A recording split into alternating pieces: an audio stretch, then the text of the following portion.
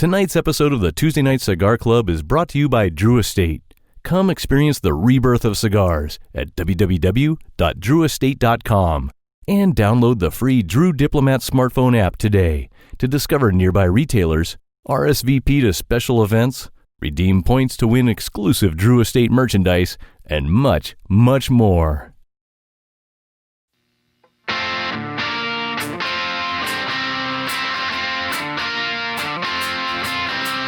This might be a big mistake, but I'm having too much fun to wait.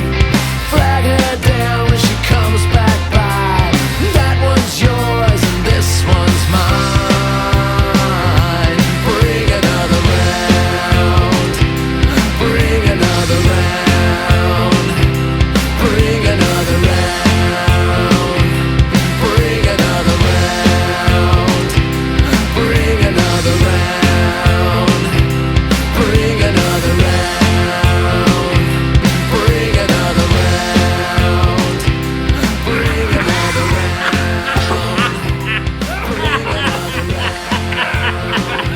Bring another round.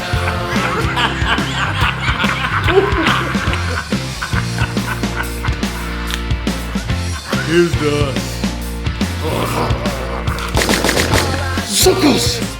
Good evening, brothers and sisters of the Leaf. Coming to you live once again from, well, all over the fucking place. It's the Tuesday Night Cigar Club. Tonight, the boys congregate once again via live video to talk about the highly overlooked 1986 Arnold Schwarzenegger gangster classic, Raw Deal, while smoking the governor's private blend cigar from Gurkha, paired with a plethora of tasty craft beers. So, a 6'2", 250-pound Austrian former Mr. Olympia champion can infiltrate the Chicago Mafia with no questions asked, but yours truly can't walk into a Chuck E. Cheese without getting hassled by the man. Fuck justice. Anywho, it sounds like we're in store for one hell of a good time, folks, so sit back, light 'em up, and enjoy the show. Good evening, everybody. Welcome to the Tuesday Night Cigar Club, episode 117. Yeah, Is that right? 117? that is 117. We should have had Fritz do a winger cover. Episode 117. 117. It's silly for him to do that just for one episode, but we are, as always, here once again, folks, to party our collective asses off and then bring that party straight in to your eyes and ear holes. But first, there's something important I want to talk about. Okay. Listen up. The Big Bang Theory sitcom, Jeffrey Dahmer, Chili's restaurants, Bigfoot erotica, and the Cincinnati Bengals. What do all those things have in common?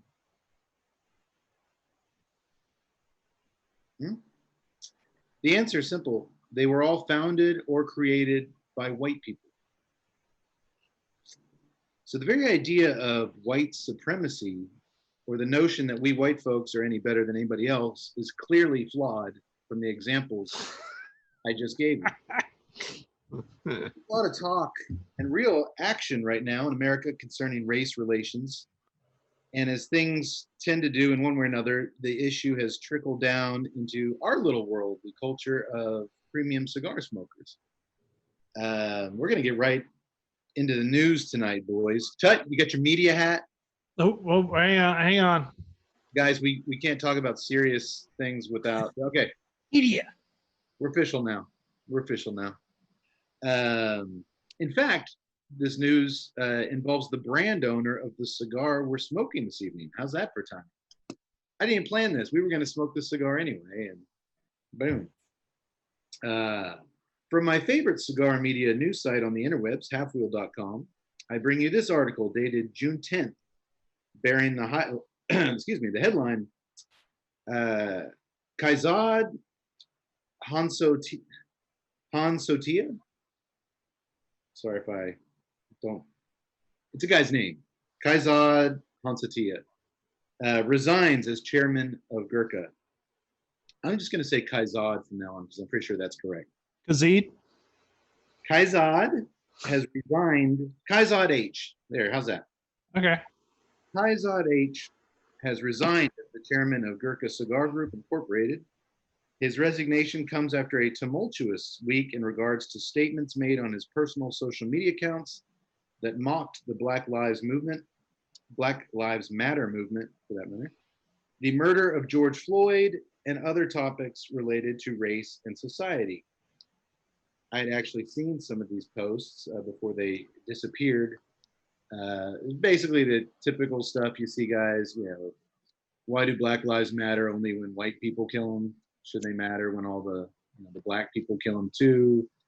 Talking about George Floyd was all his giant criminal and just really slamming the victim of a murder. And then there was the classic one he retweeted or reposted, which had a picture of Ronald Reagan back in his black and white movie days, bottle feeding a monkey on some film set. And it was like President Reagan takes care of young President Obama. Those are just three that I saw. Well, following the revelation and the responses to those posts, imagine this: the responses weren't positive to his post. He said that his account had been hacked. That one. Gurkha immediately put out a statement. The company did, saying they believed his account had been hacked. He hadn't noticed it for a few days, and he had deleted his account. Back to the Half-Blue article, Gurkha put out a statement from Kaizad H, reiterating that he believed his account had indeed been hacked, but he also apologized for past comments that were made on his social media account. I can't vouch for that, but apparently a lot of people are like, this is nothing new for this guy. This is just the first time with everything going on in the world that people were vocally speaking up against it. It's unclear whether Kaizad H is giving up any of his ownership in the company. A spokeswoman or spokesperson for the company has not immediately returned a request. The company said Jim Colucci, currently the COO and president, will assume the role of CEO. It's unclear whether there'll be a new chairman. Furthermore, the company is removing the Kaizad H branding from its products once existing supplies run out. His name is all over Gurkha products. It's got his own cigar named after him, and then you just see his name everywhere. So that'll be interesting. And then they released this statement: "We are outraged and saddened at the content of previous posts made on Kaizad H's personal social media account," said the company in a press release. "These in no way reflect the position or beliefs of the company, its founding mission, or its employees. We stand in solidarity against racism and for racial justice. We cannot and will not tolerate words or acts of hate, injustice, or oppression. We understand that because of the actions of our founder, we must work to regain the trust of our customers and cigar community. We look forward to working towards this goal together," blah, blah, blah, blah, blah, blah. Okay, so that was their statement. And, I guess he's out, but I believe he's the owner of the brand, so I'm not sure how that works. But yeah, so one, we'll get to the hacking thing but here's what I want to know, boys. We've heard this coming from celebrities, sports figures in the news. We've heard this whole circus so many times before. And a lot lately, as more and more jackasses are having a spotlight aimed at them for past comments and or social media posts that they just couldn't help but put out there. And that's what fascinates me. It's like, for what? Likes? Hopeful validation of their racist bullshit by a small handful of other racist assholes? Like, I'm going to risk it all, my livelihood, my business, just to see if there's a couple other jerk offs out there that'll click that like button. I don't get it. And I want you three brainiacs to help me understand why someone would hit that post button, especially right now with what's going on in America. Why they would share that meme on Twitter, why they would say that racist slur on camera when they know they're being filmed. They're risking it all and they don't seem to give a shit. they have to honestly deep down not know that it's vile, shameful stuff, right? Like they have to really think that it's not. And is the fact that they're thinking, saying, and posting this stupid shit, is that proof that they're just that? I mean, they're just really stupid people. And they really don't understand anything about the world and how it works. I mean, is that what it boils down to? Are these people that are getting busted every day and called out and saying they've been hacked and then apologizing and then trying to scrape it all back together? I mean, is it just an issue of being morons? Help me understand this, please. Any of you. There's a saying, a person is smart and people are dumb. But in reality, though, you can't have dumb people if you don't have a dumb person. So as smart as the individual might be made, no, there are just, in fact, just true dumbasses out there everywhere. And we are finally able to live at a time to where we can hear their opinions even though we didn't want to. Yeah.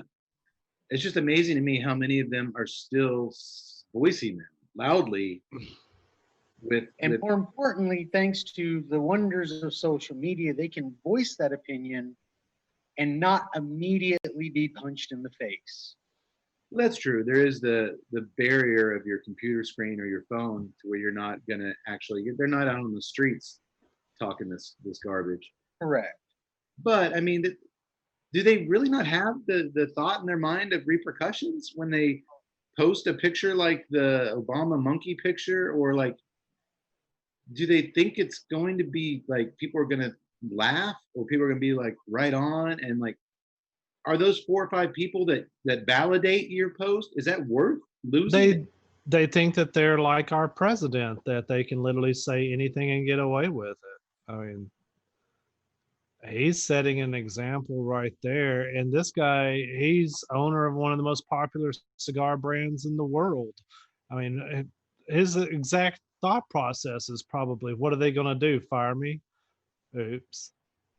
I'm not sure there's a great answer, Cade. I don't. Doctor, it honestly baffles me. Like, I just cannot wrap my head around it. Me too. I don't want to take any political side in the matter. I agree with Yax. I mean, it's a very cynical opinion. I have it myself. It's not a very Christian opinion, no matter what religion a person is, but people are stupid. And you encounter stupidity every day. Nowadays, a lot of us aren't leaving the house, so you don't encounter it as much. But so I certainly agree with Yax. There's a good answer, which is just idiocy. But to your point, the part that's baffling, human idiocy no longer surprises me. You see it all the time. But to your point, this is a man who founded a business. He must have some brain cells firing. Social media is no longer new. It's still on a relative scale in its infancy, but it's not like somebody starting this 2 weeks ago. That a person, no matter what they actually thought or believed, whether they had heinous racist beliefs or not, whatever they thought, that they would go put it out on the internet for all to see. You would think that somebody, I could see if it was some toothless moron living, in a meth lab somewhere who just really could barely read.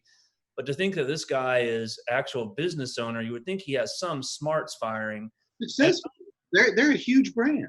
It's not even the point that like, okay, obviously he's a racist, but you would think he would have the wherewithal to keep that to himself. It is, your choice of words, I can't improve upon it. It's baffling that someone would feel the need to share their beliefs, whether we agree with them or not. And obviously none of us agrees with it. It's horrible. But that he would think that he could get away with it in any way is just doubles up on the idiocy. I don't think there's a real good answer for it. I mean, I think there's definitely a newfound No, and I don't get political either, He put it out there because he thought people were going to laugh at it and like it. That's exactly what he did. He was like, I'm smart. I've got this opinion, and there's people that agree with me out there, and I'm going to show all those libtard snowflakes out there that, we're going to laugh at this. I'm not racist. I'm just being funny, and people are going to understand that and like it. So he puts out his racist bullshit, and next thing you know, they're going to try to strip his company away from him. yeah, it's dumber than dumb. Anytime you compare an African American to a monkey or an ape, it's hard to come out with my words were misrepresented. that whole bullshit. By the way, if y'all ever see my Facebook account have some racist BS, and it's up there for a couple of days, can you maybe call me on day one and say, hey, what's going on? Maybe you've been hacked. You think? Nobody's hacking anybody. Come on. Preposterous. Your backlog in years of social media activity also either bolster, if we'll stick to the cigar world, if let's pick a nice guy like Matt Booth from Room 101 we just interviewed, nicest guy in the world, if all of a sudden on his Instagram page it just came up, God hates fags. Man, he's never said anything like this in the previous 10 years. And he was like, guys, something bad. Okay, you know what? You got the benefit of the doubt. But apparently, and I just throw out the most hurtful visual words. Yeah. But no, apparently this guy's got a pretty lengthy history of kind of charged comments and things lean that way. And then you had the flood of, fuck Gurkha, I'm never buying another Gurkha, pictures of Gurkhas in the toilet. And then you had the opposite. You had almost just as many people. I thought this was a free country. I thought you're going to take the man's company away from him because he has a different opinion than you. But you know what? I don't get into that because that's a whole nother. Well, they took that Seattle guy's company away from him. They just the guy who invented CrossFit just lost his. He had to resign for some stupid ass Facebook post about George Floyd. This guy's got to have gazillion dollars, and he couldn't keep his fucking fingers from clicking on stuff. I do want to say, my first instinct was, this is the last, because we've agreed to do it on the show. I'll do it, and then this will be the last Gurkha I smoke. But then I got to thinking about it, and I was just like, knowing how many people are working in that factory and who don't agree with this bullshit and probably have never even met the dude. I mean, it sounds like I'm punishing them, but I mean, I don't want to do that. Well, do you really need to wrestle with it, Ted? Do you smoke that many Gurkhas? No. It's not really something you're going to have to wrestle with every day in your humidor. Dude, I was having a moment. There was the main themes here are Cage, what you're talking about, the idiocy, the just baffling idiocy of somebody posting their racist meanderings. Why? What are you thinking? Even if that's what you believed, why would you do that and risk your livelihood by posting it? I mean, it's beyond stupid. And then the idea of us believing that your last ditch effort to save your ass is that your account was somehow hacked is laughable. At least have the balls to own it and immediately apologize and try that angle before you start spewing lies. I wonder if maybe, and we'll move on, but we really don't talk serious too much around here, but I wonder if this quarantine, the lockdown over the last few months, I wonder even successful people are probably getting lonely, especially, if you're not surrounded by a lot of people. And I wonder if there's a kind of innate need for acceptance or communication, or where normally they're busy, they're going out to eat, they're all over the place. And now they're in their fucking house 24 hours a day. And it's like, you know what? All they're doing is watching the shitty ass news. All they're doing is letting the little things that used to fester inside grow into bigger things.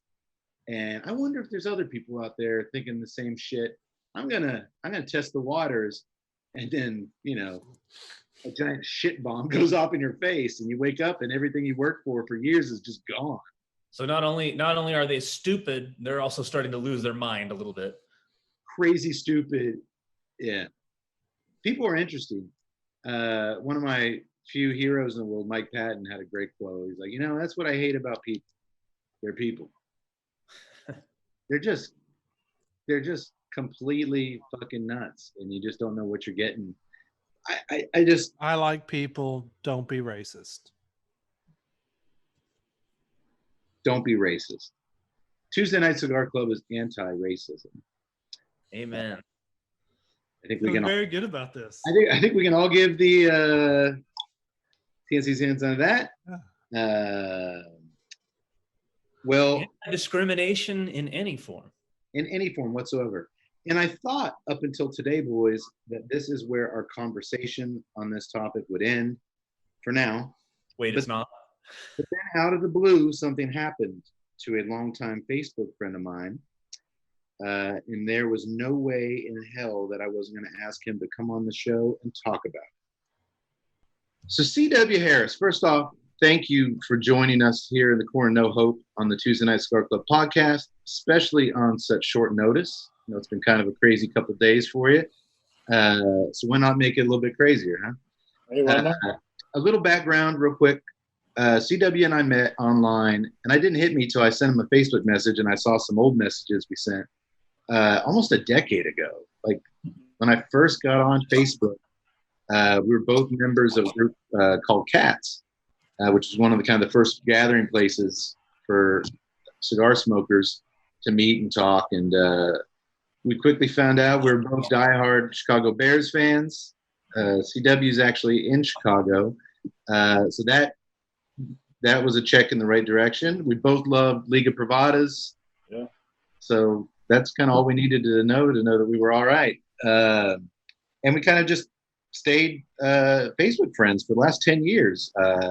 I've gotten rid of a lot, especially since I started having kids.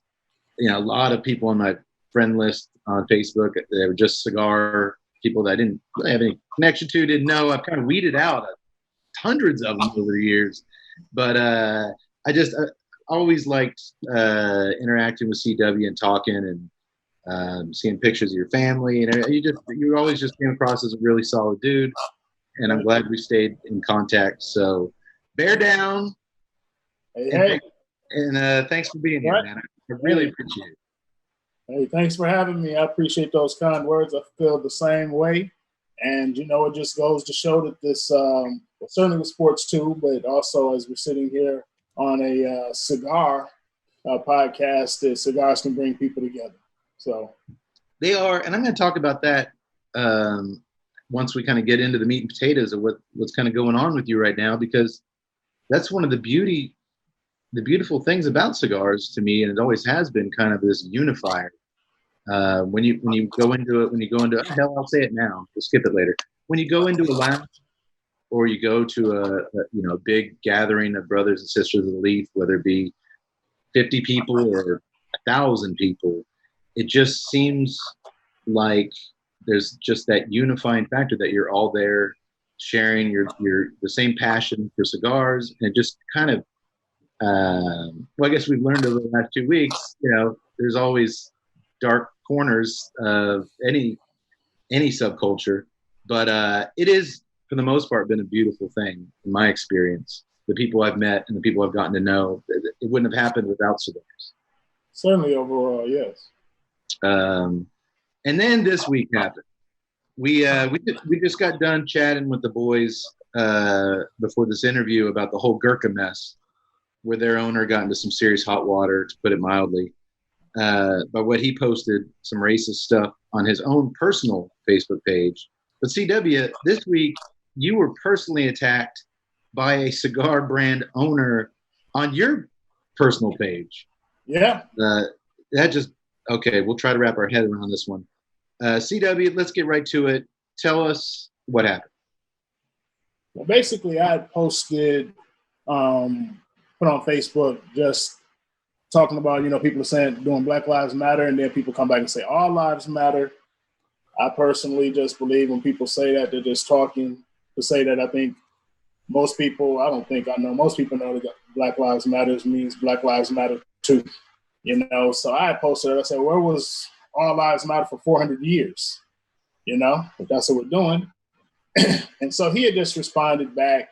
So what does this mean? We got it. And I'm paraphrasing, but it's basically, I think it was a meme, if I'm not mistaken. But basically came back and said, so what does this mean? We have to take down the pyramids too because they were built by slaves? And I'm like, what? And so I'm pretty straightforward.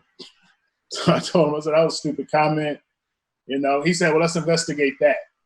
I said, I think that's a stupid comment. You know, you can hit the unfollow button. Let's investigate that. And so then I, pulled him up and I saw he wasn't even from America. And I'm like, and your monkey ass isn't even from America. Now, monkey ass, I don't know if you guys use it, means silly. You know?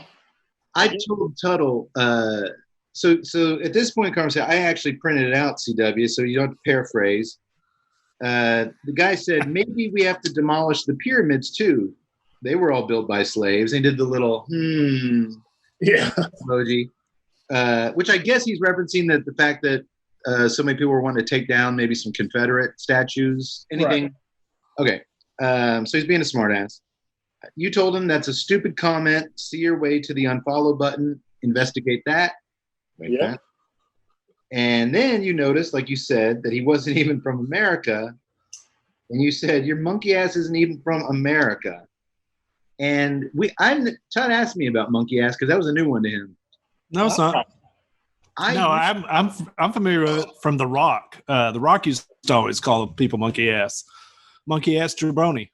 Well, I know it because I used to actually say it. I'm a movie guy, and for some reason in the movie Last Boy Scout, Halle Berry's working at the strip club, and when Damon Wayans goes to take her off the stage, the little DJ guy starts to make him to stop him or something. He's like, "Get your monkey ass back in the cage." And I just always thought that was a funny line, so I would go around. But I never read anything other than because he was a goofy little like you said, a silly ass. It's silly ass, It's like silly, goofy behind out of here. You know what I mean? That's what it was. And then he responds with basically. I can tell you exactly what he said. Oh, go ahead.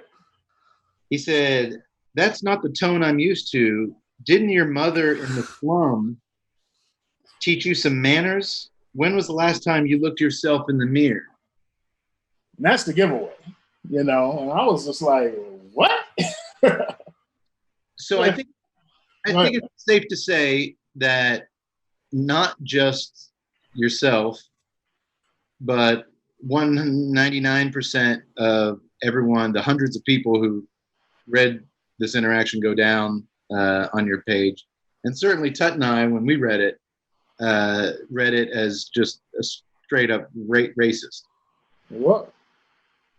I don't know how you can.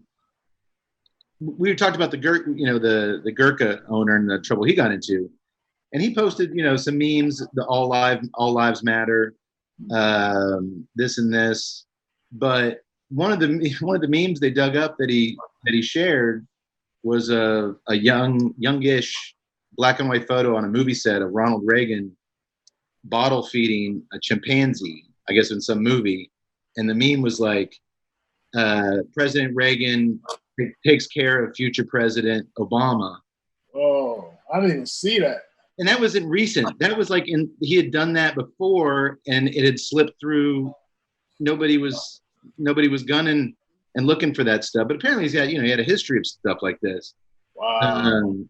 So pretty much, now this guy's foreign. I think he's in Denmark. Yeah. I would think it's not just an American thing where the minute you reference any kind of monkey, ape, gorilla in the conversation with an African American, that it's straight up racist. Yeah, I mean, even with two things on that. The whole last sentence about have I looked at myself in the mirror lately? That's a dead giveaway. Before we even talk about the slum stuff, But in addition, if you look at some of the problems that have happened in Europe in soccer with African players over there, or they might be English players, but people of African descent, black people over there playing soccer with people throwing bananas and stuff like that. Exactly. So, they know. And that's what, Tut and I were talking about. There's one foreign gentleman on there trying to kind of like, well, over here, the slums don't mean what they mean in your country. And Come on.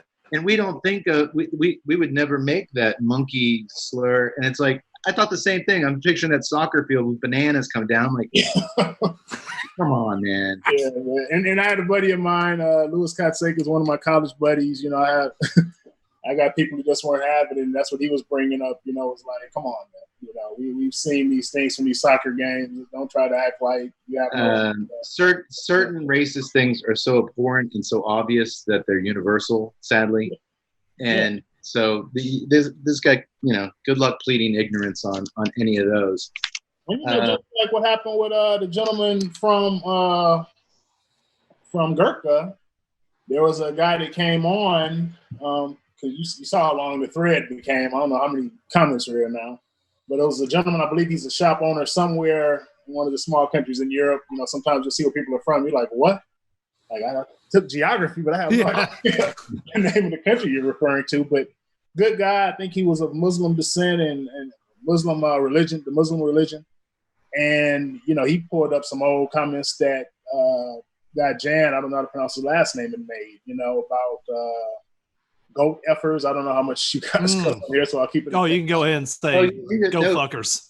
Yeah, goat fuckers. They fuck their sisters or something like that. So he's apparently looking at his page. He's pretty open about his feelings about immigration and what it does to a country, and how much better off countries that severely limit their immigration are. But one of his comments, and this is on a completely different thread, but as far as, good luck defending yourself, he said, basically referencing troubles in Denmark, he said, it's because we have the wrong immigration laws. We accepted goat fuckers from the mountains marrying their cousins, whereas Singapore demanded high education from their immigrants. And that's him. So there you go. It got even worse because at some point he quit responding. And for some reason, hey, at least, I don't want to give this guy any props, but at least unlike the Gurkha guy, he didn't delete his comments and he didn't say he was hacked and it was someone else on his account. He just left the conversation. But I don't know if I feel any better about that. I guess that's just that's an American thing where you say you were hacked and you didn't do it. But his wife got on there, and his wife starts attacking CW, and what? It's all written in Spanish, so you're relying on translating software to read what she's trying to say, which is damn near impossible. Great. Now instead of coming back, I'm hacked. It's like, no, it's wrong translation. It's not, and this isn't me being cruel or ignorant. I don't think it was really hard to understand what she was trying to say, but she was basically accusing CW of sending her either some sexual comments or messages and then saying that he deleted them. Yeah, then she said they were sexist, non-sexual, and I'm like, I don't even know who you are. You know what I mean? Yeah. Out of 10 things, man, 9 of those or 99 out of 100, I've never in my life seen a woman anything like that. Well, I don't even know.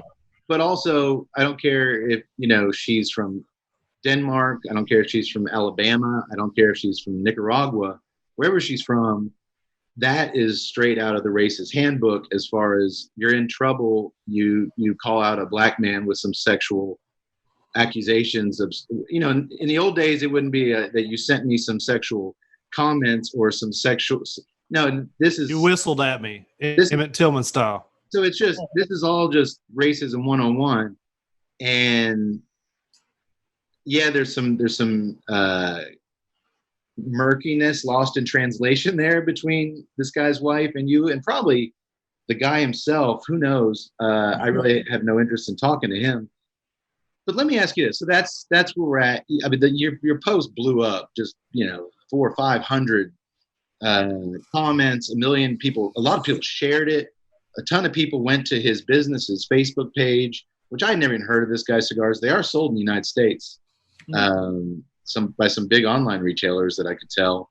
But a lot of people took up the cause and went in full force to call this guy out, which is what more and more people are doing. First off, as far as what he wrote, and I'm sure you'll agree with me. I hope you'll agree with me.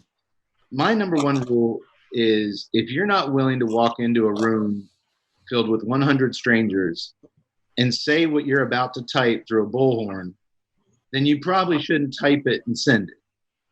Yeah. And what we're seeing these guys do, and which before were just trolls, were just nobodies, but now in the last week we've had 2 cigar brand owners do it. They're posting shit that there's no way in hell they would walk into a cigar lounge and say. Yeah. And it just blows my mind. And we talked about a little bit of this before you joined us, CW, what these guys are thinking. I mean, do you have any theory on what their end game, what they think they're going to get by putting everything, their livelihood, their business on the line to just fucking smear somebody and to make them try to feel little in just a brief moment on the internet? It's crazy. Yeah, first and foremost, it's sad that they even have some of those things on their heart. You know what I mean? To even have that inside of them, even if they're harboring it. But I just believe that, people can't help themselves, man. There's something addictive about social media. There's a lot of things going on right now that get people riled up and they just can't help themselves. And, it's surprising as it relates to the guy I was dealing with. It's like, you're not even over here, you know what I mean, to talk the type of stuff. So was it that much what you saw what I said that's really just, That was baffling, the part that, and it wasn't like he was from a country that's mired in social unrest and that he's been, Denmark. Like, what's the worst thing you get some mud on your wooden shoes? Right, exactly. I was just like, so that threw me, you know what I mean, from to have that. And then somebody showed me, because I think he blocked me. I couldn't see his page anymore. And he had posted something the next day of some black guy pushing like a little white lady. And I don't know what happened. The picture that was shown to me was just, the person hadn't done it yet, I don't think. And I took that to be like, so what are you just saying, since you got into it with me as a black person, I represent this black guy that pushed down this white lady, you know what I mean? I wasn't blocked from his page. And yeah, it seemed like shortly after, once I learned what was going on with you and I checked out his page, he reposted this clip of this scene. I think it was in New York City or something, where African American, which a lot of people have actually, it might be a bullshit clip actually. Really? But I can't speak on that, but that's how he was using it, you know what I mean? I'm like, that's what you're gonna follow it up with, something like that, like, hey, he's just making one mistake after the other to me. And again, the sad part is just that even has those feelings when he's in the, it even has those feelings, period, that they were something that came out. But I just believe you're going to see more and more of it. Maybe not in big companies where they have PR people and stuff like that. You usually don't see it in those places now anyway. Those people are probably a little more intelligent. Gurkha's pretty big, my friend. Yeah, but I mean, I guess I come from, I'm an entrepreneur now, but I come from corporate America, like, you know what I mean? I was about to say Cigar, even though they're big in the cigar industry, the cigar industry is a little bit different than corporate. I was keeping it kind of cigar centric, but I got you. You're not going to see Bill Gates dropping a meme on somebody's timeline. Yeah.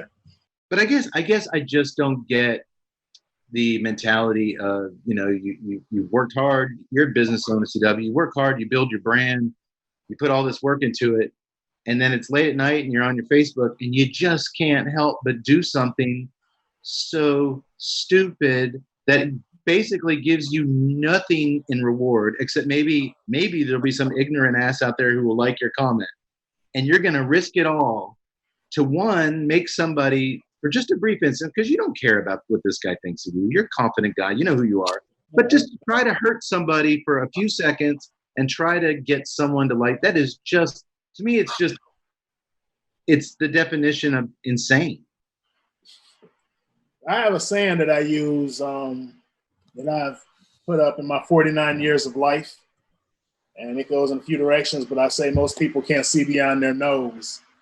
You know, one thing, I'm not saying I've always made the right decisions all my life, but I've always tried to think if I do this, I push the send, if I say these words, if I send this letter, whatever it is, I've always thought to myself, what's the next step?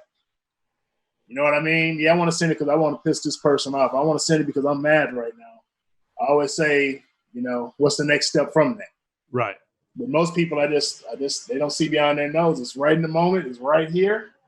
And I don't see it over, you know, by making a move like this or making this comment, what's going to come back. Now, on the flip side, maybe off on the tangent of that is, yeah, I definitely think it's stupid for a business owner to do that. I definitely think it's stupid to harbor those thoughts. But, you know, in some of these cases, it's good to see what these people think. That's what I've been kind of wrestling with and thinking about is that, you know, it's good for me to see that it's there.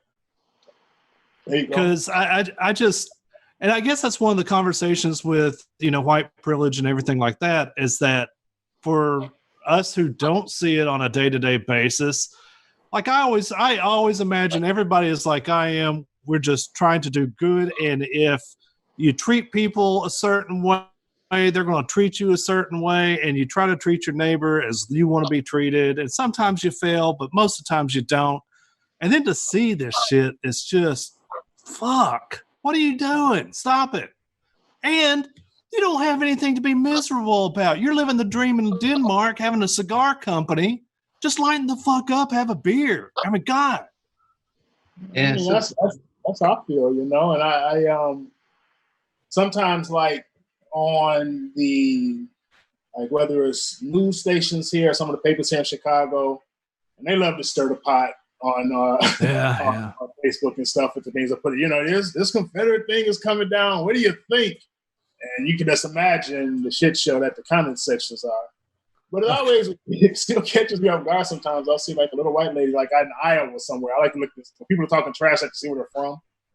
And, you know, I've pulled up a few times. I'm like, why are you mad? Like, you live somewhere it's 98% white in a 3,000 people. But it's still Iowa. Yeah, I mean, it's, you know, it could be anywhere, really. It's just like, you're not even in it, you know, and you're sitting home this, you know, like, I don't, you know, that's just me. Well, two things. Well, to follow up your quote, which was a good one that you kind of always keep in your back pocket, it kind of goes in check with one I've always had, which was everyone has to answer to somebody, and maybe not now, but a year from now. Nobody is autonomous. The quote is, be careful whose toes you step on today, because they could be attached to the ass you have to kiss tomorrow. Yeah, kiss tomorrow, that's right. And that's right. You know what? He stepped on the wrong toes with UCW, because you've been kind of ingrained in the culture that is his business in the United States for a very long time. I don't think there's any social media active industry guys who don't know who you are. And if they didn't know who he was, they do now. So hey, that's on him. You know, he made his bed. Do they sleep in beds in Denmark, or is it hammocks? You know, what's so funny is a buddy about good stuff. But a buddy of mine said it. He was like, bro, you know, that guy's probably got more notoriety, you know what I mean, and more eyes on this brand. That's one of the things that we kind of wrestled with, is that, you know, do we on one hand, I'm like, call the fucker out.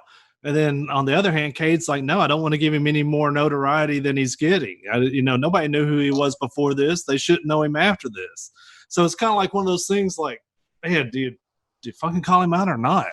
Well, I had a situation where I had one of the big blogs got in touch with me about it, and we went back and forth about it, and he was just like, you know, there's moves that he's going to make against somebody. He's like, I'm not going to publish it because the guy not big enough. You know what I mean? Yeah. And I think what he was saying was that he didn't believe that the guy had distribution here, and that's why they were changing the name of the company or something. I haven't had a chance to go and look at that. But it was kind of along the same lines of like, and then I had another friend who I went to high school with, who writes for like Time and Newsweek and things like that over in Europe, and their branches and those levels of publications here and over there. And she actually said, I want her to use the power of her pen. And I thought about it, and I haven't even responded yet to that. But even with her, I was like, it's even big enough to kind of go after, And I don't know. My whole thing is just that, he certainly, whatever happens or doesn't happen from this point on, I think people recognize the type of person that he is. Well, Well, there you go. Now everybody's seeing you run your mouth, and whatever comes out of that for you comes out of that for you. the posts are there on C.W. Harris's Facebook page. I sent Tud over there, so it's a public viewable post. Yeah. Go there and check it out for yourself. Be prepared. Like I said, it's an uncomfortable read. But you know what? Ultimately, that's kind of one of the good things about this movement we have going on right now, where these guys aren't hiding in the shadows anymore. Like you said, CW, they can't help it. They've got to do it. And for whatever reason, where guys like Gurkha weren't getting called out before posting heinous shit, now people are calling them out, and they're taking it all the way to their business pages. They're taking it every avenue they can, whether it's a cigar media empire like the Tuesday Night Cigar Club getting you on here, whether it's your friend who writes for Newsweek. We're just like them. We're just like Newsweek and Time over in the Europe. There you go. Maybe not. No, but you know what though? And I don't want to cut you off on that, but I mean that's the whole thing with social media. Like I work in branding and marketing, and we can put out stuff just like anybody else can put out stuff. Me and my guys can design different graphics, infographics, different things like that, and put them out there and get just as many followers as some of the big brands can. You know what I mean? Mm-hmm. The advent of social media has kind of leveled that. So, with this and what we're doing here and on your podcast and everything like that, people see it. People see it. You know what I mean? And just real quick, we are more the Jugs magazine of the cigar media world. We are. Not Newsweek. Mad. Let's go Mad Magazine. And I'm fine with that. It takes everybody to reach all across the spectrum. Hey man, variety is the spice of life, baby. Couldn't agree with you more. Well, let me go this way. Mm-hmm. In this moment in time, when the Black community is hurting, struggling, and fighting tooth and nail for equality at a level and an intensity that I haven't seen in my lifetime, when lives, actual beating hearts, are literally on the line, why would anyone, and a lot of what I'm talking about tonight is the psychology of these people, why would anyone knowingly add to that hurt and think that this will be a good look in any way for them? Like, this community is on a precipice of possible humongous change, the likes we've never seen in our infancy of a country. It's a huge moment. There's been bigger changes with slaves being freed in the civil rights movement. Well, sure. I'm sorry. I'm just talking about my life. What I've seen in my lifetime. This is a huge moment, and you're just seeing so much open sores. You're seeing so much revealed that people haven't talked about before. You're learning all this stuff, especially from your African American friends, that they never really felt comfortable telling you, or they just, for whatever reason, kept things private, and now they're sharing it. And now you're, as a white man, digesting that and figuring out the best way to help, the best way to empathize. And while we're all going through these very human emotions and trying to work together and trying to just really come to a new level of enlightenment and progress, these fuckheads are slamming their foot on the brake with stupid ass memes and bullshit. And it's like, anytime these guys, and this stuff you see every day, the All Lives Matter stuff. Any post in a cigar group that supports Black Lives Matters, give it 10 minutes, you're going to see a guy post All Lives Matters. And at this point, if you don't get, like you said earlier, that once Black Lives Matters, then All Lives Matters, it's not an either or, asshole. It's this has to happen before. Everybody wants all lives to matter, but this has to happen first. And here's, I don't know, 1,000 reasons why that's not the case. Let's work on that. It's so black and white, but they're going to keep posting the memes. They can't wrap their pea heads around such a simple concept. And those memes don't necessarily get the blowback that this guy's did. I mean, he came at you hard, man. And usually they try to take a breath and try to educate. We all do. They mean people on the right side of this. Someone posts an All Lives Matter thing, whether it's a relative or, you know what, let me just take a second and try to, once again, explain this maybe in a different way and just try to give them a little bit of context here.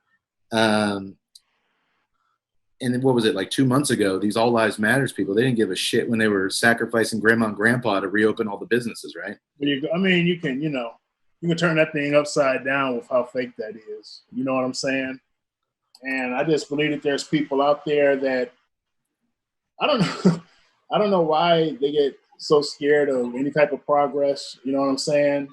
And then the next thing is to lump, we had the demonstrations from protests to rioting and looting that took place, to try to lump all of that together, which is not true. There's definitely people who took, as opportunists to do some of these things. I live on the south side of Chicago, which has some rough areas. There was nobody outside of those people who did that who were happy about that. You know what I'm saying? And nor do I associate those with people who are doing peaceful protests. Quite frankly, some of these people don't want to see any type of protest. You know what I'm saying? If somebody's kneeling, I don't want you kneeling. You know what I mean? If somebody speaks and just says, I don't want to talk about it. So it's just like, it doesn't matter how that conversation is coming. There are certain people that just don't want to have it. Sure. And I think that they feel like it's being forced upon them, but that's how growth is. I think that the majority of Americans, at least as it seems, we will find out more, I think, in November when people go to the polls, which is a whole other thing. But it seems like our country has come to a place where people want to move past and try to do the right things. And there's some uncomfortableness there. There's people who are making gaffes and trying to do it. But I've just judged it that people are trying.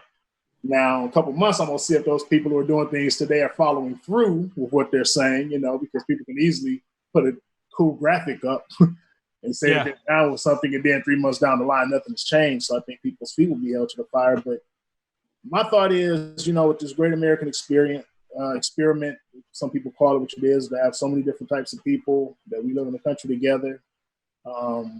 As a Black person, my people have certainly seen some of the brunt of the underside of that, but have even with that still believed in it, still fought for it. My uncle was telling me a story. He fought in the Korean War. Behind the house that they grew up in, there's military barracks, right? As a kid, you don't even think about it. It's like, those big buildings back there with some military trucks.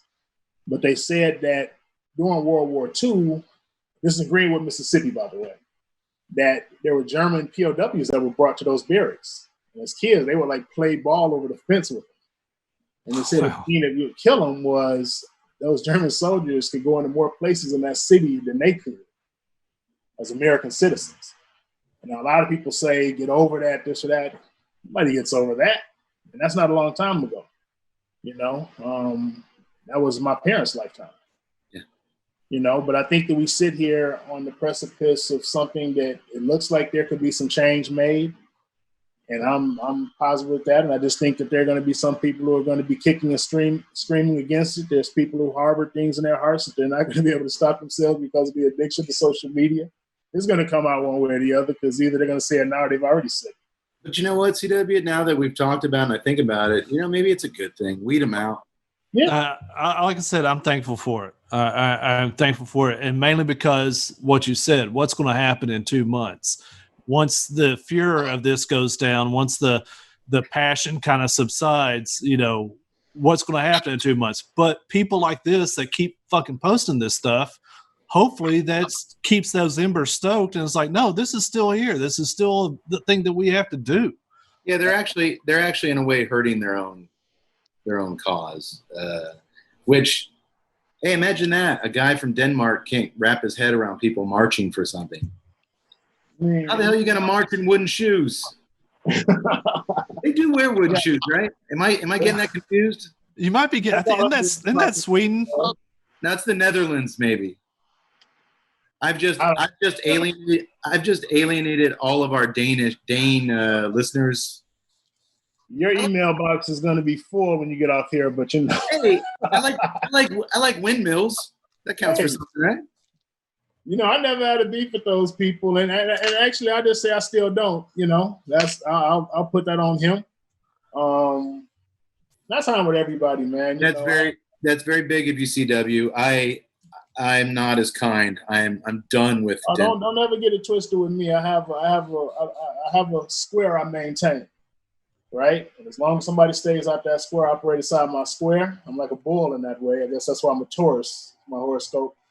You cross that fence, then, different things happen. That's a good way. My God, I have a huge square. Don't you come in here? Yeah. Once you cross that, I'm with it. I mean, you saw how I responded to him. You know what I'm saying? And there's just so many different ways, when he even stepped in that with me, I'm like, bro, I'm not the one. Well, no, and you handled yourself actually with probably a lot more. You probably handled a lot more calmly. Let me say that than I could ever imagine myself doing. Let me ask you this: we talked the other day, going back to the Gurkha thing. They've been when he first. They found these tweets and these Facebook posts. He said he was hacked after a couple days. Then the company said he was hacked and they pulled it down. And then they said they were going to do a live town hall on Zoom and discuss, but they were sorry they weren't sure what they were sorry for, but he didn't do it. And then the next day he resigned. And then the next big announcement came, and I want to see if you were able to check any of it out. They did a town hall with Luther Campbell of 2 Live Crew to try to. And I missed that because when I saw the 8 o'clock ripping and running, moving around, I was thinking Central Time. I got the times mixed up and didn't get a chance because I did want to see that and see what happened in that. Yeah, I wish they had those where you could watch them after the fact. I looked, they did. It was their crisis control team has just done some really interesting moves ever since this broke, and bringing in Uncle Luke was I was really wanted to see where they were going to go with that. Because Luke doesn't play. I've watched some of his his stuff. I mean, he seems like one of the more grounded, kind of straight shooting celebrities out there. But I was very curious to see how we did a show that night, so I couldn't check it out. But I wish I would have seen it too, man. I thought about it. I looked at it, and I'm like, oh man. I was like, that already happened. I'm thinking I got the times wrong on that. Okay, I just wanted to see if you had checked it out. Oh, by the way, Tut, if we get into any PR trouble on the podcast, I'm going to be bringing in either the Fat Boys or Skilo to do some damage control for us. As a guy who's also that's all our budget has that we can go. As a guy who's also studied marketing, I would suggest Chub Rock. I want Chub Rock. We'll see. And it's got a softer side to it. And we can only afford one of the Fat Boys. Yeah, that's true. There's only 2 of them left. Oh, is there? Oh, that's sad. What's funny is that they're real skinny now. Oh, are they? Well, good for them. Yeah. How about that? Okay. Yeah, the last 2, the guy who used to beatbox is gone. Buffy. He didn't get skinny, so he had, Oh, you know what? That's the one I wanted. So we'll go with Skilo. That makes me sad now. All right. Well, look, our audience well knows after 5 years of listening and watching to us that we don't get political on here often, or at least not till hour 3 when we're nice and liquored up. But we try to keep things light here in the corner of no hope. After all, we're a party podcast. Yeah. And we like to have a lighthearted good time and share that good time with our followers. But I wanted to talk to someone tonight who was directly involved in some of this nonsensical social media vitriol. I wanted to put a human face on it because when I see friends of mine getting attacked, whether it's a social media friend who I'm just now having the pleasure to actually, after 10 years, talk to, like CW, or another, African-American friend who's actually, I don't know, social media friends. And then I've actually hung out with this guy.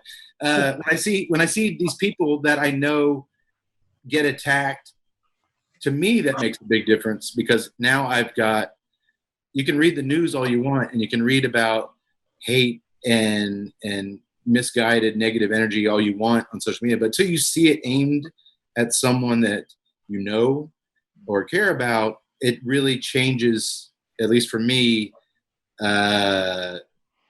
it lights a spark. And it really makes you think about some bigger things that maybe you were thinking about, but not hard enough, because it's just kind of a wake up that, you know what, this shit's serious. And if there's something we can do, if there's something that I'm not doing that I could do, then I should do it. So I do a podcast and you were nice enough to come on. So I thank you. Yeah. I would just say that's a great thought to have. One of the things that I've said around some of the recent upheaval and things in the country is, while I don't go for looting and stuff like that, I'm also thinking about it in terms of, why do things have to get so loud before people hear? You know what I'm saying? A lot of these things could be dealt with, that if you hear someone, and a lot of it needs to be people coming together. Now, Black people, we have to engage the majority all the time, but the majority needs to engage and have friends and talk to your friends, even if it's uncomfortable. So you can see some of these things already. You know what I'm saying? So it doesn't have to be, days and days of protest and the upheaval that you see to get things to move. Like, that stuff has made things move, but it's like it didn't even have to go to that level. You know what I'm saying? This could have been handled in true conversations that I would tell you that Black people have been ready to have. I think we got to freeze up. When I said it was so poignant. Well, it was, and I was like, I got all like thoughtful there, and then it was like silence, and I was like, well, crap, do I say anything? That's the biggest part of it. That's I was actually watching the Sandra Bland documentary, and one of the things that she said that was really kind of hit home to me is that she was like, Black people need more white friends, and white friends, you definitely need more Black friends. Yeah. And that goes, oh no, we lost Cade.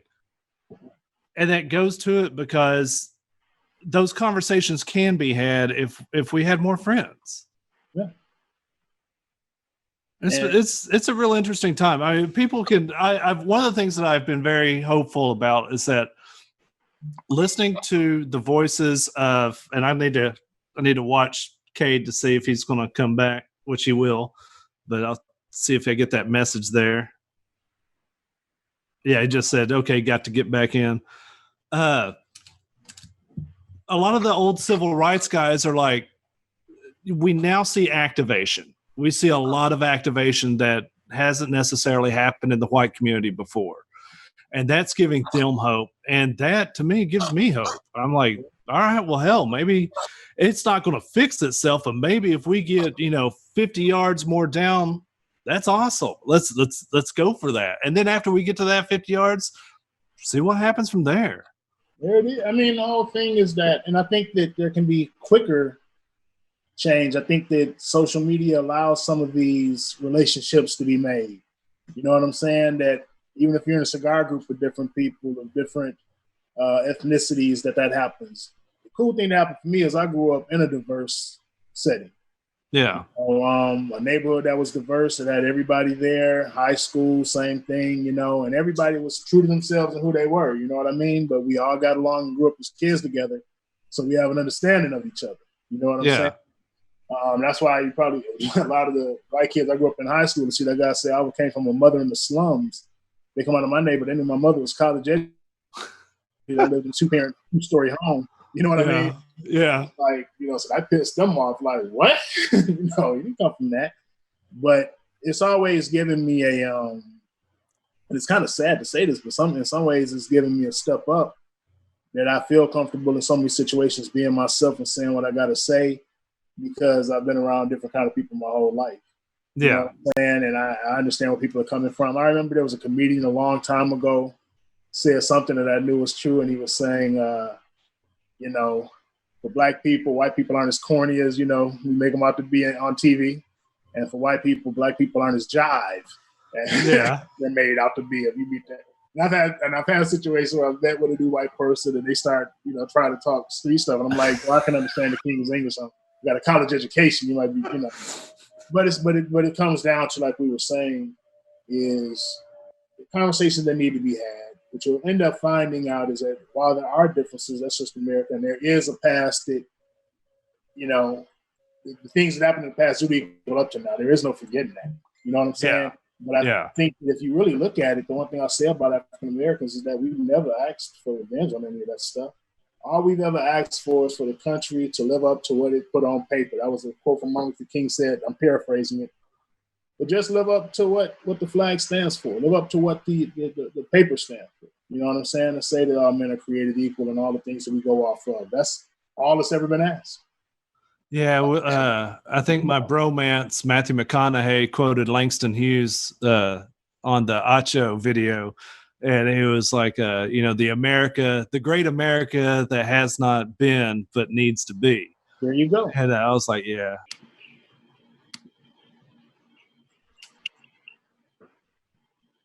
Did you miss me? I did. We talked about it, So we're going to hang in there until he gets back, and there'll be no tears shed. I'm out, aren't I? You're the new host of the Tuesday Night Cigar Club podcast. He's been trying. We weren't going to just announce that right now. We're going to have a conversation now. Hey, do you got extra 30 minutes we can talk to you? He's been trying to find a replacement for me for some time, and here we go. And it's finally happened. He could have at least not gone with a Bears fan. I got a Bears shirt on too. I almost wore mine. I almost did. Well, I hope you guys. I'm having some internet things here. I hope you guys had good talk while I was dropped out. Real quick, I will say this, and I don't know where you guys have gone, but let's see. We talked to Sandra Bland documentary, Matthew McConaughey, and Langston Hughes. Yep. Well, those are all paraphrase Martin Luther King. Those were all the points I was going to talk about. So, you admit you were talking about, and we don't need to go back there, CW, but you were talking about how people, are focusing on the looting and the damage done, and kind of, focusing on a small piece of something that has nothing to do with the other things, whereas. I just couldn't help, and I haven't seen this anywhere, so maybe this isn't not a very apt comparison, but, there was a guy in Charlottesville that drove his car over a woman, and you didn't see everyone focusing on that troublemaker and lumping everyone else there in with that asshole. Exactly. But yet, there's, these huge forces of people on their feet peacefully, and you're associating that much larger group with this much smaller questionable group, and it just seems like, oh, news alert, people are hypocrites. Okay. Well, let me say this. I don't know what you guys talked about, and I'm just going to assume, because I know Tut, and I think I know you well enough, CW. It was good stuff. So I would just like to say this to kind of close out on. I want us, the Tuesday Night Cigar Club, to be very public about where we stand and on what side of history we want to fall on. It's not just enough these days. I read this somewhere earlier and it kind of struck chord. It's not just enough today to not be racist. It's at this point in time, you have to be anti-racist. Be anti-racist. And you have to call shit out and help when your friends are trying to call things out and put people on blast who have hurt them or who are out there hurting people. If you have a platform or a voice to help them, then you're weak sauce if you don't. So I hope that this was something that was good for UCW. I hope that I know it was good for us. Like I said, we talked about Gurkha for a while, but let's be honest. There's a big difference between 4 white guys sitting around talking about these issues and kicking 2 of those guys out and having you come in here and bring in, this is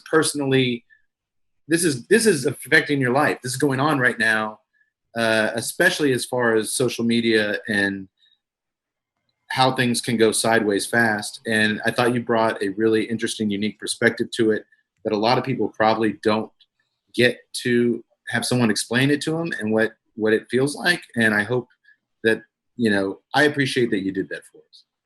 Hey, well, I appreciate you having me. The one thing about it is I always say that, your actions talk so loud, I can't even hear what you're saying. You know what I'm saying? A lot of people talk, but I always say, what are you going to do? The way that you guys have come at this was that you put me on the show and you wanted to talk about it. That's action. And to hear a different voice. So I respect that. I thank you for having me here. It's been fun. And, I hope the more of these conversations go on across the nation, I think they will. Some of the stuff is raw, man, when you talk about it. Just got to push through it, you know what I mean, and get to a better place. I think that if things continue on the trajectory that they're going out of the unrest and things that are taking place, I think that it's going to put America in a better place. I really do. And I really do too, CW. And let's gotta get there. If we can do whatever part we can to, especially in our little subculture of the universe, premium cigars, if we can help, pull some of the bad weeds out and throw them in the trash, that just makes room for the beautiful flowers. That's it. I want to ask you guys. So you guys watch a movie? Yeah. Do your thing. I'm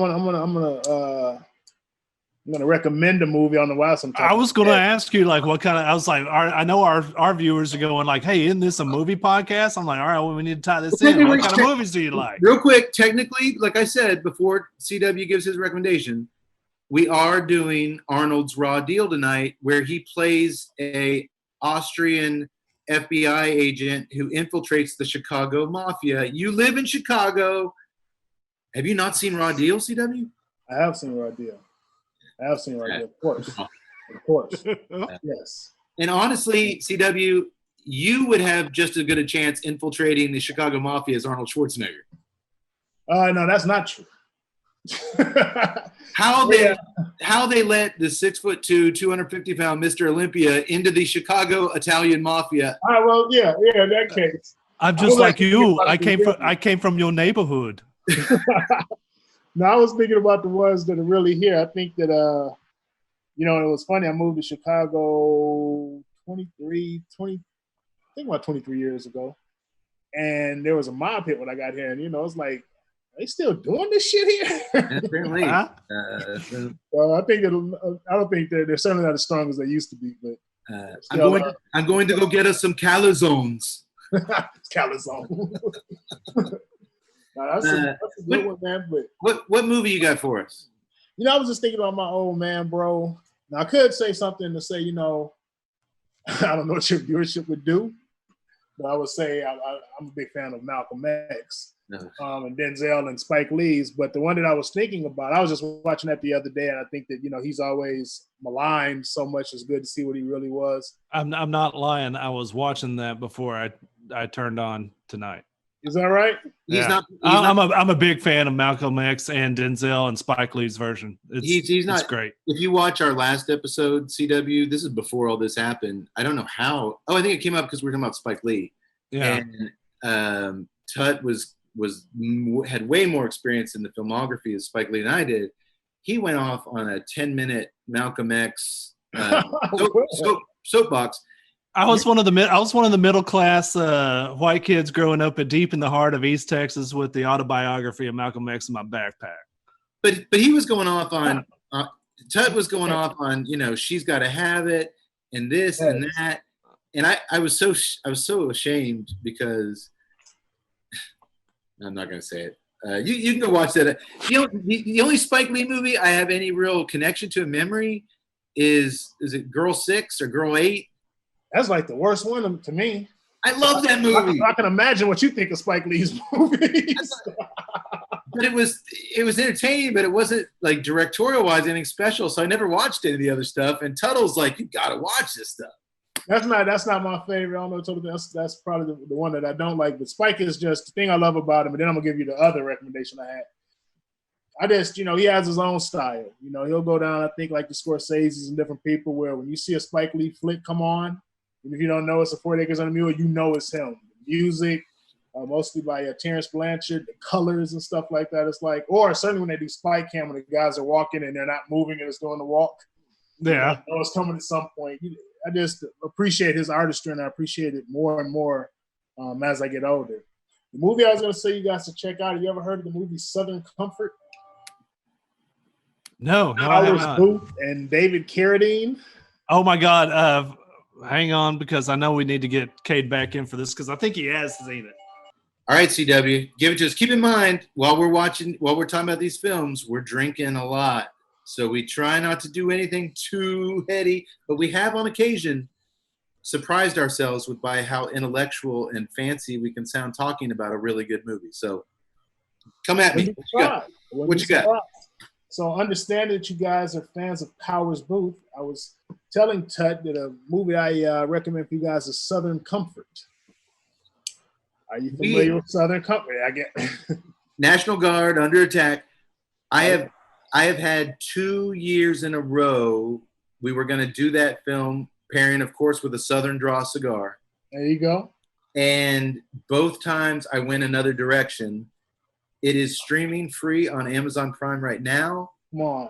It is a phenomenal movie, and I'm not passing it over this year. There you go. We're doing it. That is this is funny. Now, this is funny. I'm a spiritual guy, right? I'm a spiritual guy. I believe that different impulses and things come to you. And I was telling Tut, I said, I don't know why I need to tell you guys to watch this movie. It doesn't make any sense to me. I mean, I love the movie. It was one of my dad's favorites, God bless him. And I still love it. But something was like, tell them to watch Southern Comfort. And I think it's just really, that is confirmation that you guys need to watch it because you've already been, considering it. So there's confirmation that it needs to be watched. It has been on my list it wasn't available for a long time. You couldn't stream it. You could only watch it on disc. Okay. And then like about a year ago or a little more, it started streaming on Prime. And, directed by Walter Hill, who, co-created Alien, 48 Hours, Last Man Standing, the most underrated Bruce Willis movie ever. Hey. Powers Booth. Oh, my God. Yes. I can grant that wish right now. I'm looking forward to it. I haven't seen it. As much as I like Powers, I haven't seen it yet. So okay. I'm looking forward to it. We shall do it. Well, CW, best of luck, man. I think we're on the same page. We want to see this country come out in the next few months, a better country, and I think we're capable. I think we're capable of it. And more than capable of it. Yes, even a nihilistic kind of bastard like me who doesn't see the good in things often. I know enough people who I trust and I respect who do. That I'm going to just latch on to them and assume they know what they're talking about. And Thank you. I was talking to CW, not you. Oh, you're more pessimistic than me. But no, you know what? dude, you're just a solid guy. Best of luck. Hang in there. Keep fighting the good fight. Always. If there's certainly more to come in this story, you know where to find us. And I just can't say thanks enough for getting on here and just kind of exposing yourself and being open with your life, because that's just not easy. So thank you. You know what? I felt that it was something I should do. That's what my instinct said. And I'm glad that I did it. I've enjoyed, having this time with you guys. I thank you for having me on. It's been fun. And that's the whole thing. We talked about some serious stuff here. I don't think anybody held back anything, and that's just something that more needs to happen in this country. And, I think that it's starting to. I think that maybe in this kind, sometimes, social media has been both a gift and a curse, if you will. Even with some of the things, I still enjoy it. I don't care what that dude said, man. Well, there is still something just that can never be replaced about a face-to-face conversation. Oh, without question. And now, especially nowadays, when face-to-face means me staring at squares on a screen. Yeah. It still is important, and it still has a really deeper resonance than anything you can type and communicate, in the written word. So just sitting here talking to you, I got a more of a sense of kind of what's going on with you and how this kind of did than anything you could have written. So this was important to me, and I respect the hell out of you for saying yes and doing it. And you know what? Maybe we'll do it again sometime on the other end of the rainbow. We'll get you out of that basement, out on your deck. You can have a cigar and a beer. Yeah. We'll celebrate. Yeah, I know to do that next time. I should have been thinking better of that and maybe been outside or whatever, but we'll make it happen. We will. Hey, thanks, partner. I really appreciate it. Thank you guys for having me. I really appreciate that. We'll catch up and, shoot me a message if I don't see you guys are watching Southern Comfort, because I definitely be around for that one. I will. Oh, and hey, since you're here, do you want to give a plug to your business? If you're in Chicago, if you are in Chicago and you are looking for the best of the best, here's where they should come.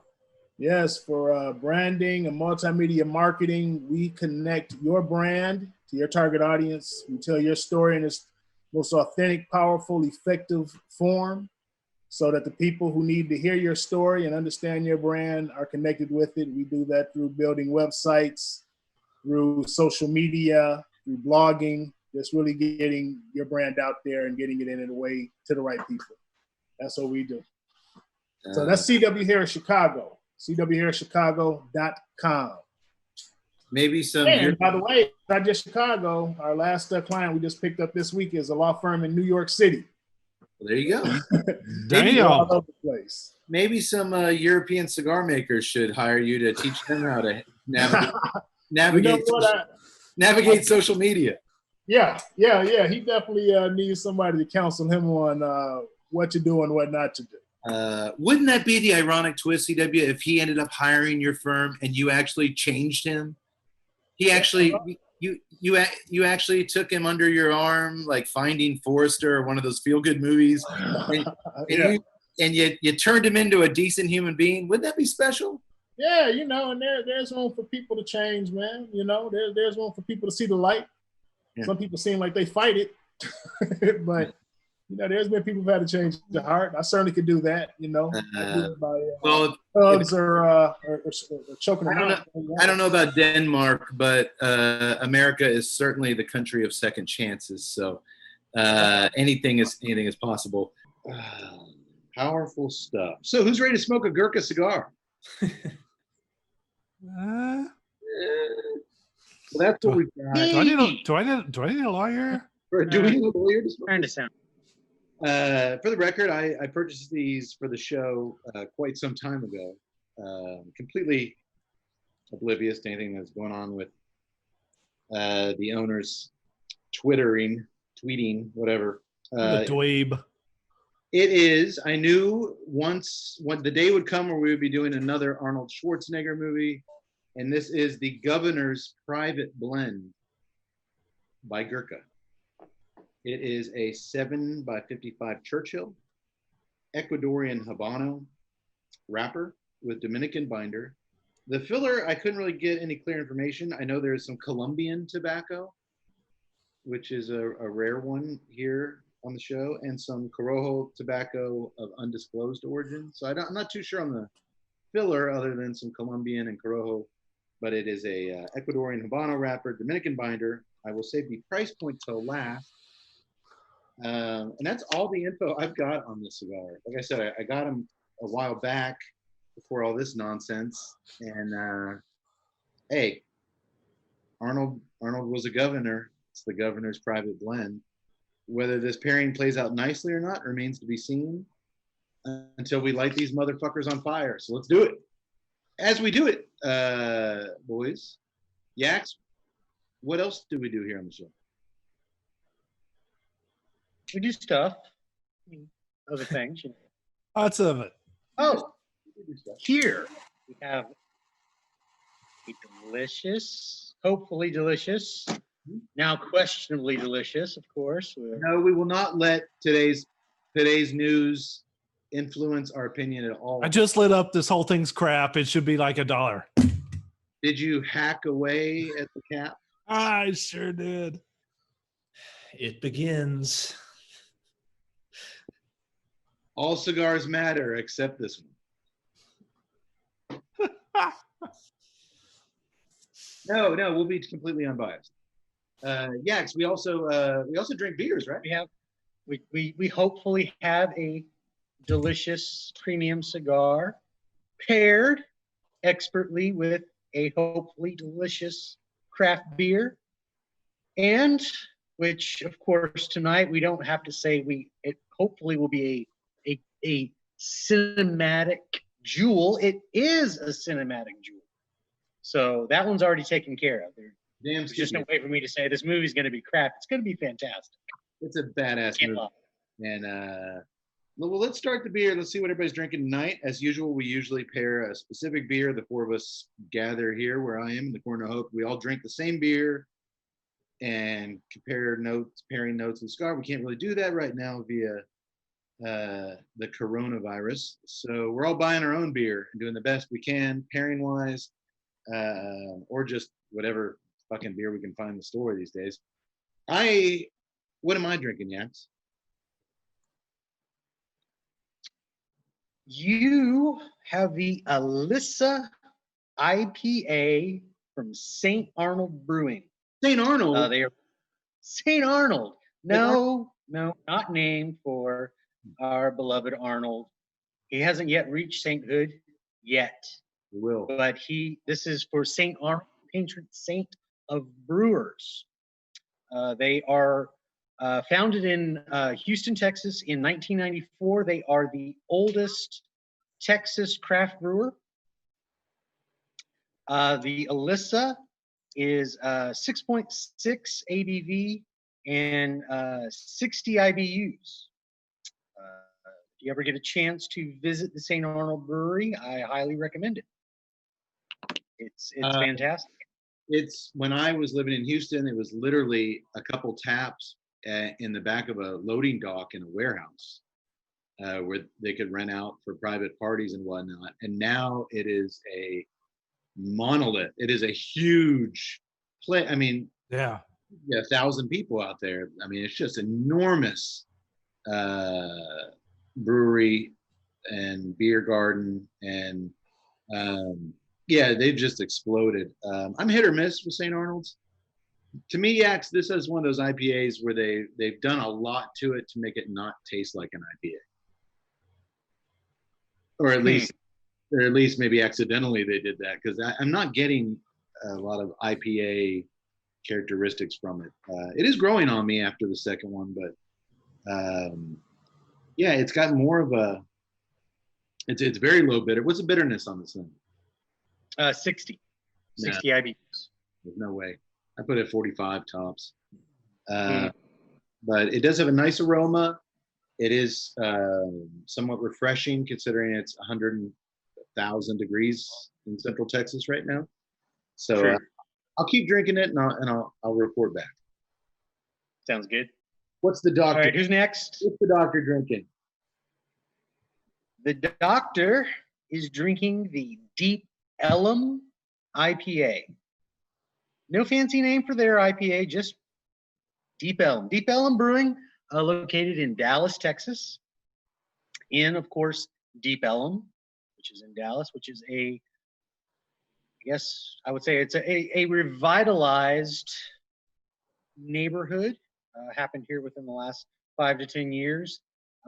Deep Ellum actually makes a lot of wonderful beers. If not for the IPA, get their Dream Crusher double IPA, which is phenomenal. Okay. Their normal IPA, it's a 7% ABV and 70 IBUs. So, Doctor, is your diagnosis 70 IBUs? My God, Cade, it's a tasty beer, but no. It's got a nice floral lilt to it. Very easy, good tasting for 7 ABV. But yeah, I don't buy the 70. Could you knock back a 6 of these on the golf course easily? Yeah. Oh yeah. Especially now. Okay, so you're enjoying it, Doctor. While we're doing these Zoom video episodes, the Doctor unfortunately cannot join us from his office in the cigars. But Doctor, don't worry, I will have your Gurkha, and possibly I got some other Gurkhas I'm going to just give to you. I'm going to have a whole bag of Gurkhas coming your way once we meet again. I could potentially do the show from out on the lanai, but unfortunately, we are in that time of the year you mentioned where it's about 9,000 degrees outside, so it's just not feasible. But I'm sure you guys will let me know. We will. There was some real chocolate bar on the cold draw on the cigar, and some sweetness on the foot before I lit up. And then once I lit it up, pretty much I'm getting it's got a nice aroma. I'm getting it smells nice, but right now I'm really just getting pepper, black pepper on the nose, and I'm not quite sure what I'm getting on the draw yet. I was about Sounds to like say, Deep Ellum IPA. it's weird because I didn't get any of that. I was like on the cold draw, and especially the smell, I was getting almost like floral sensation, like a floral note. And then when I lit up, I'm not getting the black pepper. I'm not getting the pepper on the nose. I'm getting like not even a breadiness. Really? It's something soft, but I'm not getting any. I'm still searching for it, but it could be this beer just kind of blasting away. This cigar is not holding up to the beer so far. What is Yak Boy? You're lighting up your stogie right now. What is Tut drinking? Tut is having the Next Coast IPA from Goose Island Brewing. They are out of Chicago. The Next Coast is a 7% ABV, 40 IBUs, so it comes in a little bit lower than the rest. Goose Island, of course, is very good, but they were one of the ones that Anheuser-Busch snatched up in their grabbed by all craft beers. And they had unfortunately taken a hit from that, but I think some of their selection has bounced back, and they've cared about the quality. So I'm surprised to hear that this is 40. We've definitely done some beers on this show that's like our IBUs are 125, and this is more bitter than some of those. You're saying it's fake news. I'm not saying I don't know anything anymore. Doctor, you might need to change Tut's meds a little bit. Sad thing is I didn't have him on any. I think it's time to get him on some though. We got to loosen the headband. Tut, let's get an appointment going. Yeah, that headband looks very constricting. Let's get you on something. Yaks, you lit up. Are you getting breadiness on the nose and floral like Tut, or are you getting black pepper on the nose and just some very kind of flat coffee and maybe a little cocoa on the draw like me? Prior to light up, the cold draw was just like a combination of chocolate and like almost a fresh cut hay. Is really what I was getting. Now when I lit up, I got a little blast of spice and I'm not getting any of it right now. It could like disappear. Okay. So hopefully that will come back. The bready component, I'm getting some flavors here, but I can't classify it as bread. I'm still thinking it falls more within the hay earth component. Now, Yax, you said fresh cut hay, so you're not getting like hay that was cut yesterday. This is hay that was just cut like within the It hour. literally rolled into this 5 minutes ago. I watched the guy. He's over there in the corner. Okay. Well, we got one more beer. What are you? Oops. Yours. Oh, mine. Of course. And of course, unlike the rest of you, I decided to go non-IPA. Russian Imperial Stout. No. Oh. I thoroughly scanned the store hoping to find a Joseph IPA Brenner, but since they didn't make that, I went with a Hefeweizen. Oh. Wanted to try something a little bit lighter because I figured, something named the governor is going to be strong and bold. Yeah. I don't want anything to conflict with that. And I think I might have made a mistake. It's Maybe you should have gotten the blonde. no, I went with the Hefeweizen from Live Oak, of course, in honor of Oh yeah. Austrian oak. Oh, Austrian Yes. oak. There you go, Yax. Good man. Good job. Live Oak Brewery is out of Austin, Texas. They started back in 1997. Fairly old, just like St. Arnold back in the 90s. They have, luckily over the years, grown and continue to grow. They're here in 2015. They just opened a new brewery, tap room, and beer garden.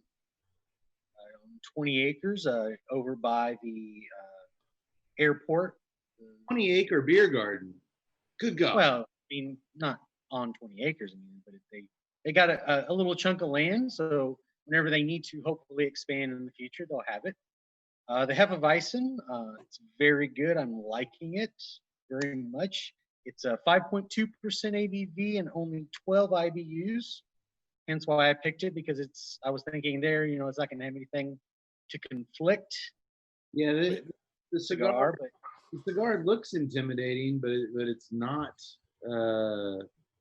It's a kind of an oily, darker wrapper. It's a big, hefty size, but boy, there's just not a lot of power. I was about to say it looks great, but it definitely looks like it's supposed to be a lot stronger than it is. And I'm not saying that as a knock on it. It's I think there's some subtlety there. I think my beer's blasting it the crap away, but I don't know. It's I don't want to steal the Doc's line. Perhaps you should. Perhaps you should have a Hefeweizen. Which, by the way, Doc and I are rocking 7s. I just wanted to point that out. Rocking 7s? What does that mean? 7% ABVs. Oh, you're swinging. Not that I'm turning it into a contest all of a sudden. You're swinging dicks now, are we? But I am. Hey, by the way, where's tonight's movie take place in? Chicago. And where does this get brewed in? Cody? Some place that might sound like Chicago. It is Chicago. Oh, we got a Chicago beer. So I- I've got the St. Arnold from Schwarzenegger. Yak's got his didn't make any sense. Yours. He had the Austrian oak. Yeah, the Austrian. Austrian oak doesn't make sense. Yours is brewed in Chicago. Out of here. I can't stand this anymore. So, Doctor, you're the loser in this round. Well, I just assumed that the Deep Ellum. You said the Deep Ellum IPA would represent deep thinking. No, we're gonna have some deep conversations tonight, which we've already had. And Arnold was deep undercover. Dr. Arnold was deep undercover in this movie. Nice save, Cade. I guess it's not as hackneyed as saying your phone was hacked, so I'll play along for the time being. Actually, my little Zoom window was hacked. I didn't say that. And by the way, Tut, if it's ever too early to tell, you just got to say so, brother. All right. Okay. All right. You guys You need to know. Doctor, you misconstrued the words I just said, and you heard exactly as they were said. Spoken like a true American, sir. Okay. Ah, We drink some beers. We'll check back in with the cigar. In our third thing, a movie. Tonight we are doing Rocket. the most, in my opinion, for years now, the most underrated Arnold Schwarzenegger film in his entire filmography. That's bold. A personal favorite of mine that gets no love. It never gets mentioned on anyone's top 5 Arnold movie list except mine. 1986's Raw Deal. Raw deal.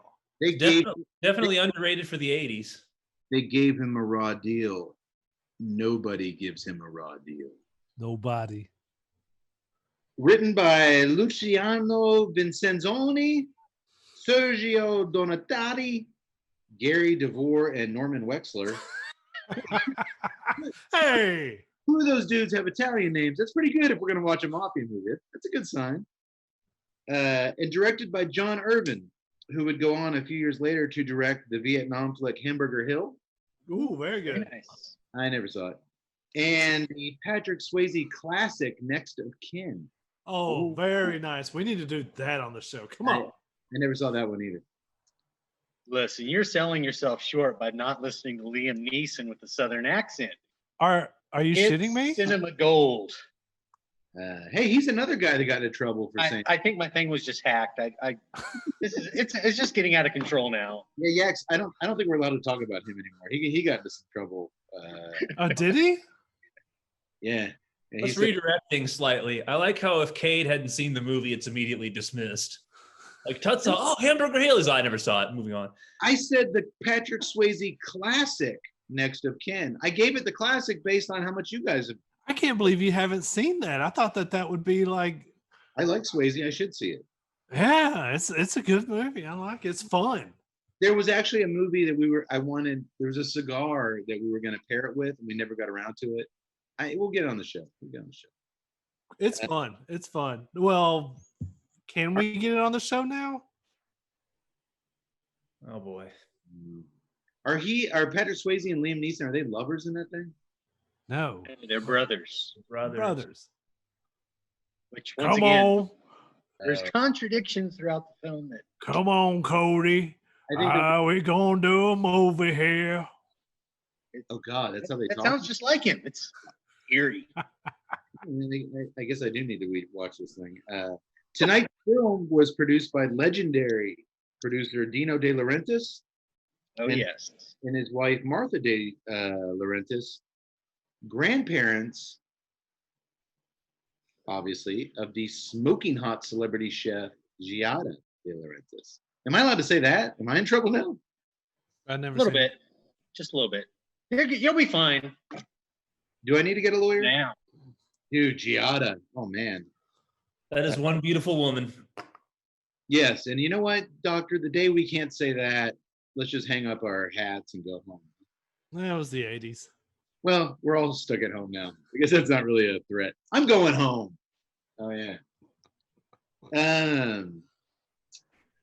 This was Arnold's third film for Dino De Laurentiis. He produced the first two Conan films, which kind of was his obvious Arnold's big break. I love the story of when he first went in to meet Dino De Laurentiis for Conan, and Arnold walked into his. This is one of the biggest movie producers in the world, and he walks in, kind of like Joey Pre-Brenner when he walks in to meet the mob boss in the movie tonight.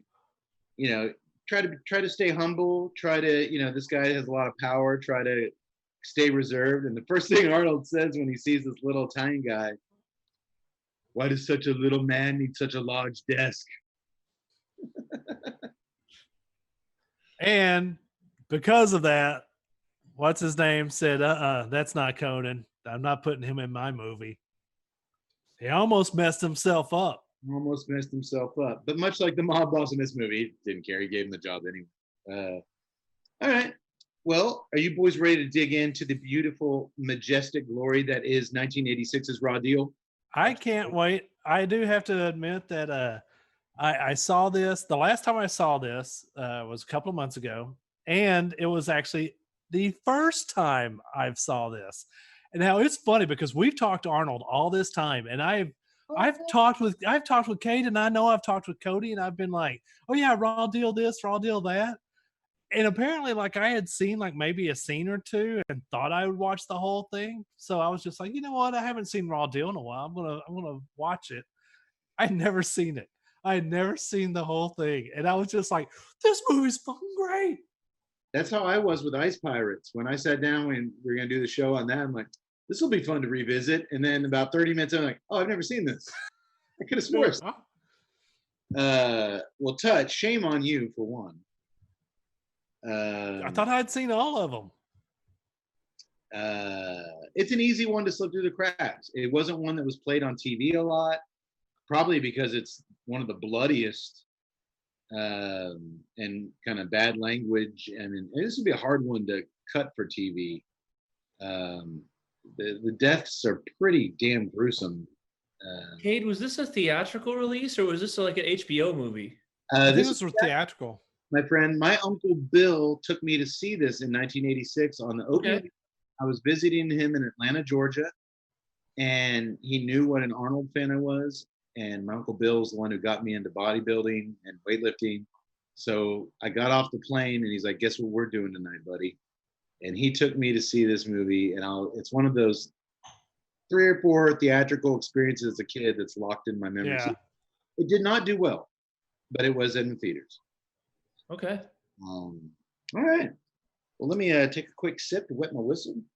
I always like to know, like, especially when we do one of these 80s, 70s movies, how they actually did in the theater. Because there's like, after all this time, I'm like, oh, it was such a good movie. Obviously it did good. And it's like, no, it was really panned. I always like learning stuff like that. Because you think post Terminator that it would have been a lot better. But you got to admit, and we'll get into this. On paper, it's a pretty hard premise to buy into. Sure. In the 80s, you bought into things a lot more. You certainly did. As the film begins, we see a bunch of mob hitmen arriving into Chicago by Amtrak train, helicopter, and boat. They say nothing to one another as they eventually all converge together in a Chevy station wagon and drive out to the woods. All this is set to one of my favorite scores from any Arnold film. It's a mostly synth guitar drum score performed by a collective unit of musicians known simply as Cinema Score. But I love this score. Yes. I had this score on cassette tape and I would listen to it over and over. It's perfect. And it does exactly what it needs to do in every scene. Some scenes you don't even notice it. It's just carpet. Other scenes it's thudding, it's driving. It's intense. It's just perfect. I love this score. Yeah, and it's pretty much in the modern day of new synth wave and new retro wave and all that stuff. They're modeling their stuff after this score. It is just that on point. It really is. It works throughout the entire film. So these silent mobsters creep through the trees where they quietly assassinate, direct long distance shots straight to the heart with rifles with silencers on them. These boys are good. They kill several federal agents that are patrolling the grounds of a log cabin where a key government witness, a former gangster named Marcelino, is being safely tucked away prior to giving some damning testimony in court. Well, I said safely, but doctor, there's nothing safe about this safe house, is there? Not really. They've chosen a rural location, but obviously, somebody had to inform on it. But no, it's not too safe. And for the most part, the federal agents inside are just eating burgers and playing board games. Like, I was surprised we didn't see like a keg of beer in the corner. They're playing Trivial Pursuit. They're eating pretzels. They look like they don't give a shit.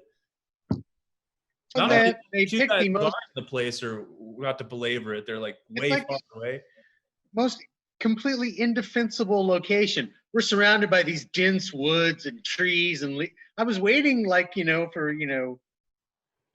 Arnold Schwarzenegger Predator guys just come sliding down and just start blowing everything up because you're like, there's no way. How are you? Is there anybody out there? I don't know. We can't see anything. Well, within minutes, the mobsters blast their way into the cabin. They shoot the feds full of like 1,000 rounds of bullets. And then they drag poor old Marcelino in front of a mirror. So you want to be a witness, huh? witness this, and they make him watch as they blow his brains out in the mirror. That was a pretty good little scene. That's one reason why this thing isn't on AMC every other Saturday night. The other reason is because you have my heavyset boy over there holding a gun by the weird angle of his stock, and it's like, Oh, that was the best part because here comes a guy. He kicks in the front door, and he literally like every bullet out of. And he's holding an Uzi, and every bullet out of his Uzi hits a target, and he's just like waving it back and forth crazily. Like 5 dudes, 1 shot in the chest each. there was no gun training at all in this movie. It is 1980s. Sebastian Bach would have been proud. One of them was wearing white boots. It was a bloody massacre. I mean, there was not one federal agent that had less than 50 holes in him. Doctor, did you recognize the big our mobster? Well, we've known this for a while, haven't we? The big tall guy was George Wilbur. He played Michael Myers in Halloween 4, our favorite Michael Myers. And a renowned stuntman, I believe. Oh, yeah. Do you know what he also was? I didn't know that until doing some research for this show. He was Arnold's co-pilot in Running Man in the helicopter.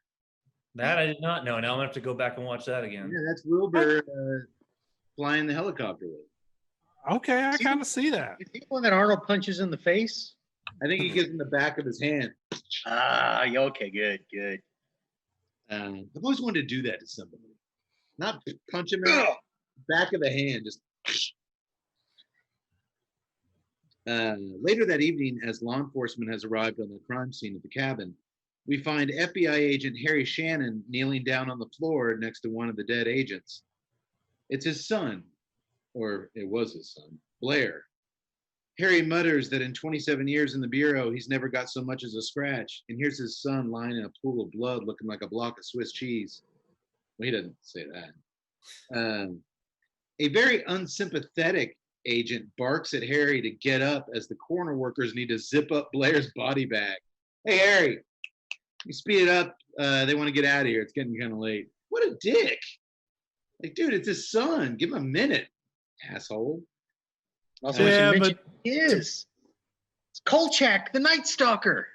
I'm sorry, Doctor. Who is playing Harry Shannon? The one and only Darren McGavin, legendary actor.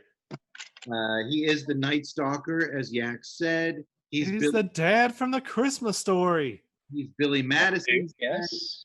He's the top. There's a reason why the dad in Christmas Story is one of the top 5 dads in cinema history. It's because of Darren McGavin. The guy's awesome, and he gives his all in this movie too. Oh yeah, fantastic. He's not like, oh, I'm in an Arnold Schwarzenegger mob movie. Like, no, he gives his all. He does good. Yeah, well, You're gonna shit on the memory of the late Darren McGavin. I totally am. I'm sorry. Your son is laying there in a bunch of Swiss cheese blood, and you're like, it's my son. 20 years on the force, not a scratch. You didn't deserve this. Like, he was internalizing it. He couldn't break down in front of his coworkers. And I don't think that's an accurate representation. All right, I will give this one a pass, but I reserve the right to come back. Fair enough. Harry tells the dickhead who told him to hurry up that he wants a list of everyone in witness protection program and everyone who could have possibly known where Marcelino was being kept. From the police commissioner all the way to the district attorney, everyone, whoever the rat is, they're dead. They're dead. Whatever it takes, they're dead. I don't care what by any means. The guy's like, we get it, Harry, they're dead. I'll tell you right now. EAD. I'll tell you right goddamn now what it's gonna take. Arnold fucking Schwarzenegger. And we join the governor, like tonight's cigar. See what I did there? As he's in hot pursuit, 117 episodes, I've said hot pursuit in every single one of them, of a speeding motorcyclist through the beautiful North Carolina countryside. Arnold's character, Sheriff Mark Kaminsky, is driving his Jeep through lumber yards, cornfields, all over the fucking place, chasing the police. Well, you're off and running. to a great Ricky Skaggs soundtrack. I'm sorry if you turn on Raw Deal and you're watching Arnold Schwarzenegger in hot pursuit in a chase scene in an open air Jeep set to Ricky Skaggs and you don't know that you're about to have the funnest time of your life, just get out of here.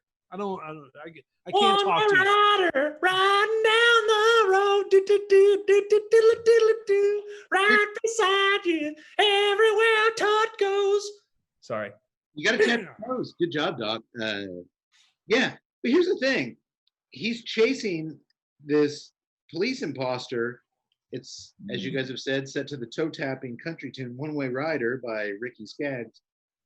You have to admit, though, on the surface, though, if you're an audience member, and I didn't really dawn on, I've seen this movie 100 times, and this never dawned on me till preparing for the show.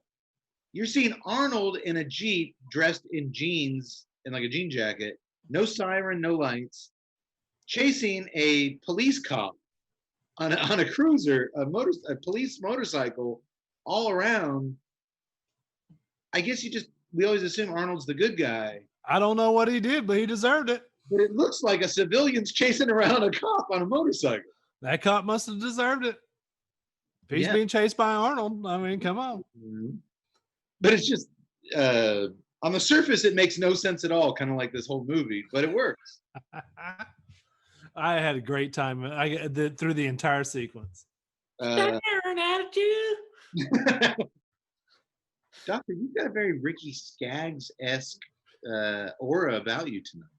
I'm working up to a karaoke show once the coronavirus is over. Of course. I'm doing karaoke. No, I love I will get my tickets. The song. Tut, has Ricky Skaggs ever said some questionable things on Twitter that we need to be aware of? Man, not that I know of, because Ricky Skaggs is salt of the earth. He is pure as the driven snow. Have you met Ricky Skaggs? I have not. And for the longest time, I thought that was Eddie Rabbit. I can see some Eddie Rabbit in there. No way, man. Eddie Rabbit. I've learned care of my ways. They couldn't afford Eddie Rabbit. Ricky Skaggs' opinion only comes through the banjo, through nothing else. And another mandolin. That man is one playing son of a gun. He is just a musician's hoss of a musician.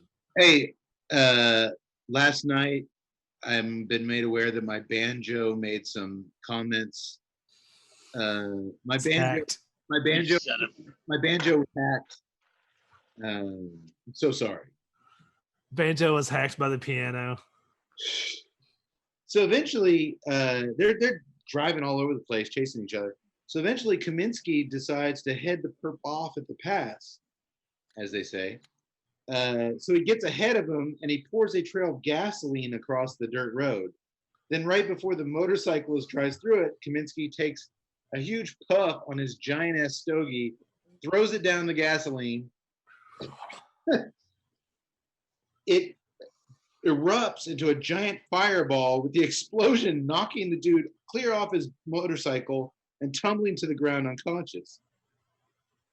You know, there's a lot of talk in the news these days about questionable police tactics, but I think we can all agree that pouring a lake of gasoline and lighting on fire to stop a fleeing, so it's unconventional at best. That shit wouldn't fly today. No, It wouldn't, but Arnold. Besides the brutality of it, the environmentalists going, you dumped gasoline in a forest. You could have caused a forest fire. You know But they've what? had the proper training. It was unorthodox, but you know what, guys? It was also the 80s. I'm surprised that, he didn't just have like a chainsaw on the back of his Jeep and he's just cutting down trees, falling on the guy. Falls down like 20 trees and across the road. No, guys, I think the answer is it was the 80s. After Sheriff Kaminsky drops the perp off to be booked at the small town's police headquarters, he heads home to his modest house in a quiet little neighborhood. He walks in the kitchen where he finds his drunk wife. Hey, our first drunk wife. Well, yeah, I mean, no, she literally is. Amy icing a cake while very loud classical music blares from the record player. She says they're having a party tonight. Is anybody else coming or just us? Oh, just us, silly. What are we celebrating? Not celebrating, she slurs. commemorating 5 years in exile, 5 years living in a town where we haven't been able to find anybody who can talk about anything except crops and the weather. Oh boy, he sees where his head is, so he goes straight to the fridge for a cold old Milwaukee. Now we've seen our first drunk dad, or our next drunk dad. Yeah, I was just waiting. It would have been. They would have loved to see it had he walked in like, "What's for dinner?" and she has to put up that finger while she's chugging the bourbon down. That's the scene I wanted. That is the scene that I wanted. I wanted the whole. Did you get the feeling that 4 out of 5 days of the week, this is what he comes home to? Oh, absolutely. Do you guys recognize Amy? Oh yes, absolutely. Mm-mm. Actress's name is. Oh come on! Yax. You know where she's from? It's Jenny, the Molly older sister Ringwald's from. older- Yeah, from Molly 16 Ringwald's older Candles. sister from 16 Candles. Yeah. She plays the one that gets married. Yeah. Am I? You know what? I'm just going to talk to the doctor now because apparently we're the only ones that know what's going on here. Is that the movie with Long Duck Dong? Yes. I never saw it. She's Molly Ringwald's older sister that's getting married. And in an interesting bit of trivia, Kate, her mother is the actress Carol Baker, who was a very attractive woman in the 50s and 60s. She plays Richard Tyson's mother in the Arnold movie Kindergarten Cop. Oh, she's great. Okay, good Look, job, Doc. it all ties together. It's Good all. job. You should recognize Blanche Blaker from 16 Candles. I honestly, I have seen it. It's been a while, and she's clearly. But you know what? She's not that old here. I probably would, if I'd seen 16 Candles recently, I would hope I would have made the connection. Very attractive woman back in the day. By the way, am I allowed to say Long Duck Dong anymore? Is that no good? No, that's a name. You can say it. Okay. Well, she's It drunk. is the name. Amy is drunk and pissed. She tells him that he could still be with the FBI and they could still be living in New York. He could have fought the charges. This is all very vague. We'll find out what all this means shortly. But Kaminsky says he would have lost in court, that he wouldn't have been able to get even this shit job. He takes a sip of his cold beer and asks what's for dinner. It's a big mistake. And she looks down at the gooey blob of a cake featuring at least 10 pounds of chocolate icing. Look pretty good to me. Just this, she says, just this. This is going to make us fat. She laughs at him. You think because we're in shape, we're not already fat? We're just like all the cows they raise around here, stuck, victims of circumstance. And you know what a cow's biggest contribution to society is? He kind of looks at her and she holds up the cake, and in white icing on top, she's written the word shit. Well, and then she hurls it at his head. He dodges it, and it's great fart noise all over the cabinet, just chocolate icing everywhere. You should Where not, we get to see those lightning quick reflexes. And then give me my line. you should not drink and bake. Ah, I'm gonna get that put on a shirt. don't drink and bake. Yes. It is a great. And you're right, Cody. It needs to be on a shirt. I'd buy it. It's a great scene, and it gives you some insight to a miserable guy. Why would he engage in what we're about to see him go into? It's anything's better than this shit at home. You know, Exactly. rewatching this, it just made me like think about the movie The Last Stand with Arnold. Like this is his sheriff's character, his early story. Take Yeah. away the mob stuff. This was him. Yeah, this was wife number 1 of 4.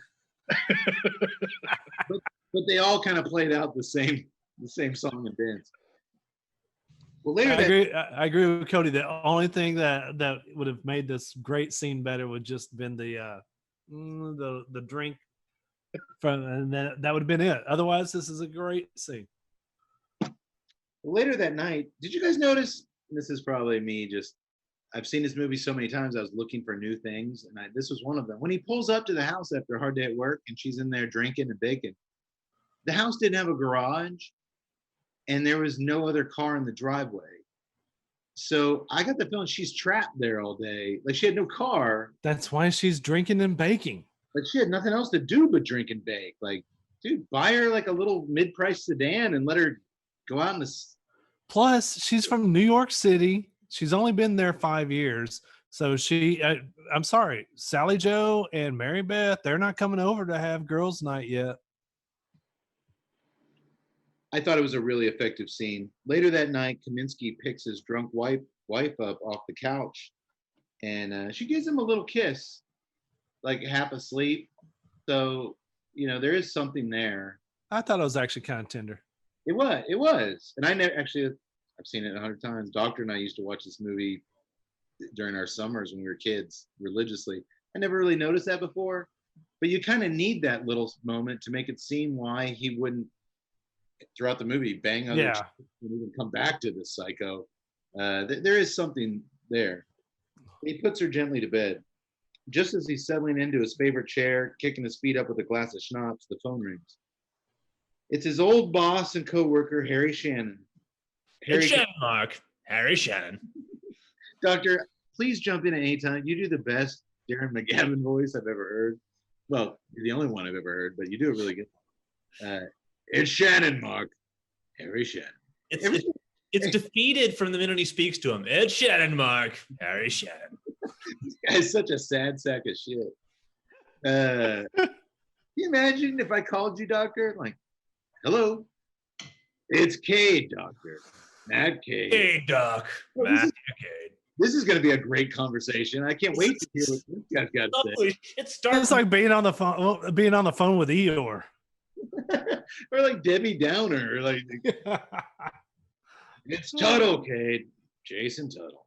Like, God, I understand you've said your own name a million times. You can't really get excited about it, but you can at least fake it.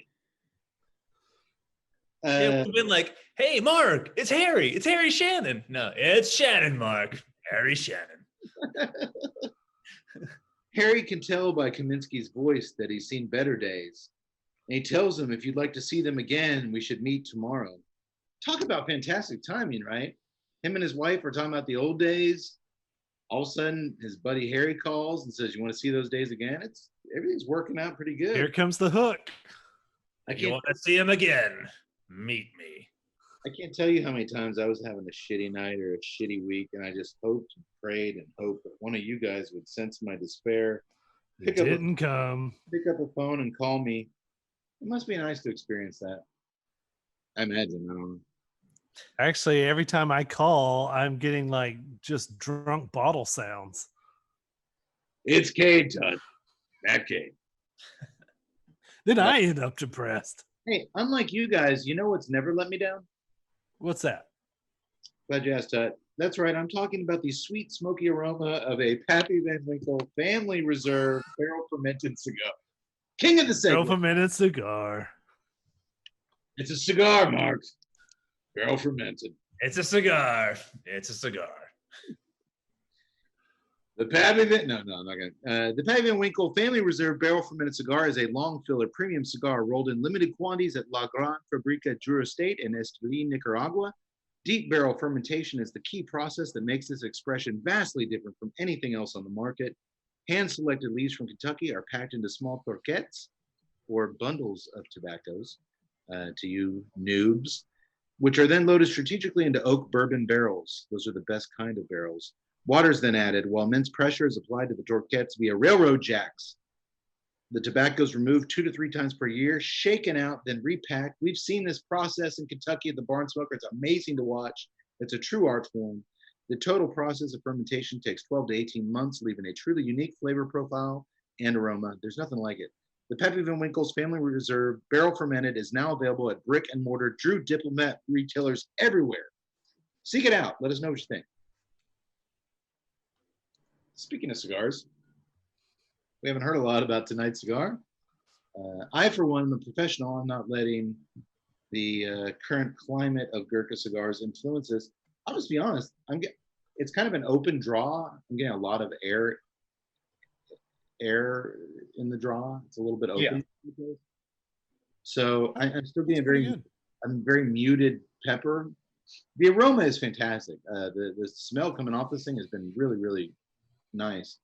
But I'm still just getting a little kind of muted black pepper and just a very flat kind of coffee and earthiness on the draw. I'm just not getting a lot of flavors out of this thing. No, I'm still kind of indistinguishable with my flavors, other than their pleasant flavors. Like the retro hell is very pleasant, and there's just like a hint of graham in there. There's but they're not. But it's not strong enough. I mean, none of the flavors are pronounced enough to make it go pop. There it is. Pop. There it is. It's pleasant. It's not a bad cigar. It's not the flavor profile is just not strong enough to where it can compete with what was this, like 5 IBUs? I mean, if it's not competing, if it can't hold its own against this, what can it hold its own against? It was 12 IBUs, Todd. 12 IBUs. Okay, so I'm getting just some flat, kind of a few basic flavors. You're getting little hints of more exciting flavors, but not enough of it. And Yax, you're getting. I'm a lot like you. I'm getting the muted pepper. I'm getting a slight. I'm just still a little bit chocolate. The hay flavor I had initially is gone. Some almost I'll classify it as that earthy leather, but very. I mean, that's nothing like just punching me in the face. It's No, I'm kind of flashing back to our last episode, Year of the Rat, where the flavors were so pronounced and and in that final third, when there was some cinnamon and some things, we all got it. There was no denying what that was and what we were experiencing. And this is a very ambiguous cigar. I don't know whether it's Cody's influence, descriptive influence, but that earth, I can, especially across the palate, I can kind of pick that out now. I actually said earthiness before he did. I didn't hear it. Doctor heard me. Yeah. Okay. Abstaining from the conversation, Tuttle. I'm abstaining. It's a relatively slow smoking cigar. I'm not even halfway into this thing, so I'm blazing through it. I'll come back to it. If you guys get anything exciting, jump in and let me know. Todd, you're hacking away at that thing. I think I've also got some air. I got a fan coming on because it's like a blazing hot in here. So, my account's been hacked. Doctor got the hacking away reference at me. The next morning, Kaminsky. Oh, and by the way, my beer is not doing anything to help or hinder the cigar. And it honestly, whatever the process they did to make this IPA different, rendered it unmemorable. It's not that distinctive a hop profile or a different hop profile. It tastes good because it's hot as balls right now, and it's doing the trick, but probably wouldn't go here again. Doctor, you look like you are enjoying the hell out of your beer. It's a beer, Cade. It's a beer. It's working. It's working all right. Okay. Remarkable about it, but it's tasty. Yeah, I'm going to give it a B.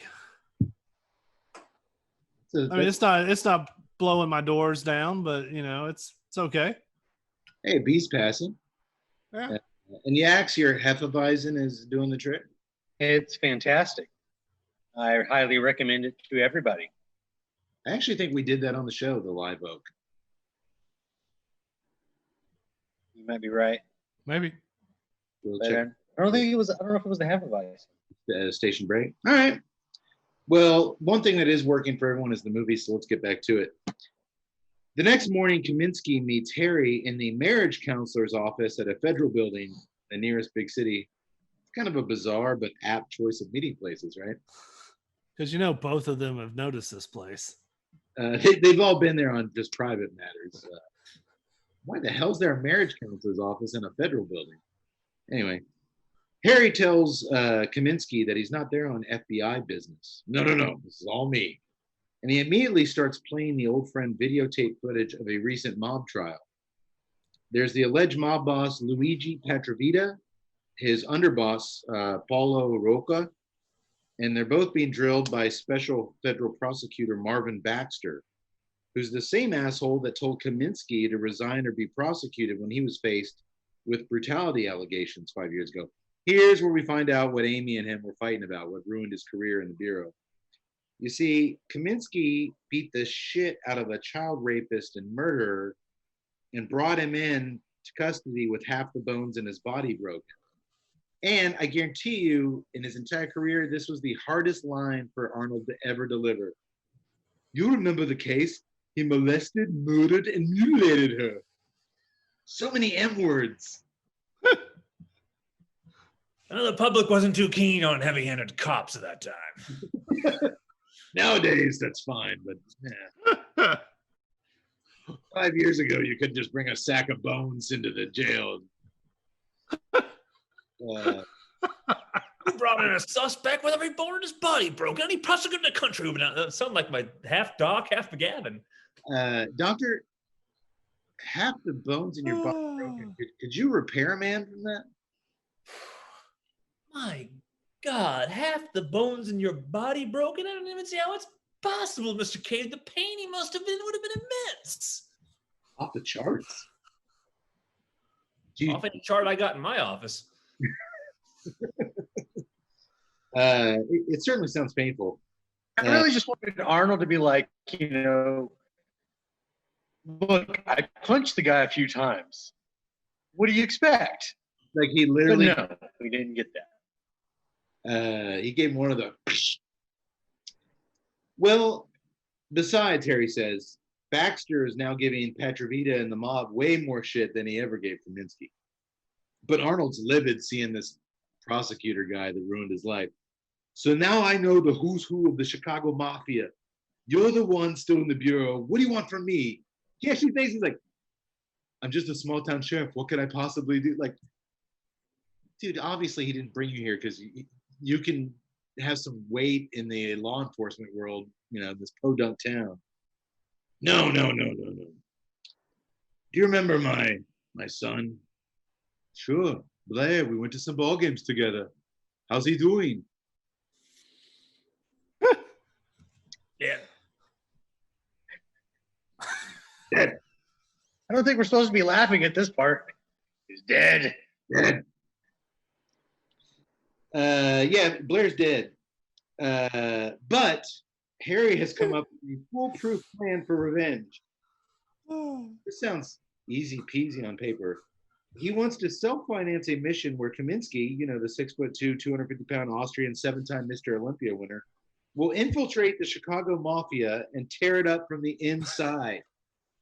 And if somehow they accept this mountain of a man into their highly secretive and protective fold with few questions asked, and if he's able to kill them all and destroy their entire operation that's been running smoothly for over a century, Kaminsky can look forward to possible reinstatement. There's a real chance, Mark. Hey, but if you want a pep talk, is there a better pep talk than this? I want Petrovita. Dude, possible reinstatement? You've got a good shot, kid. You got a good shot, kid. Well, he could have. He was like, what can't these 22-inch pythons not take care of? Well, but that's why it's a raw deal. Kaminsky thinks about it for a half a second. Do you think I'll still pass the physical? That's a great line. So whoever greenlit this film with Arnold in the lead has some major fucking balls, because on paper, the absurdity of all this is just, as the doctor would say, off the charts. But somehow it works. So wait, Arnold Schwarzenegger, the Conan guy, he's going to infiltrate the Italian mob? Yeah, that's what we're doing here. Okay. And this guy who's in the FBI, who's been taken off the case, is going to finance an illegal case with his own money to bring in somebody else who's working on an investigation that is not sanctioned by the federal government and commit multiple felonies and murders in the process? Lord, sounds good, kid. Was I the only one when he was like, I'm a lifelong FBI agent. I've been in the bureau for 50, almost 30 years. Plus, I have $40,000 in savings. Like that's your retirement fund? Back in the 80s. I like blow and hookers, Mark. Well, he actually doesn't he say I have 20,000 more if you need it, but that is a lot of money. No, I mean, it was the 80s too. Like, well, I mean, he is FBI. He's supposed to get a government pension. So this is 45,000 that he saved on his own. Yeah, discretionary. Yax, you know who else was supposed to get a government pension? Blair. And Doctor, where's he now? Dead.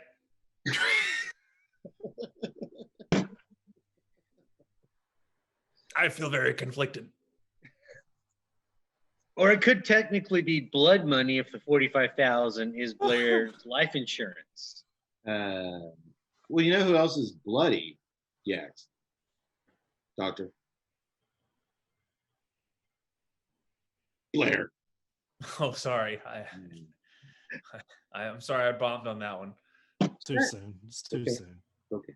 So that night, Kaminsky, in a not half-assed at all attempt to fake his own death, this dude does everything big, calls in on his police radio that he's investigating a break-in at the nearby petroleum plant, and then he blows the whole goddamn factory to smithereens. Well, first of all, the two giant 40-foot towers of naphthalene, I think that's pretty much like if he had lit those, he wouldn't have had enough fucking time to ride into another county on that motorcycle. Oh, and how do you blow up a refinery, Cade, that easily, you ask? Well, he just goes in, he breaks it with bolt coat, he goes in, he turns this huge thing and just starts spilling all over the place, shoots a flare. I like how he gives a little tap at the end. There you go, buddy. Spill on the ground. Hey, say what you want. It's an impressive as hell explosion with the motorcycle driving away from it and everything. It looks really great. He's got to do what he's got to do to be completely off the grid for his mission. He's got to make everyone think Kaminsky's dead. But I have to speak for his character. His destruction to the environment is unprecedented. First 5 gallons of gasoline in the forest. Now he blows up an oil refinery. I wonder, though, if the FBI... talk about the economic devastation. I wonder... Oh, yeah, but to get his job back, he just cost like 75 dudes jobs at the refinery. I did what I had to do. Do you think Harry Shannon said, like, just leave your car by a ditch and then we'll meet you in Chicago? He's like, no, Harry, I have to do this the right way. So he blows up this entire chemical plant. My actions were misconstrued. I apologize. We need to get off of that tangent. I wonder if the FBI is going to be willing to overlook that when they consider his possible reinstatement. You know, you caused like $10 million in damages when you blew up that factory. I just blew that up. Did you realize it caught the entire forest on fire? It's still burning. Night shift. 36 people working in there overnight. We let his organization. They were working the swing shift. You blew them all to hell. Let me see. We let you go for excessive action, and now we're going to rehire you for excessive action. He's really showing that he's changed, right, Ted? Exactly. You remember those night shift workers, Harry? Sure, yeah. Where are they? Dead. You blew them up. Possible reinstatement. In his Chicago hotel room, Kaminsky listens to a microcassette that Harry has given him detailing all the key mob players, including information on the new kid on the block, the 110-year-old Hammer Lemansky, who's been biting off little pieces of Petrovita's pie lately. Harry tells him Lemansky's a good guy to cause trouble for if Kaminsky wants to get in good with the Petrovita crew. Harry's also given him a fake ID and passport belonging to a career criminal named Joey P. Brenner. So from here on in the movie, I'll be referring to Arnold's Kaminsky as Joey. And there's 25 grand in cash and spending money. I think I should start with a few days reconnaissance in the strip clubs. That's what we would do. Mark, they have no activity in the strip club. I just want to be sure. Really need to work my way into the seedy underbelly. Yeah, you gotta go slow, baby steps. No, he didn't say that. And how is our favorite larger than life action star going to look like he fits in with all these mobsters, you ask? As he's listening to the micro cassette, he wets his hair, and instead of combing it to the side, he slicks it back. That's how he's going to fit in. No Yeah. questions asked. Yeah. Boom. Different hairstyle. He's in. Like Can we trust Clark this guy? Kent Look with at his that slick back hair. glasses. Clark Kent, like, that guy looks like somebody, but man, that hair. Joey's first attempt to make waves goes off without a hitch as he shows up at one of Lomansky's backroom gambling parlors and busts them for rigging the dice game. And then he starts a huge riot among the angry gamblers. He beats the shit out of all of Lomansky's soldiers in the process. I thought it was weird. None of the guys have guns. It's all fist fights. But man, it's a good old fashioned 1980s brawl. But It's fun. it does not stop there. Oh no. Joey, once everybody's ass is kicked, goes outside, starts up a giant tow truck, which he proceeds to drive straight through the building, completely destroying it, all while wearing a giant shit-eating grin on his face. Hey, this has to be a lot funner than hanging out with drunk wife, right? Heck yeah. He's out of the house. He's having fun. He's back in his element, baby. The next day, And I have a theory that no matter how good your movie is, if you put an 18-wheeler or a big 18-wheeler looking tow truck in it, it's going to take it up. Just take it up a little bit. and pedestrian on the street tells him he forgot to turn his lights on. So he kicks on all the swirling lights. He hits the horn a couple times. Well, he does thank him. Thank you. Yeah, thank you. Now, new slogan. Big trucks mean Hollywood bucks. I like it. I like it too. The next day, Lomansky and Petrovita are meeting down at the docks because, as we know, that's where mob bosses meet to talk about stuff. Petrovita tells his former employee, Lomansky used to work for him, that you're done. You got 2 days to close up your operation or you're a dead. It's pretty clear. Yeah. But this doesn't sit well with the 175-year-old up-and-comer. Look at him. He's new on the scene. He's 200 years old. So Lomansky gives his men the little nod to take out Petrovita and his crew as they exit the meeting. As Petrovita and his men walk over to their limousine, a school bus slowly drives by with a MAC-10 machine gun sticking out of every window. They creep slowly along as they unload 1,000,000 bullets at the 4 gangsters they're shooting at, but somehow only kill Tony, Petrovita's favorite bodyguard. There's seriously no one else out here in the docks. They could have just parked and just shot till they were sure everybody was. Here's something I You didn't would think think of. they'd Have- spend have all this seen- mob money on 80 MAC-10s. They would have just bought one grenade launcher. I've seen this around, movie just 100 times. Here's something I never picked. No one thought this school bus from the boys club was suspicious on this isolated dock where the mobsters go to do business. It's parked right down there. This is where they go where there's nobody around. Yeah, there's some construction going on. This is where we go to dump bodies in the river. Doctor, this was 1986. Michael Jackson's yacht was parked down at the end of those docks. Oh, very good, sir. Very good. Tracks. I like it I was like the what Oakside Boys Club. Maybe he was there for the school bus. I like what Kate said. Just stop the bus, Put open it- the door, get out, pow pow pow, and you're done. This was not downtown Chicago. This was in a desert area. Just stay parked there until everyone is dead. I don't know. Anywho, Petrovita, Mr. Roca. By the way, Doc, the reason why the bus wasn't noticed is that was Joey's Joey's job, and he got killed right away. So obviously, he's not as good You at mean his job. Tony. It's all the same. No, it's not. But okay. They're all the same to you.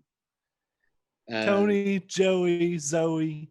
Petrovita, Mr. Roca, and a red-haired Irish Italian American mobster all climb back in. That fire red-haired Italian dude climbs back into the limo, and it's all creaking and full of holes as they kind of slowly drive off. You don't think they would go back into the warehouse and find a phone and call to get a different car as opposed to driving the bullet-riddled vehicle back to the mobster compound? Maybe they thought maybe the bus would circle around and. I guess they want to get the hell out Well, of they there. took like 5 minutes to mourn the loss of Tony. He was a good kid, Cody. He was a good kid. You get a good replacement for him. I had high hopes for Tony. My thinking here is if they hired that red-haired Irish guy to be in there, then that bears well for Joey P. Brenner maybe getting it. We'll By see. the The way, Chicago mob. We is care he- about diversity. We'll is see. he Chicago mob's diverse. with the early 80s animated movie Secret of Nim. Yeah.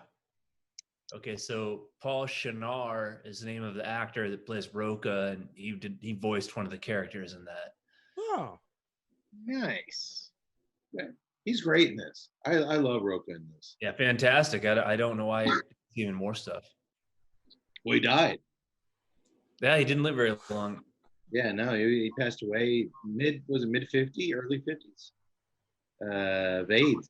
Yeah. So while the mob bosses are busy exchanging bullets at one another, Joey is downtown where he jumps in a limo belonging to Lemansky's young blonde girlfriend and steals all her jewelry. Come on, hurry up or I'll mess up your hair, he says to her. What a prankster. Again, he's got that mile-wide smirk on his face. And I think Arnold is just so, in this movie, goddamn happy to not be playing a cyborg or a loincloth-wearing, barbarian. And he can't help but for his natural charm and his kind of silly sense of humor to kind of come through. That's what I've always loved about this movie. It's one of the most Arnold movies, as far as like, if you know Arnold, the real person, I see a lot of Arnold's personality come through in this, where you don't get that in the Conans, the Terminators, all the other, just very cold read performances he had to do. He actually got to loosen up a little bit in this thing, and he's a very engaging, presence. And this was the first movie where you actually got to see that. And You know what else I picked up on too is that even though he's in his late 30s, it's still really early in the Arnold filmography. he got started late. Yeah, and so you can tell as engaging as he is, number one, he was still improving his English even at that point. It's gotten a lot better. And two, just his delivery. I mean, the guy worked at it, and his delivery and his ability to pull off lines. Well, there's not really anything to make fun of here. You can certainly see how. And mutilated her. But there's another one at the end where he says something. We'll get to that later, towards the end of the film. But you can tell it like his ability to deliver totally American screenwriting really continued to improve over the years. Oh yeah, I mean, it's still rough around the edges here for sure, but it's certainly enough to maybe raise some red flags, or at least for the gangsters to comment on it at some point. But no, they never do. Yeah, but if you're a capable guy, you're gonna get hired. You might not be made, but if you're capable, you're gonna do it. I just to go back, his personality comes through in waves in this film, and that's what I've always loved about it. Well, like we said, the movie didn't particularly do well at the box office. It certainly shows a completely different side of Arnold in his screen presence than anything that he had done before. Much like decades later, he would show us in Maggie. Yeah. Very true. Very true. What, over 30 years later, or 30 years later, he would do it again. He would be like, guess what? You haven't seen everything I've got yet. And I mean, the guy just keeps kind of reinventing himself. Not him. He keeps showing us there's more tools in his acting toolbox than we thought he had. Well, I give him the benefit of the doubt. I think he's got it, but he just keeps kind of just surprising us with choices and with his performances. And I kind of equate this with Maggie as one of those signature I also put Last Action Hero in there because I think that was the perfect balance of his real life persona and his on-screen persona, and just kind of the melding of the two. I mean, the guy's done some really phenomenal acting in movies, and it all started for me with Raw Deal. I'm not going to lie. I have said it back then when I saw the movie. I'll say it again. I think the fact that Maggie didn't get any type of Oscar mention for him as an actor in that is a travesty. The guy went way, way beyond anything we have ever seen before. And that's always what the Oscar buzz is. Oh, he went so far out. Matthew McConaughey, he wasn't just a heartthrob. And you know I love me some Matthew. But that's what it was. Matthew dropped weight, and all of a sudden he was like, oh my God, I can't believe Matthew did this. That's what Arnold did. I mean, Arnold went completely outside of his character, his stereotyped range, and delivered and was excellent in it. He should have gotten a nod for it. I'm sorry. And that's why I kind of like this movie. Of course, with me watching it, it's a little bit different because I've seen that personality come out. I've seen The Last Action Hero. I've seen The True Lies. I've seen, him being playful. But I can imagine you coming off of Conan, you're coming off of Terminator, and then all of a sudden this, and you're like, whoa. Yeah. This guy's, we haven't thought about him in this way. It was kind of the same thing that happened with Kindergarten Cop. Oh, shit. Oh, yeah. This guy's funny. And this guy's like a great cinematic chemistry with kids. Like he just has a lot of those moments in his, filmography. And this is definitely one of them. Tut, I just saw, I know you're a huge fan. I'm sorry. I just got a thing here on Instagram. Matthew McConaughey just posted "All Lives Matter" on his page. I don't know what you think about that.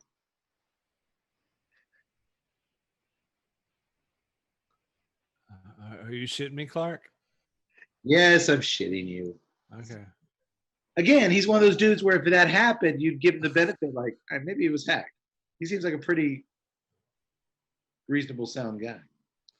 You know, my cynical ass will believe anything. I'm like, we probably did. Okay. That's why don't count on me to alert y'all if y'all been hacked, because I've been like, well, there was that time. Kate, this will be shocking to some. Ahead of me. I was there in hour 5 of Golden Monkey. Oh God. Golden Monkey. Yeah, we should maybe do some preemptive work there. That requires work. Okay, we're not about that. No. As I hold my 26 pages of Raw Deal notes. That night, Joey heads over to the swanky Allerton Hotel, where Petrovita runs an enormous high-dollar casino in the basement. Where Lemansky's dice games were in the back of a tiny Italian restaurant, this operation is impressive. Swanky. This is like some Harlem Night stuff right here. Yeah, it is. Joey bribes the elevator attendant to take him down to the basement, which is rather easy. I'm not the cop.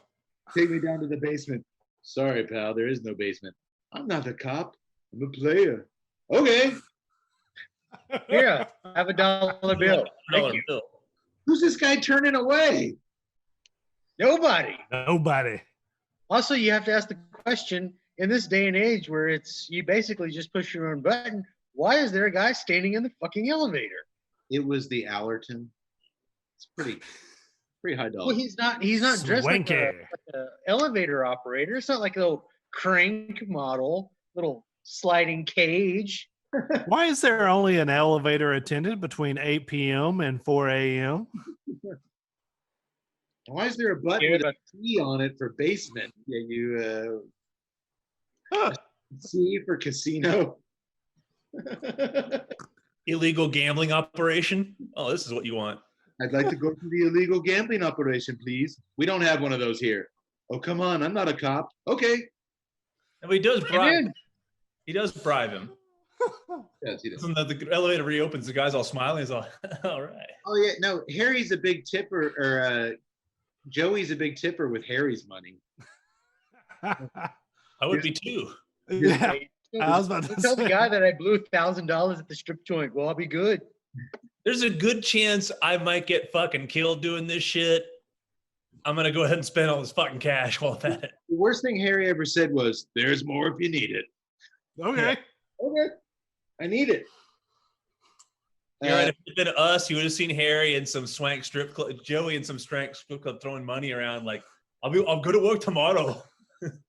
These $2,000 silk suits, they need extra material for my biceps. It's a marathon, not a sprint. I can't slick my hair back with cheap Walgreens gel. I have to do it with the good stuff. Well, Joey lights up a huge stogie, announces to the room that he's the pain in Lemansky's ass. And just like that, a guy in a tuxedo shuffles him off to a private office to meet Mr. Roca. Roca is well aware of Joey's hijinks, although he thinks taking Lemansky's girlfriend's jewelry did make a lot of sense. Make him know that nothing is safe. All right. Roca's right-hand man, Max Keller, is also in the room, and he is played by the one and only Robert Davey. Yes. We drooled all over this guy when we did No Contest with Andrew Dice Clay and him. He was the crippled cop with the cane. Every time Robert Davey pops up on screen, whether it be Die Hard, whether it be Expendables 3, whether it be anything, he just has a screen presence that is magnetic to watch. Even the older Fratelli's brother. He's Come good. on. Fantastic. Yeah, they're good. Indomitable. Should I watch that? Is the Goonies any good? You son of Get a outta bitch. here. I've seen it. Max says, Robert Davey, that we don't need any help. I'm the best at taking care of things. But Joey looks at him and fires back, Max, if you were the best there is, the wheel would have never been invented. Come on. Didn't understand that one. And Roca gets a kick out of it. Roca laughs like, Cut, he's saying, Max, if you're the best there is, we'd never have things like the wheel because you're an idiot.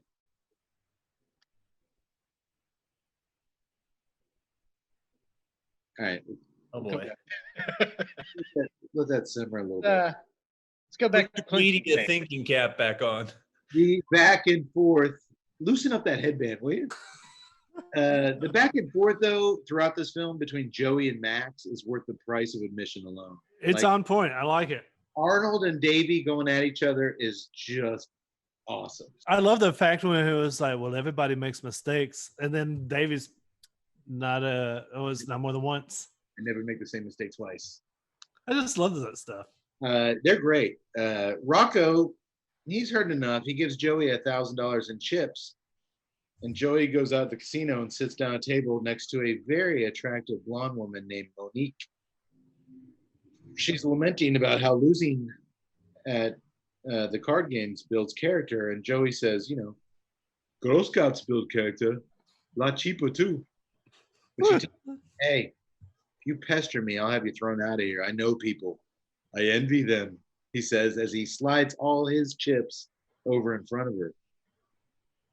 Yax, am I right that smooth move not only makes her jaw drop, but it makes her panties wet? Am I right, Yax? You are indeed correct. He Because she can't keep her eyes off of him as he walks away. Again, it's never addressed. He's a 6'2", 7-time Mr. Olympia. Like, you'd expect at least someone is maybe like, did you see that fucker? Like, Are you sure he's supposed to be here in the Chicago mob casino den? I'm where I'm supposed to be. I'm fitting in. If you want to moisten some panties, can you do better than the mid-1980s Catherine Harold? Oh man, that was a sexy woman. He's got that. She's pretty nice. She's got that cigarette smoking voice. She's got the low cut, evening gowns. We're gonna get more into her in a little bit, Doctor. But Catherine Harold makes a very convincing femme fatale in this thing. It's very much a 1940s femme fatale kind of role. You don't know really where she stands. She's cold, but she has just the right touch of buried humanity in her. I thought she nailed it. I thought she really nailed this character. I did too. As Joey leaves the hotel, three of Mr. Rocha's goons follow him into an alley, and Joey pummels them with his fist and his kneecaps. This might be the first movie where Arnold developed his signature move of grabbing dudes' heads and smashing them into his kneecap. The knee smash. I love that move. That knee smash, I mean, he did it. I think it reached its apex in Total Recall. I think he did like 15 kneecaps. You, my knee, right there. He Your does it face. several times here, Push though. it against my knee. I think in Think this, about that. You grab a dude by his hair, bring his head down as hard as you can, as your knee's coming up, and smash it into it. I think this Also, that one poor bastard, he literally just does that classic. It's not even a full punch. It's like literally he uses the back of his hand to punch the dude in his kidney, just like, here, take that. And the dude, you just see him flail like, my kidneys.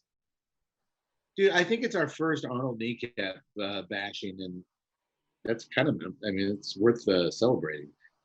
So he pummels them to dust. One of them manages to pull a knife out on him. Come on, this little weasel. And just then, an undercover cop car drives down the alley and shows up. So the gangsters scatter off like rats. Detective Baker steps out of the car and asks Joey for some ID. And when he asks what the P stands for in Joey P. Brenner, the big guy looks at him and responds with a smile. Pussy. Baker Get out of here. Baker chuckles. See you around. And Baker This is guy. Ed like Longer. And I will say Ed Longer was totally underutilized in this film. I almost suspect that he had a bigger part that got cut in the editing. I think he was in it just the right amount. He's great every time he's on screen, but I mean, we're not here to see Ed Lautner. No, Yeah, I think he could have added to it. Doctor, where would we know Ed Lautner from? Man, you can go back a long way. You can start with him as the prison guard who quarterbacks the football team against Burt Reynolds in The Longest Yard. Longest Yard, man. Man, a ton of other stuff. I can't even think. He's been in so many things. Yeah, he's just a working actor. I mean, he's just been. He plays the head CIA goon in Real Genius with Val Kilmer. That's right. He's in. That's right. Yeah, he's running the CIA in Real Genius. One of his later roles was in the movie with Clint Eastwood, where they were baseball scouts. He passed away a few years ago, but great character actor. And Kate, I got to agree with you. Tud, I think the fact that he's on the sidelines as an ancillary supporting character, it really just works out. Yeah, they did a great job in the movie of surrounding Arnold with really great actors, from Gavin to the gangsters. Those guys were Hollywood vets. They've been in a million things. I mean, if you're going to give Arnold a different type of movie, you're doing him a disservice and you're handicapping him from the get-go if you don't surround this dude with pros. And they really built a great cast around him. Yeah, and I agree with that on just about anything, whether it's business or not. I mean, talent feeds off of talent. Yeah. Whatever you think of the script or some of the more nonsensical aspects of the narrative given the 80s, this was a great cast. There's nobody in here that doesn't just automatically or just doesn't pull their weight and do a fantastic job. And I totally agree with you. And I think that's very, very important, because you can have that nonsensical script and you can have that just out of the world, just nonsense going on. But when you have like really great actors and just, they're all just kind of jiving and they're going, you can suspend all that disbelief and just enjoy the fun ride. That's what this is that it's a fun ride. Very fun. And like I mentioned earlier, Arnold is still, despite his charisma and his presence, he's still learning. cutting his teeth. Yeah. So it's necessary to have all the supporting players be on hit like they were. Yeah. Well, let's see. Y'all are, of course, y'all are far more knowledgeable on Arnold's career than I am. Before this was let's see, the Hercules, Stranger, the Conans. He was coming off of Terminator. Yes, and no one's even going to remember anything until Conan.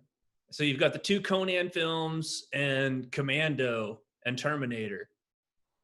really. Okay, so okay. Red So it's Sonja not like too. it's not like he's sitting there dropping dialogue left and right in any of those. Well, films. no, but I mean, he had some TV work, film wise. Yeah, he had, the Stay Hungry. He had Hercules Goes Bananas, and he had The Villain with Kirk Douglas. But then he had the two Conans in 82 and 84, Terminator 84, Red Sonja 85, Commando 85. Commando 85, and then Raw Deal. And then after Raw Deal, because you're seeing him really hone his craft here, this is 80, 86. Yeah. You would see his greatest run: Predator 87, Running Man 87, Red Heat 88, Twins. Then jump ahead 2 years, Total Recall. Then you've got a few more years, you got Terminator 2. I mean, When was Pumping Iron? 70. Shit. Yeah, 78. Like he really all the pre Conan, no one really gives a shit. I mean, even though people said like he had a great screen presence with Pumping Iron, until Conan, no one really took any notice. Then all of a sudden, Terminator becomes a smash film. Now people are taking notice. So it's still kind of early in the Arnold oeuvre of his filmography, and like Kate said, it really takes off after that. So well, it is, because I don't think without Raw Deal we wouldn't have had this same Arnold in Predator, Running Man, because all the things you're seeing him develop here, the sense of humor started here, the relaxing, more of a, not you walk into a room and holy shit, the specimen. He's really, on this movie, you can see him trying to tone everything about him physically and personality down to try to fit in a little bit. And if he didn't work on that in Raw Deal, which I probably think all these great actors he's working with helped that process, to where he could go from this straight into Predator and then straight into Running Man. And let's face it, those movies worked because of his self-awareness and his humor and everything that he didn't show before Raw Deal. This movie, by the way, I think it's one of the most underrated lines in or it's notable, but I think it's notable for the wrong reasons. In this early time frame, as coming into Predator, is the CIA got you putting too many pencils. I like that line because that's actually, I mean, that's not a snarky one-liner in terms of a kill shot or something like that. It was actually two friends meeting in this jungle, and it was buddy talk. It's busting balls. It's busting balls, and I like that. That's well, in a very short time frame, because I mean, if you go back to it, I mean, Arnold really, like, you say his big break in film is Conan and Terminator, but what was he portraying in those? In Terminator, cyborg, an emotionless robot hiding in human form, which, I mean, if you think about it, he really did a phenomenal job.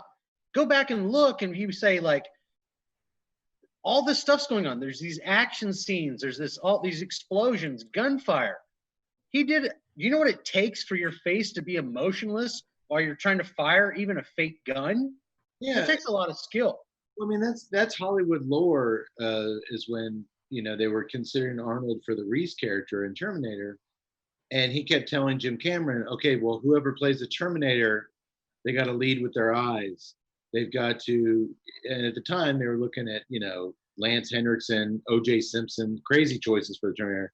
But he had all these thoughts on how a robot would move and act. So eventually James Cameron was like, oh, fuck, just you do it.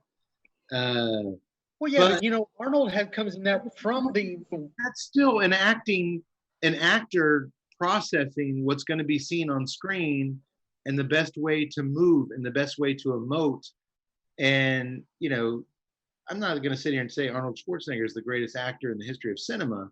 I'm going to say he does understand, and he's always understood, how the audience perceives characters on screen. And whether it's him or whether it's the people that he's nobody else is putting Jesse the Body Ventura in movies. Nobody else was putting Richard Dawson greenlighting, because Arnold at that point had to sign off on everybody in his movies.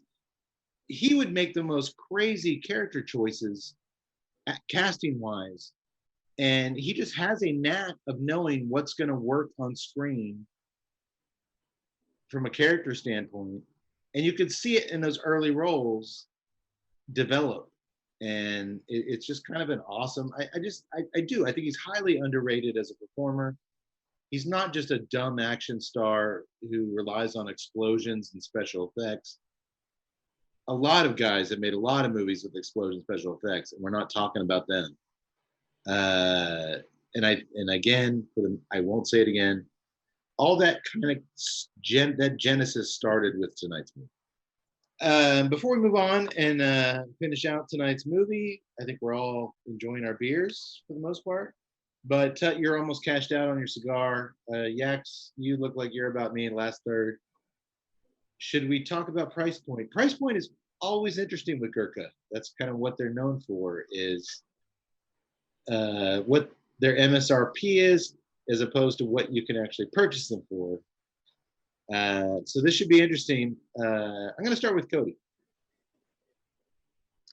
Well, not taking into current events, I'm going to say this bad boy is going to run $12.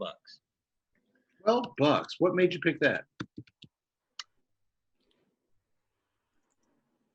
It's big, but I'm going to assume even they've got to know that it's not bold. They are, we hope, have people that, you know, craft their cigars that they call master blenders. $12. And I have seen shorter cigars priced much higher. I will give it this, despite the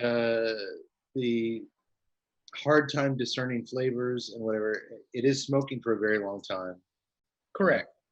So, all right, $12 total. Okay. So you got a beautiful band. It's a very pretty band. Gurkha is very big on their ornate decorative bands. And it's a good looking band. And boxes. I mean, their cigar boxes, some of them are That's why I typically don't rate them off. Gurkha's has always made very pretty cigars. Yes. The cigar is very pretty. The smoke profile on this thing was rolling and smoking. It was very good. The cigar itself is very beautiful. I am going to say, and I will say that the strength profile picks up. It notches up a little bit in that last nub.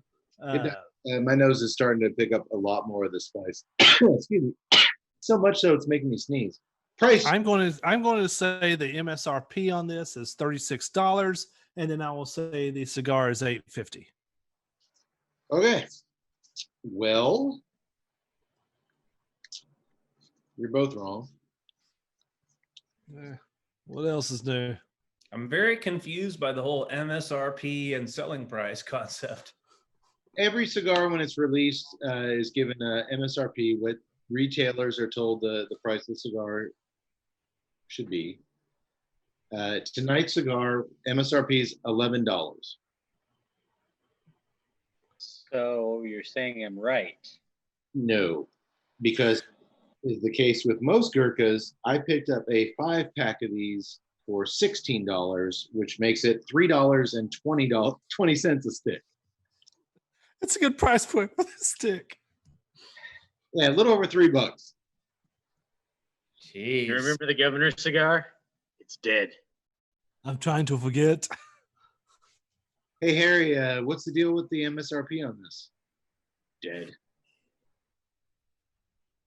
Dead. I don't know why that cracks me up so damn much. Gurkha has $100 cigars, but you can find them for $10. A pack of cigarette is $8. It's not a $100 cigar. So yeah, The MSRP is $40 billion, but I'll give it to you for 25 cents. Oh, that's a good deal. Ploy, X. It's a marketing ploy. well, they were saying when Kazad, the owner, when he announced his resignation, when they're talking about him selling his stock shares, they were going for $200 a share, but you could get them for $6. And they throw in a decorative knife and a backpack. That's harsh. Accurate, but harsh.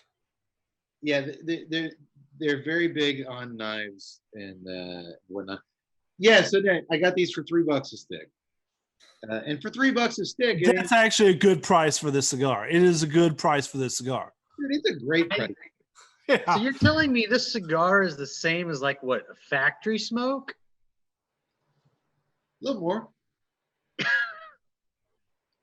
In the, Yeah. I tell you this, for $3, I'm buying this cigar.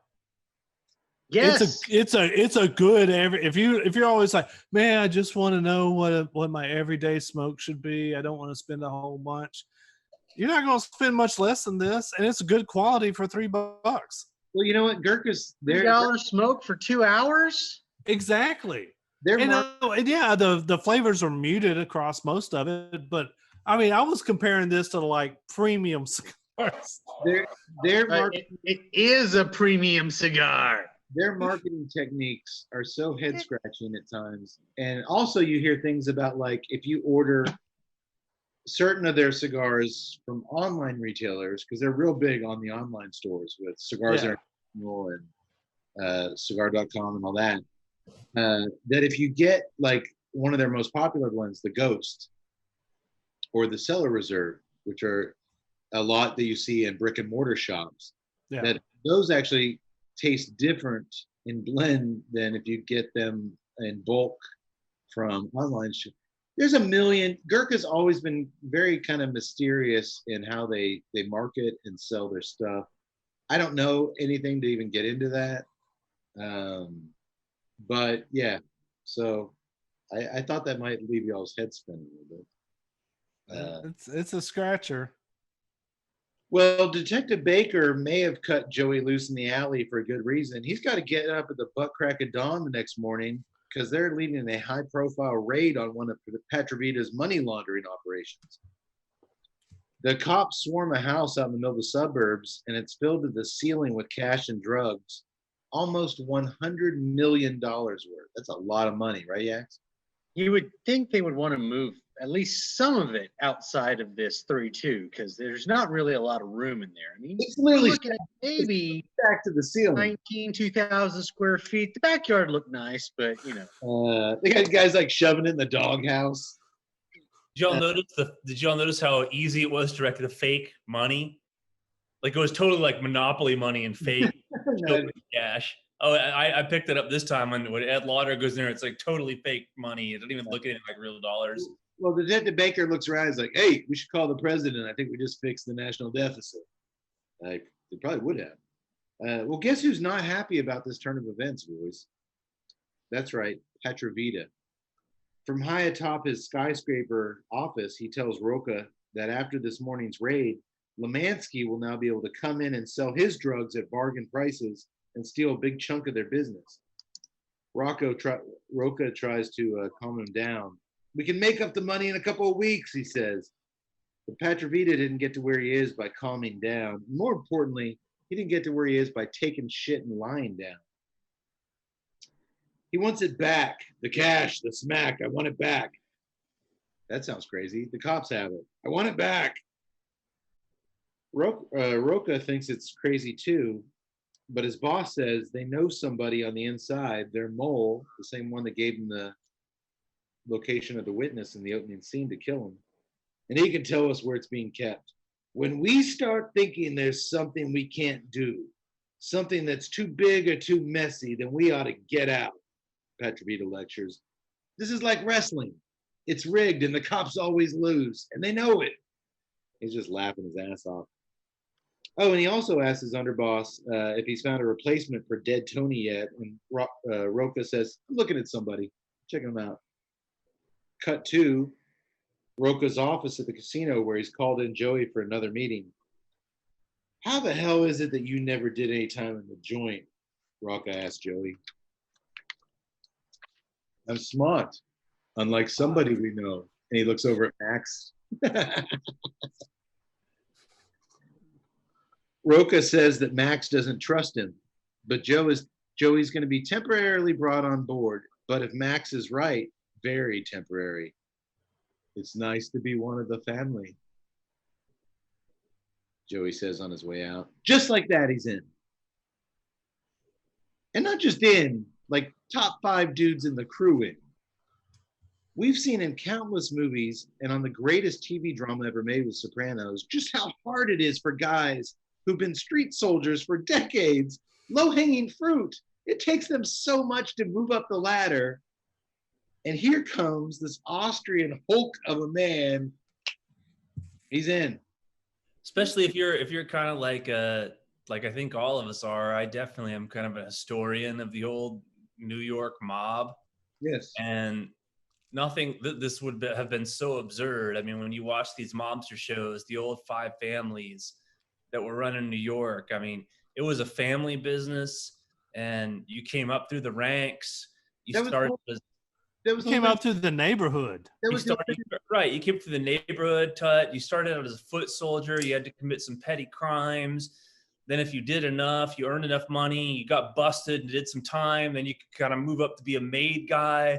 But yeah, you didn't just walk right in. That's silly. Well, it's crazy. And I mean, that's what that whole movie, The Irishman, the reason he wasn't fully accepted into the fold was just he was Irish. And then you got fucking Arnold. I'd like to be in the mafia, please. All right, get in, kid. You're in. It's the same thing with Goodfellas, right? The character that Jimmy Burke, the one that De Niro plays, is supposed to be, again, an Italian guy playing an Irishman. The whole thing was he couldn't be a made man, because you can make money, you can be part of the crew, but you're not going to be a made guy if you're not Italian and you're not part of the whole Cosa Nostra. So, but yeah, like Tut said, you came from the neighborhood. You started out as a low-level guy. You committed crimes. You ran numbers. You got arrested. Didn't rat on people. You earned respect, and then you went up the ranks. Yeah, there's a process that Joey just drives a tow truck through. As Joey waits for his car outside the valet station, smoking a stogie, tonight went very well. Monique and her bouncing boobs saunter over to him. She flirts with him a little bit. God, those boobs. It's a good-looking woman. Not bad. Not bad. So she flirts with him enough to where when her cab pulls up, Joey gives him 1,000 of Harry's dollars. And we don't need you. You're a real take charge kind of guy, she says. And cue the sexy saxophone music. Cut to Joey's apartment where they're sitting on the living room floor and there's already several empty bottles of champagne on the table. I don't know why they advertise all these sleeping pills on television, an intoxicated Joey says. I mean, chemicals are no good for you. A couple bottles of champagne knocks you right out. And dude, he's giggling and she's just like, dude, she's been hanging out with Maddox. Anything's better. That's one thing that I like about women's t-shirts. There's usually boobies in them. I think Tud's in some kind of trouble. It's a brassiere, Mark. It's a brassiere. Tud, did we mishear your words? Yes, I was hacked. You were hacked. I think he's so happy to be away from drunk wife. She's so happy to be away from Max. They're just giddy to be around anyone else. Are you saying that you're ready for bed, she purrs? Because that sounds like a great idea to me. I think so. They laugh and giggle as she tries valiantly to help his 250-pound body up off the floor where they've been canoodling. Yax, did I use that term right? Canoodling? You did indeed. Excellent. It was a canoodling to be reckoned with. It was a hell of a canoodle. You know what I like about bedrooms? You can almost always find a bed in there. Jokes are priceless. Just as she tosses his big ass down on the bed, she and her 2 boobs plop down next to him on the mattress where he instantly passes out, TNCC style. I've always felt a kinship. Yeah. I'm just like Arnold. I am just like Arnold. Just like him. Just like him. And she doesn't give a shit. She's there. He's there. He's snoring. She rips open his dress shirt and takes one look at his pecs and is like, "Oh my god, he's literally the Okay, perfect man in the universe." maybe I'm not just like Arnold. Well, I mean, I'm not saying that when someone's ripped open my shirt, they haven't uttered the words, "Oh my god." Hey, God bless you, Tut. you won those Mr. Puniverse trophies. Legit. Those are yours. Nobody can take those away from you. No chemicals. It was all me. It was all natural. Man, she is so disappointed that he's not gonna to make love to her that night. But get this. It turns out our boy Joey is just fake snoring because as she leaves the bedroom, he creeps up and eavesdrops on Monique as she calls Max and gives him Joey's personal information, his social security number, stuff like that. Max is going to wipe out some of her gambling debt for any intel and dirt she can give him on Joey. She's working it. Uh-oh. But she's a good actress because we still kind of like her. She's got she's got it. I'll tell you this, boys. Why would she think that a bottle of champagne would in any way affect this 250-pound slab of muscle? There was 4 bottles of champagne on the table. But even then, I mean, I don't know if he's a drinker or not. I'll tell you this, boys. I'm not as I'm not near as y'all's level, but I've been in the game a while, and usually you can recognize the tropes right off the bat. You know, oh, this actor usually does this type of role. This actor usually does this type of role, or you need this type of role here. I was kind of clueless with her. I was like, she could either be the love interest, I'm going to help you out, or she could be the femme fatale. That's it good. was very on the fence there. But dude, that's great. If her performance made you not know where her motivations were, she did her job. Especially because I think her character is actually supposed to balance that tightrope. Like we really don't know. Like you get the feel like in that scene, if he's awake, if he doesn't pass out, she's not calling Max. She's gonna fuck him. I mean, she's balancing that tightrope, but she likes this dude. Like you said, she's been getting flirted with Max Keller. She likes him, but she also has a gambling debt. So it's a complex performance, and she nails it. She really does. Can you imagine going from screwing Robert Davi to Arnold? It's not something I've ever thought about it. It's a rough world. Her libido's dead, Mark. Dead. All of a sudden, just when you said that, I'm picturing Lopan coming in his wheelchair. That happened to others. Surely you know the differences between men and women. Come on, Monique. You can't find somebody better than Robert Davi to fit the bill. All right, sorry. Robert Davi to Lopan. Sorry, Robert. The next evening, Max takes Joey along for his first official night on the job. First stop is the gay bar Kinks, where they're going to collect some protection money. The club owner tries to run from them through the club, but they catch up to him and they toss him through the dressing room door where a bunch of transgender strippers are getting ready to get on the main stage. You've said to me a couple times, you always wondered what happened in these back dressing rooms at the transgender strip clubs. You get to see it here. Max, that must have been somebody else because, I mean, I know what happens back there. You did not get hacked. Max pulls out a switchblade to the club owner's face. He's about to slice him up for paying Lemansky instead of them. But Joey steps in. He's still a law enforcement guy at heart. He doesn't want to see this guy get hurt. So he slides him down the dressing room countertop there and shoves him against the wall, throws some red fingernail polish all over his face. This is what you're going to look like dead. Stop paying Lemansky or else. As they walk. Another red flag, maybe? If you're Max. Yeah. I'm about to cut this dude's throat. And this guy's supposed to be a criminal, and he's got a problem with me slicing this guy's face a little bit. Max tells Joey, if you get in my way again, I'll kill you. And Joey says, Max, I hope you're not your mother's only child. That's a fucking great insult. Great line and expertly delivered. And it put it back into my head. That's one I've always wanted to use on someone in my lifetime, and I'd forgotten about it. Now it's back in there. One day soon, I'm going to get into it with somebody, and I'm going to drop that on. Yeah, but you're gonna get into it with us. I was about to say, I'm going to be hurt. I don't talk to any other humans than you guys these days. Trapped in this goddamn cube. You already had your perfect I'm gonna opportunity. write that down on my notes. Just wait till Kate says this line to me. Hey, yeah.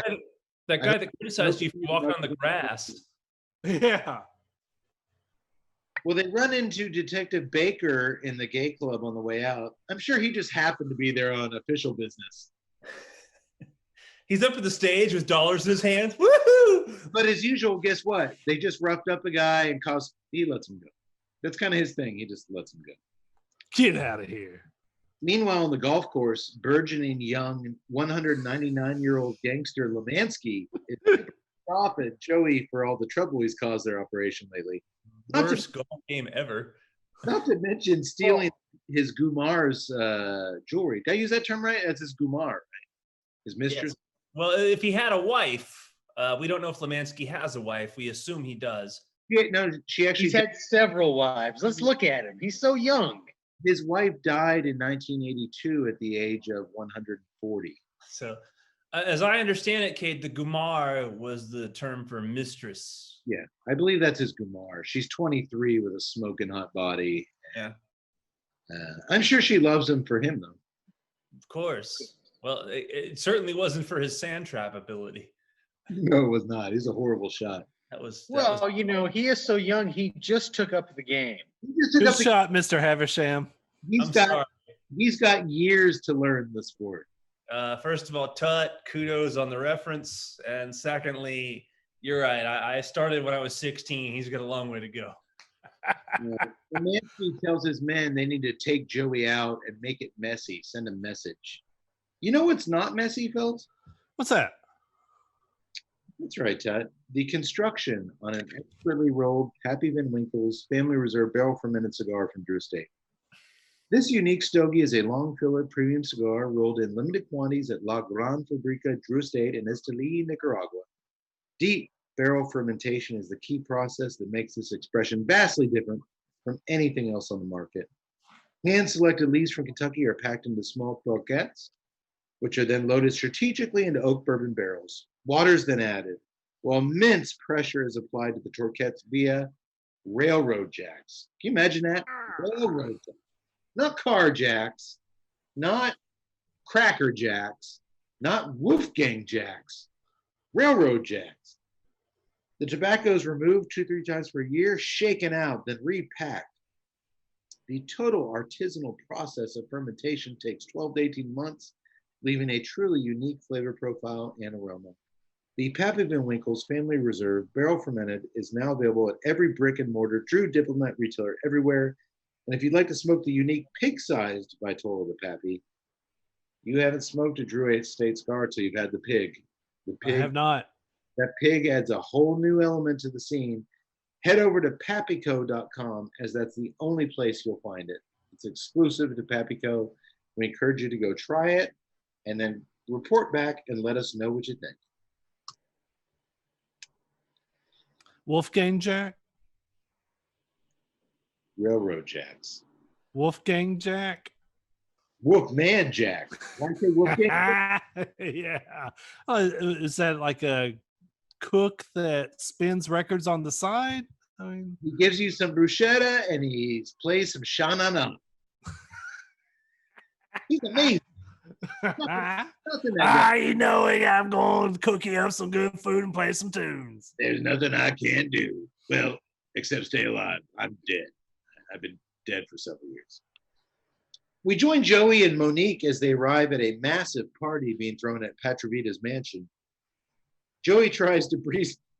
Dude, on their way in, she's like, I don't know about this. I've never been to one of these. Hey, you're with the main man, baby. Like, dude, he's brimming with confidence. Main man.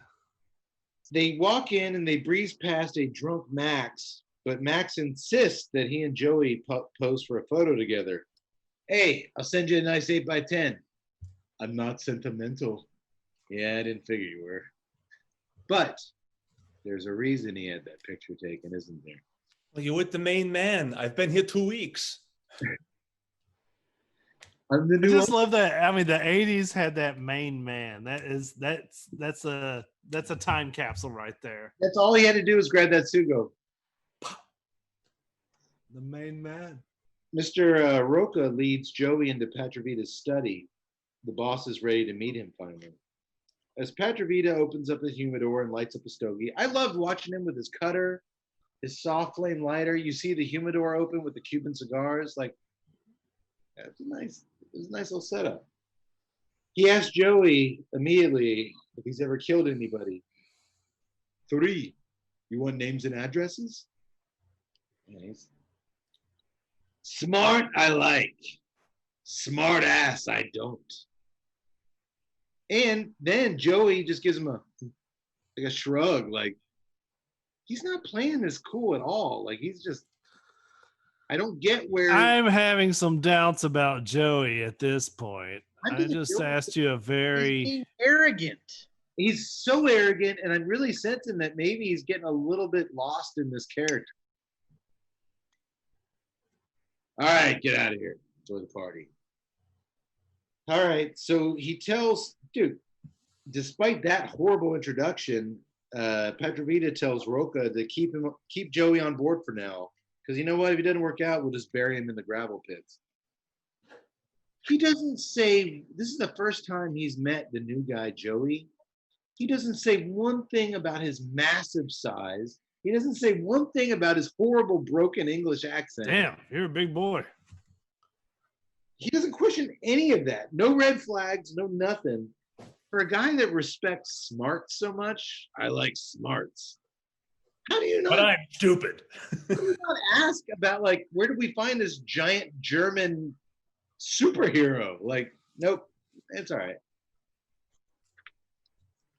I haven't really seen this Brenner kid Now, around it's the block, so Also fair to say that Italy and Austria border each other, so there's got to be some crossover. Just saying. Oh, maybe that was it. Maybe they, okay. I don't trust them Germans. While this introduction was taking place poorly, Max corners Monique to see if she's dug up any more dirt on Joey. He has a thing for her big time. He loves Monique. And he doesn't like her getting this close to Joey. When he asked her to dig up some dirt, he didn't know it was going to go this far. After all, he tells her, you could just sleep with me and all your debts would be forgiven. But she ain't willing to do that. So wait a second. I want you to take him back to his apartment and dig through all of his stuff, but I don't like you getting close to him. It's a great line though when he says, "You come home with me, you owe nobody nothing." She's like, "I owe you, wouldn't I?" Well, you would know. It is great. And you just can hear the music in the background. Wah, wah, wah. Well, I think maybe he was thinking, you know, it's like TNCC, like, all right, take him back to his place, give him 3 tall cans of Steel Reserve, and when he's passed out in the bushes by the mailbox, then you give me a social security number. Like, I think that's what you're thinking would happen because that's what would happen with you. I don't know. It kind of speaks. Yes, it would just happen with him. I saw looks of familiar nods by the other 2 knuckleheads here. Yeah, I'm admitting it. look at Yak Boy, Mr. Oh, I could drink 3 tall boys of Steel Reserve and still get an erection.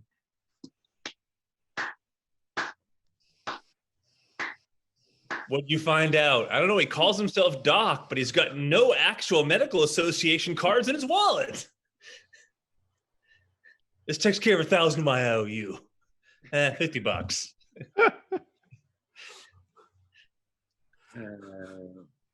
His diploma on the wall was signed by Doc McStuffins. It's a Disney character, for God's sake. All right, this knocks off $25 so you're dead. Remember, guys, do you remember those things called shopping malls? Yes. God. Yeah, those were a thing once upon a time. Wonderful. And we now join They Joey. actually really were. Yeah, they were. I've seen them. And we now join Joey and Monique as they're at this shopping mall place, shopping for new cocktail dresses for her. But their fun time is cut short Joey was just about to buy her a couple dresses, and all of a sudden, three of Lemansky's thugs are walking by, and they see Joey in there, and they move in. One of my doctor, you and I we have made fun of this scene so much.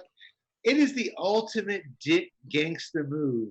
When you walk into a store and throw your food court hot dog and soda into the water fountain. First of all, it just makes What I love more than anything else is the water fountain is inside the store. Yes. It's a swank store. It's a nice Like store. there are some nice malls that have that in the swank store, but if your job is soldier thug, it just makes sense that they're tracking Brenner and he's in here somewhere. Let's grab a hot dog and an orange Julius before we figure out where he is. And so when they show up, dude, Cade and I have loved this forever. They show up, they've all got their soda and their hot dog. Trash can. There's a trash can right outside the store. Or even just dropping it on the floor. But I really wanted that third. Even just letting it go on the floor. They turn and look at the fountain and throw it in there. I just wanted that third, like mafia thug to be like, but I just got these. I just got these. Not even finished yet. It is such a statement move to throw your fucking hot dog and orange Julius in the fountain. It's not a smoke. They each have a soda and a fucking hot dog. They look at the fountain. They look at it like, yeah, this is good. Fucking fling it in there. Oh, it's wonderful. Let's go look for this locomotive hitman and buy some hot dog. You know what? I'm starving over here. There he is. Shit. What am I going to do with this? It's a caramel corn, Mark. It's a caramel corn. There is no other move more gangsta in cinema history than them throwing those fucking hot dogs and drinks into that fountain. And then they look at Joey as he's admiring Monique trying on his dresses. And why not? Kiss her goodbye, shithead. And they all move in. And I'm not kidding you, dude. A fight breaks out, but it's very one-sided. Kneecap.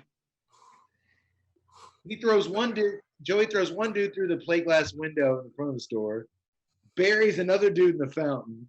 Monique gets into it. She grabs a mannequin leg and is like swinging at one dude. Do you remember from T2, one of our favorite scenes, is he grabs one of the medical interns and throws him against the wall, and he looks like Beavis. It's like his head just snaps back. He looks like Butthead. He headbutts this dude in Raw Deal. He turns around with his head going like, ugh. Dude, Doctor, this is where our mind meld connection from being friends from third grade pops in. Hey, two half make a hole. I actually thought that dude that he headbutts in this movie in the store, when they show him, I immediately went back to T2 when he smashes that orderly's face on the wall and he does it. I looked it up to see if it was the same dude because he kind of looks similar to him. It did. He had the same hairstyle. It wasn't him. It wasn't him. But dude, Joey makes mincemeat of these assholes, and these goofballs never had a chance. The coolest thing they did was throw those fucking sodas and hot dogs in the fountain. It was all downhill from there. And dude, you're laying there like when mall security shows up. Not only did you get your ass beat, and you're laying there like bleeding at your ears from getting. But then the chick's like, oh, and they also threw all that shit in our fountain. There's a $50 fine on that. If you throw your shit in a fountain, you better walk out with a champion in that fight. Oh, by the way, the guy Glittering sons of bitches. The guy over there who the woman knocked out with the mannequin leg, he's the one who dropped the slice of pizza on the his Barbie sandwiches in our fountain. But I think it's great direction because they look at the fountain like, yeah, fuck you, and throw it in there. It's just great. This is nice. You know what? This is a nice moment for Joey and his girlfriend. Let's ruin it. Later that night, back at the casino after closing hours, Roca and Petrovita are sitting at the bar, and Roca is still trying to talk his boss into giving up this crazy idea of getting his confiscated money and drugs back. Fuel was added. His ass off. Yeah, big time. Fuel was added to Petrovita's fire as their inside source, the mole, has told them exactly where the stuff is being held and that it's being moved to a federal repository for safekeeping next week. There's 50 cops in that building any hour of the day, Rocco yells. How are you going to get them the hell out of there? Give them tickets to the ball game? It's simply an impossible plan to pull off. Not if you're going to send them to see the Cubs. Back then. Sorry, Ted. It's all right. Then a voice booms from across the bar. It's Joey sitting there drinking a tequila sunrise. A bomb, he says calmly. Just blow the place up, Max says incredulously. But Joey's thought this out, he says. Make the cops believe the bomb threat is legit. Make them think someone's blowing up every police station in the city. Yeah, send some little bombs out to police stations, then they'll have to evacuate if they get a bomb threat. I love the whole scene though. That underground Allerton bar is such a great setup, but I love the whole thing. Like, despite the fact that he's been led into this organization in a ridiculous fashion, you know, I love this part of it. If we put that of it, Patrick is sitting there waiting to be impressed. Paul Shinar plays Rocca, is so great when he's like, a bomb threat. It turns out, yeah, they get that shit all the time. You think they bite, you know, and that whole every delivery in it, everything you get. And then when Patrick, when he hears them, and you know, sometimes Cade, it's always great acting is done without saying any words. When he swivels around in that stool, so Joey can't see his little satisfied smirk because he loves Joey's idea, but he doesn't want the new guy to see how happy he is. You're right, Doc. That's acting with your face, and I don't know if that was the director telling him to do it, but he nailed it. Fantastic scene. And you're right. Everything at the casino bar after hours, it's the what's the strip club from The Sopranos? It's the Bada Bing. Bada bing. Those scenes with them after hours when the real talking happens and all that. I mean, you know, you got the little immigrant going around with the vacuum sweeper. There's some, out of all the crazy, ridiculous shit with this mob, those little moments ring true. I like them. So we cut to the 9th Precinct Police Station the next morning. God, these guys work fast with their plans. There's some shady vending machine guys come in and plant a small bomb in the soda machine. They got like a little watch timer strapped to a can of ginger ale. They put it in there. I'm trying to figure out how the wristwatch analog sets off the electrical. It makes no sense because literally, here, take this Seiko. It'll be perfect. I think usually when you see a bomb like that with a detonator, the glass has been taken off and they put like a piece of copper or something, so where the second hand, when it hits it, that's your connection. But yeah, no, they didn't do that. This is just a Seiko wristwatch tied around a ginger ale can. But guess what? They're not out of that building 2 seconds, and boom, the lobby explodes. The plan is in motion, baby. The plan is in motion. And guess who shows up at the crime scene once the dust is settled? Who could it be? Our old friend Harry Shannon.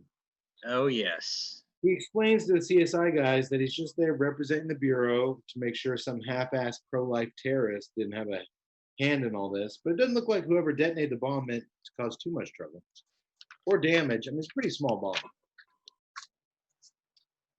And then Special Federal Prosecutor Marvin Baker, the rat, shows up. He finds it odd that Harry's there, and when Harry asks him how the case against Petrovita's going, Baker says, "We got a few things in the works." And Harry says, "So do I." "What happened to keeping your big mouth shut?" "Nobody's going to know what I'm up to, Mark. Only me." I've got things in the works too, Max. Jesus Christ, shut your mouth. Many irons in the fire. We got things burning. Harry, we've got burning. Just let us do our thing. Well, Harry says, my guess is whatever you got working won't work. Look, Harry, we're both after the same thing here, right? Justice. Fuck justice. It's a little on the nose. You seem more disgruntled than usual. The son died. Yeah, give him some slack. Real quick, Doc, you missed the fuck justice. That's what we want, Harry.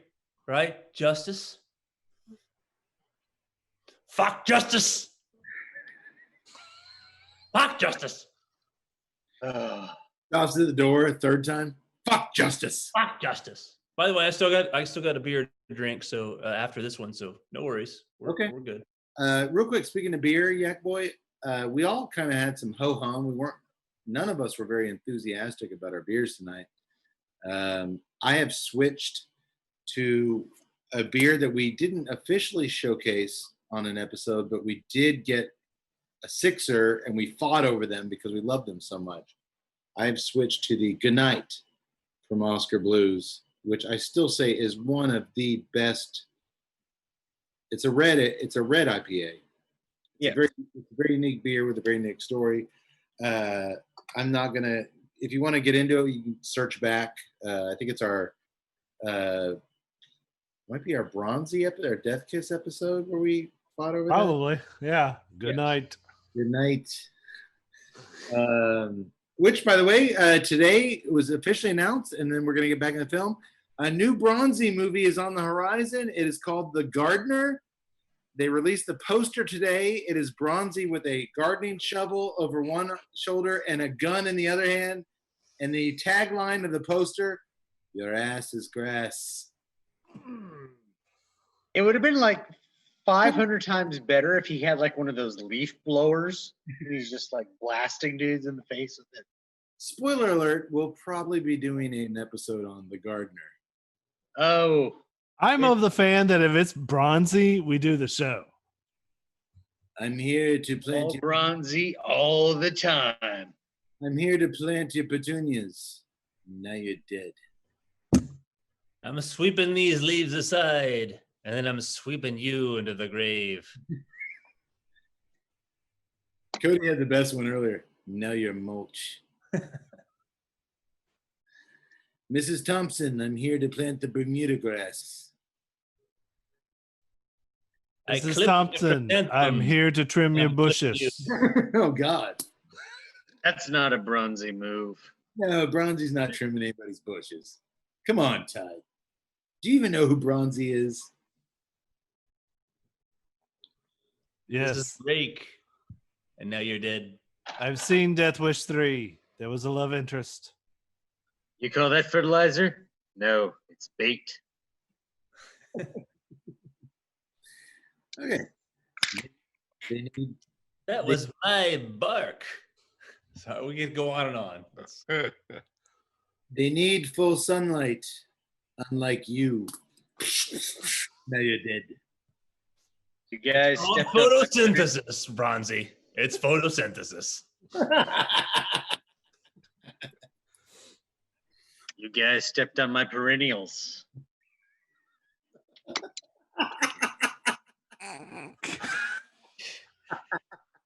All it needs is McGavin. I think you look like an unhappy gardener. I can get you back into the guild. There's a chance. Statement, your own landscaping crew. Stay tuned in, listeners, because that's what you're going to hear on our bronzy episode. It's crabgrass. It's crabgrass, Mark. McGavin, It's crab. 4,000 yards mowed and I never got a scratch. It's crabgrass, Mark. It's crabgrass. It's termites, Mark. It's termites. All right, next. Back at the casino, Max is drilling Monique about how much tonight. Joey's Oh, drilling. He's drilling her. Oh, no, we're not that He way. wants to know how many times a night Joey's banging her. He wishes it was him, but she tells Max the only way we're going to end up lying down next to each other, Max, is if we're both run over by the same car. Oh. Great line. Damn, stings because I've heard it before. I really wanted that bartender to come over. You wanted some ice for those burn? Oh, I'm sorry, I've interjected. Just as he's about to nibble on her unwanting ear, Joey shows up and grabs Max by the collar. But before Max can pull out his gun, Joey already has his out. He even says, "Draw." Old West style. As drunk Max stumbles away, Monique tells Joey she's impressed. I'm hungry, he says. He's got to get a steak. Cut to a nearby fancy restaurant connected to the casino where Monique tells Joey, I'm really into you. And unless you tell me that you're married or something, I'm not giving up on you. And his giant Mr. Olympia penis. She wants all of them. Been there. But Joey, in a somewhat surprising move, sheepishly tells her that he is married to a woman that lives far, far away. I did not see that coming. Monique is relieved briefly. She thought her and her fabulous boobs, or as she calls them, her great equipment, had lost their touch. But then she switches to pissed off mode big time, especially when he tells her those hurtful words, you're an important friend to me. Oh boy. If she wanted to make friends, she says if she wanted to make friends, she'd go to summer camp. And you know what? She's actually flattered because she thought he was taking it slow because he cared about her.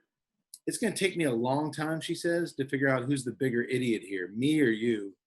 So she rips off the cocktail dress that he bought her at the shopping mall, right in the middle of the restaurant, balls it up and throws it at him. All the other couples sitting there look at him, and he kind of sheepishly folds it up nicely. And it's a great line. It's going to take me a long time to figure out which one of us is the biggest asshole. Yeah, me or you. It's a great line. Max is. I also just want to state that I really want to go to the summer camp that Monique was going to go to, because that's going to be fantastic. Yeah. I would just go to summer camp. Where's the address to that again? Welcome to training for mid-30-year-old hot bitches. Hey, get this. Because it's connected to the casino, Max is over there kind of watching it all with a smirk on his face. He likes that Joey's in trouble. On her way out, she grabs a champagne glass off a waiter tray, tosses the champagne in Max's face, and throws the champagne on the ground. That was a nice touch. She really thought Joey was different than all the other gangsters she dated, and she wasn't really wrong. He is very different. You're a friend. You're important to me. You're a really good buddy. Yeah, no nice tits. I thought you were different with your massive pecs and well-sculpted abs. The three of you are very good friends. As I go for my backup cigar here, dude, hot women like Monique are not used to rejection, and I thought she handled this scene from relief to anger to questioning shit.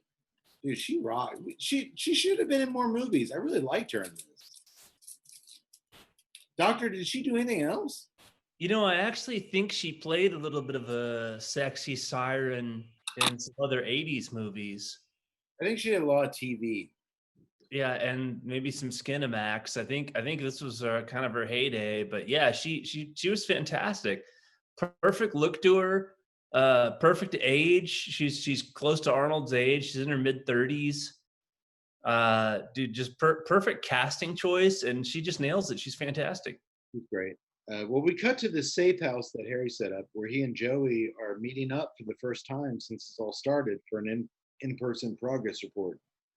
Dude, Harry's brought a 6-pack of Miller High Life along. Old friends. Harry's down on him quickly. He's just sucking him down. I'm drunk, Mark. I'm drunk, Mark. I'm drunk.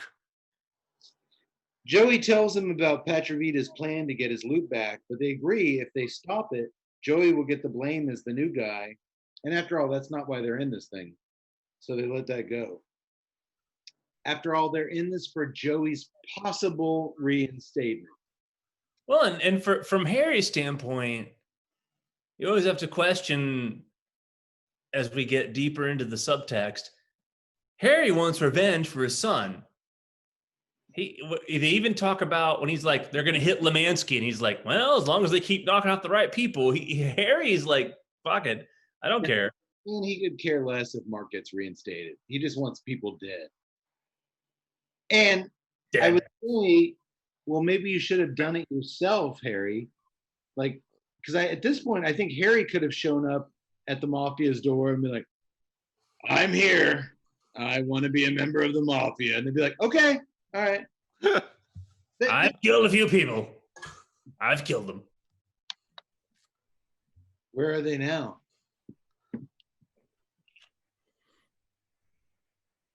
Dead. The story checks out. You're on board. You're second in command. Second. Joey tells Harry, I almost called Amy last night. I feel like I needed to tell her I was still alive. Mark, you got to be careful, buddy. Are you going to stick? They're in deep now, and Harry wants to know if Joey's into this. As Harry cracks open his third High Life bottle in 10 minutes. Would you say they're in deep Ellum?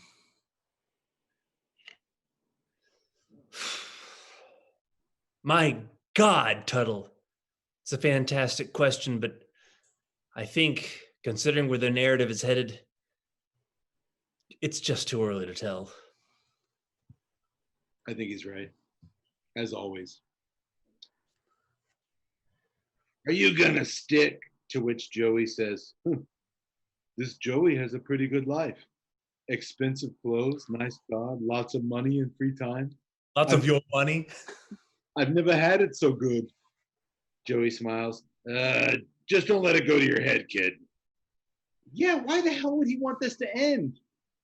I think I need another 3 months to get to the bottom. And another $20,000. Yeah, I was about to say another 30,000. Not so bad. I don't have a wife that's wasting baked goods on me right now. Look, this scene works because of Darren McGavin. I mean, he's so damn good in this. And it really made me think about him in Christmas Story and just like, you take him out of that movie, it's okay, the pink pajamas and the BB gun, but that dude is the glue that makes that movie work. Like, this dude is just a treasure.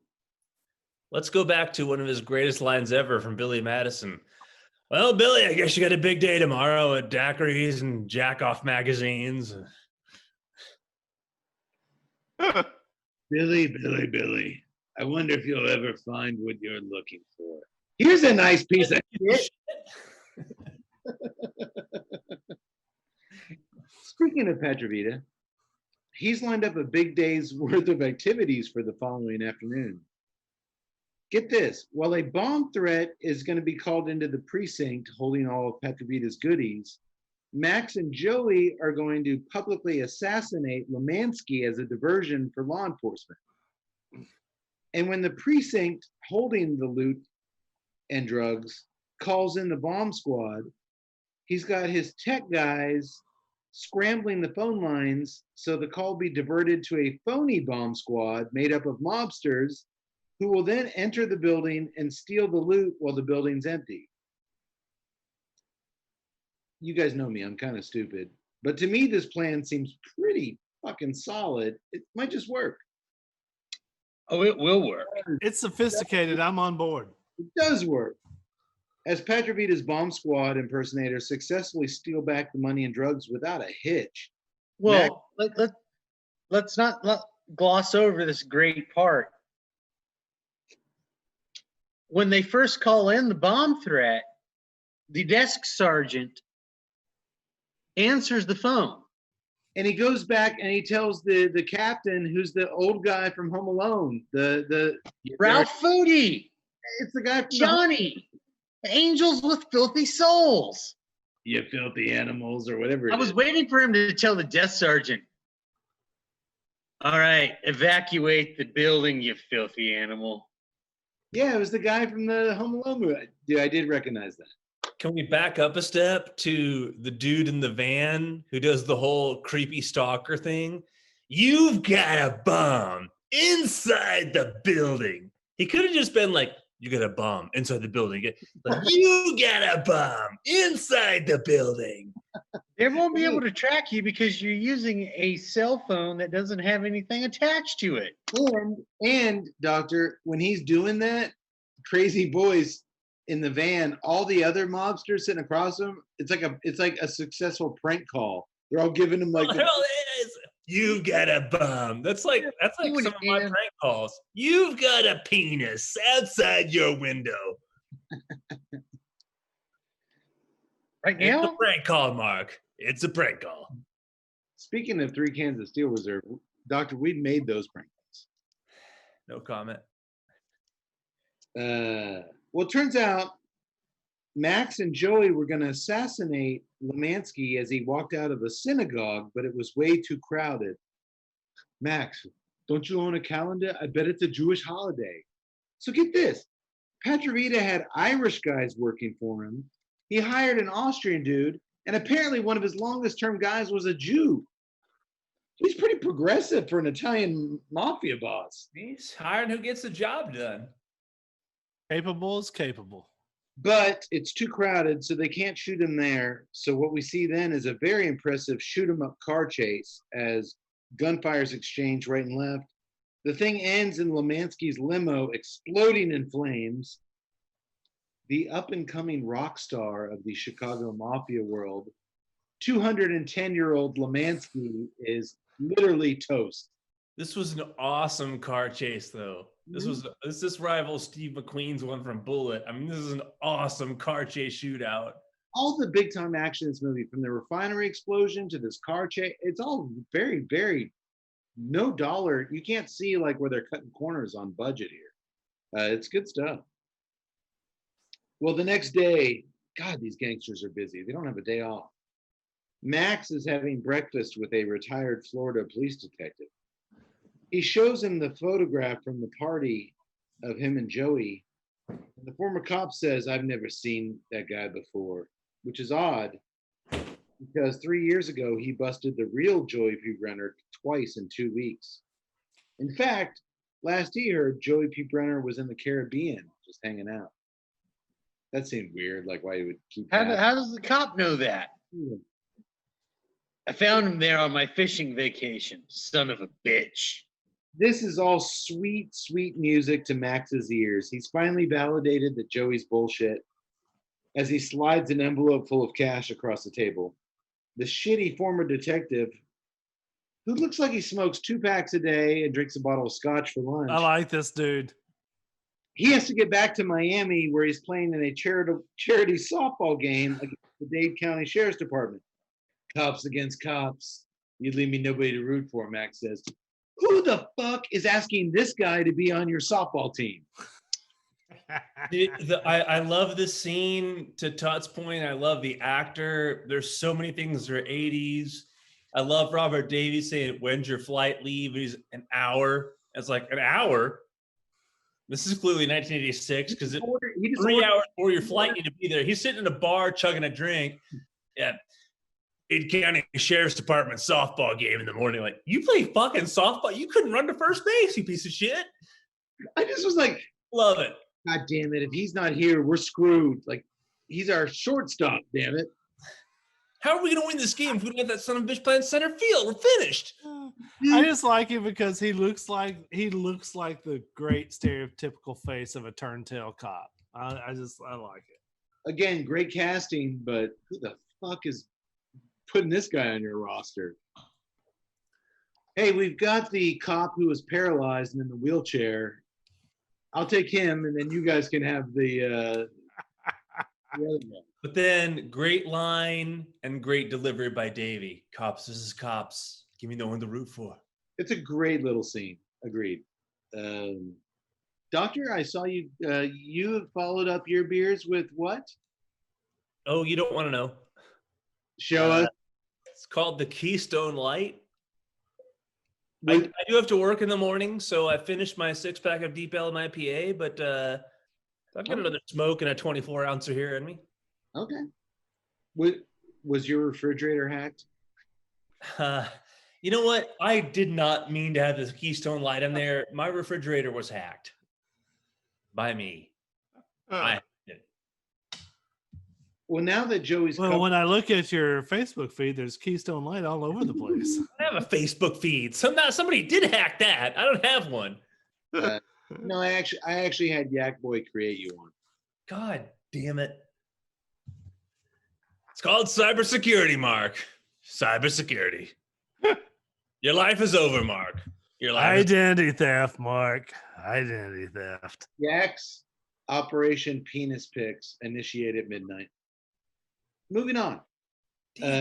Now that Joey's cover's blown, Patravita arranges for an emergency meeting at a funeral home with his inside mole to find out how and why this could possibly have slipped past him. And guess who the mole is, boys? The one who got Blair killed, the one who's been leaking shit to them the whole time. That's right, it's the bastard Baxter. Special federal prosecutor Baxter, also of Murphy Brown fame. I think he was like the weatherman or something. Yeah. The hard-hitting hand of Chicago justice himself is the mole. And he's been selling secrets to the mob all this time. That's a son of a bitch. He is a son of a bitch, Yax. He doesn't know how Joey got into Mafia, but he does know that Harry Shannon, a rogue FBI agent, is up to something in his quest for bloody revenge. And he went through his case files, and it's unofficial. So if they kill him, it cannot be linked to Petrovita. What a fucking weasel. Wait a minute. You're running an off the books. You're running an off the books operation, but you're found out because somebody went through your files?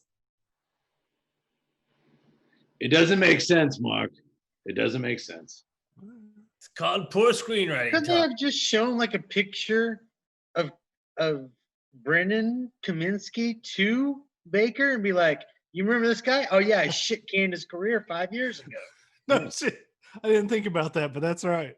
So actually, as far as the stretches go, Davy's suspicious. You know, his character of Max Keller's suspicious, so he reaches out to this cop to try and get some information. All he knows is the guy's not who he says he is. Yeah, they do not know it's Kaminsky. The mob, those guys, they're not trusting Baxter at this point, so he's not going to show him the picture, and it makes sense because what Baxter saw, he talked to Harry the whole "fuck justice." He talked to him at that point, so he knows he's up to something. So he goes to Petrovita and tells him, "Here's this guy doing something, but it's not official." That part is not okay. As bad. All right. No, that's a good point. That actually worked for me because at this point, Baxter, they're threatening his life, and he's just got to throw them some kind of fish to stay afloat. Yeah. And he's deflect. And Petrovita's like, so we wasted his kid, and now he's given them something where if he didn't have the Harry thing, he would have no worth to them whatsoever. Yeah. Well, speaking of weasels, suddenly Max creeps in the room, and he suggests they get Joey to kill Harry with a giant cigar.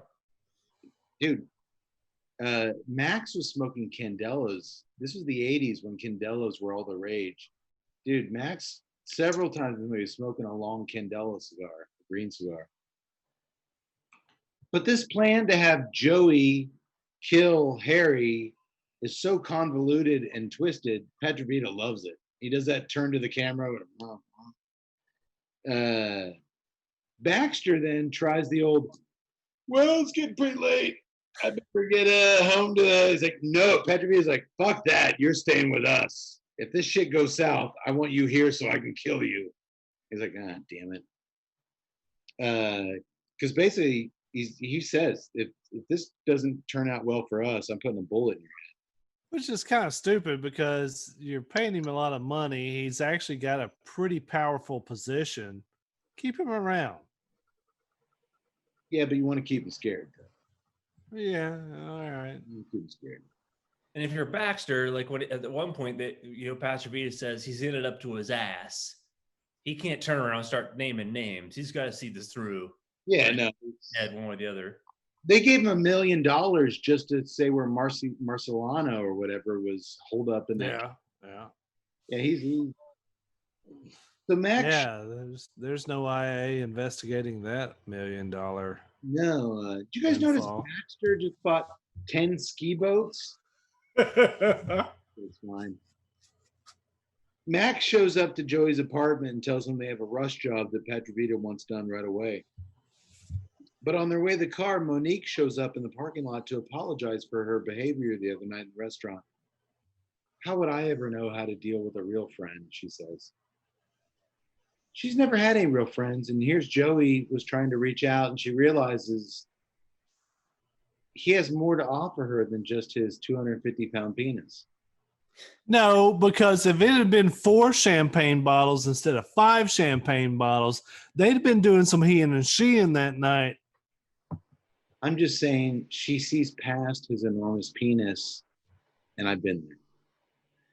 How enormous was it after the performance enhancers? Maybe not so large, but that's a story for another time. I'm sorry, doctor, are you a sports science specialist or a general practitioner? I thought you were more general in nature. I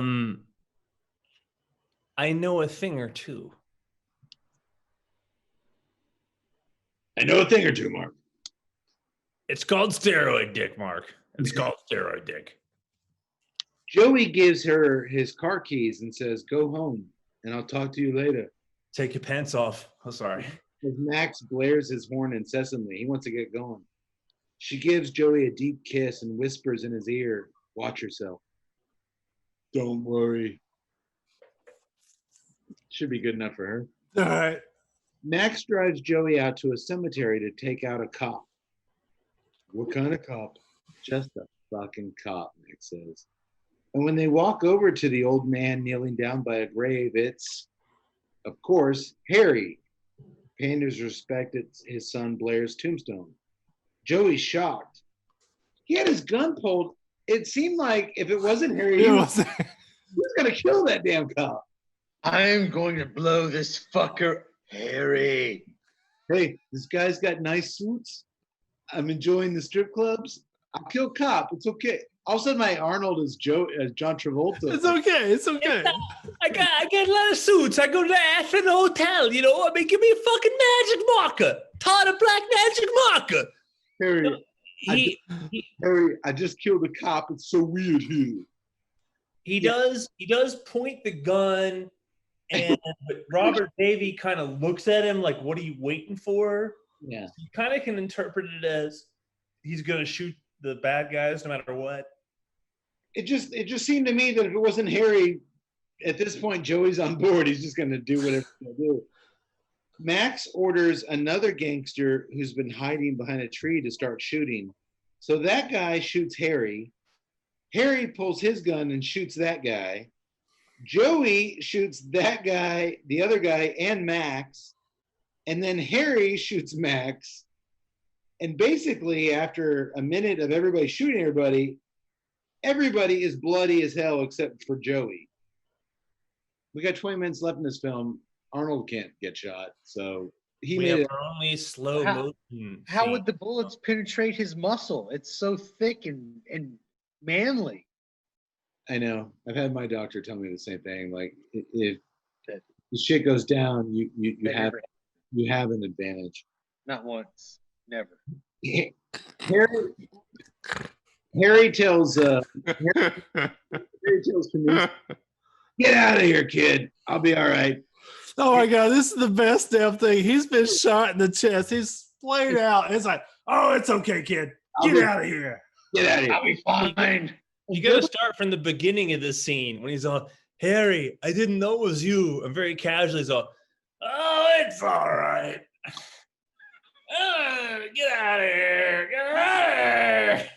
The 15 malt liquors I drank earlier, they deaden the pain. That would be better if there were a bunch of steel reserves around him. He's like, yeah, I'm all fine. I'm fucked up, Mark. Well, here's the thing.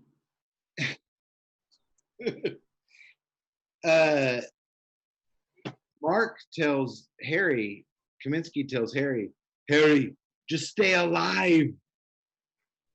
He needs Harry to stay alive because if he dies, how the hell is Kaminsky going to explain this cockamamie scheme he's involved in? He'll lose his chance to be reinstated. This was the perfect scene. This was the perfect scene in which he could say, Harry, you have to live. Otherwise, this is just a raw deal. If you die and I get cat, they're gonna give me a raw deal. But Harry knows it. So if I die, you'll be years explaining this. Then he's all, "Get out of here." I'm sorry. I love how nonchalant he is about it. I mean, he just took a full shotgun to the chest. I've been It's expecting all this right. for Get on out of 45 here. years. Cade, we've seen this movie 150 times. Did you know this is one other thing I noticed for the first time? When they first start the shooting, the Catholic priest in the flowing robes, he jumps into the empty grave. No, I didn't see that. Dude, as soon as they're like, he takes a nosedive and just jumps in the grave. Well, hey, suddenly Monique shows up in Joey's convertible Cadillac to whisk him away to safety. I guess she eavesdropped on what was going down. He drops her off at her apartment. He tells her to pack up everything that she can't live without, her boobs, and to meet him later at a nearby small airport. What are you going to do? She asks. What an old friend asked me to do. Knock him dead. Dun, dun, dun. Dun, dun, dun, dun, dun, dun, dun, We then dun, cut to dun. Joey's apartment where he slowly towels himself off after a hot shower. All hands on deck. If you're going to walk into a bloodbath and kill 1,000 mafia members, you want to be clean. You want to be. You really do. Completely unnecessary. You want to smell fresh.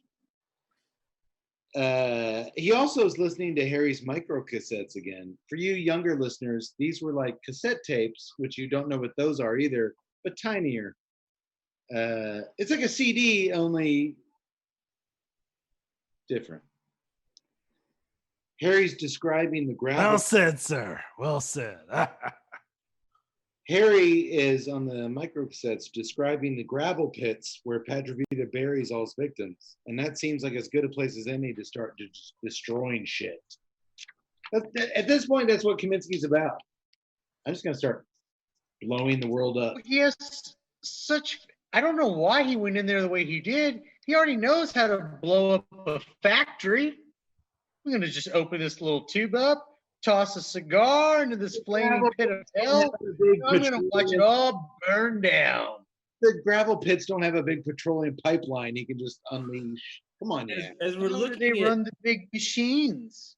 as You we're tell looking me. at 80s stuff that, when you look at now and you think how gloriously wonderful it all is, not only does he have these awesome suit bags filled with ammo and all these guns, which is just fucking awesome, but he still has to take a shower and look cool. Yeah. Got the wife beater tank top, and then he puts on that awesome sleek black leather jacket. Here's where we're at, folks. In all its 1986 glory, we get an amazingly fantastic sequence here. It's at least 2 minutes long of Joey getting dressed in all black leather and loads and packs up all of his guns. It's easily maybe 3-minute montage of him just gearing up. Boner alert. I got one. Montage. Did you guys get boner? Fucking montage. It's a montage, Mark. It's a montage. There's one after another when it's all dun dun dun dun dun dun dun. He's just Two ripping words, montage. It was like when Yax opened that leather bag in Hipster and it was filled with Hans pills. Yeah. He opened that same leather bag and with belts of ammo. It's a boner, Mark. It's a boner. I've got an erection, Mark. It's an erection. I've come on myself, Mark. I've come on myself. Yeah. Harry, take it easy. It's pretty hairy down there. No, your name is Harry. I'm hairy and horny. And I'm so drunk, Mom. Well, right as he puts on his belt full of shotgun shells and his leather jacket, as you called out, he's in full Terminator mode now. Leather jacket, shotgun shells, and guess what? That sexy saxophone music kicks in right at the end. He looks at himself in the full-length mirror. If he's going to kill a bunch of dudes, he wants to look good. He gives himself a little nod, and that saxophone blares. Good job, cinema score. Boom! What a montage. Like if you were gonna, you'd be, if you had the job to do in reality, you wouldn't. You'd be like, I'm t-shirt, jeans, whatever's comfortable. No, he slicks the hair back, puts on the wife beater, puts on that awesome leather jacket, that smooth jacket. He's got the suitcase behind him full of guns, the duffel bag full of ammo. It's time for some ass whooping. Oh, it's time, Doctor. Just outside the perimeter of the gravel pits, Joey shoots out his windshield of the Cadillac with a machine gun, then grabs the stock of his shotgun and bashes it out of there. He pops in a cassette tape, full blast of the Rolling Stones' Satisfaction. He wants them to know that hell is coming their way and it's going to have fun killing them. And I'm sorry, I've seen a million movies, but this is one of the best music choices, soundtrack-wise. That could have been cheap getting the Rolling Stones. No. It's so unnecessary that he plays music at all. But he's Every good hero needs his theme music. And at this point, our hero Mark Kaminsky / Joey P. Brenner, he doesn't fear bullets. He's already faced drowning because he was drowning in pussy. He's going on to just fucking kill everybody. Yeah. I love Kill 'Em All Brenner. Like, dude. But I really think by that music choice, he wants them to know that it's not like he's playing like a march of death or like some. I want you to know I'm driving in there, guns blazing, and I'm going to kill you, and I'm gonna have a lot of fun with it. It's the one thing that I do like about the 80s action sequences in this case is that it's not like the aughts and now to where it's like you got your brooding hero. He's like, I'm not coming back from this. I'm not coming back from this. And I'm doing this because it's right. And I'm not coming back from this. Yeah. No, he's like, we're going to fuck some shit up. And he knows he's coming back. He knows he's coming back. Tut. That's one of the best calls you've made in a long time on the podcast. There is no doubt in Arnold's mind that he's not dying. He knows he's going to defeat all these dudes and kill a million fucking mafia soldiers and win. At no point do you see any kind of stress or like, shit, I'm a little bit over my head here. No, he knows he's going to win. This is what helps that we saw this movie. And Arnold sells that every sense of the way, which just like Stallone in Rambo 2, just like,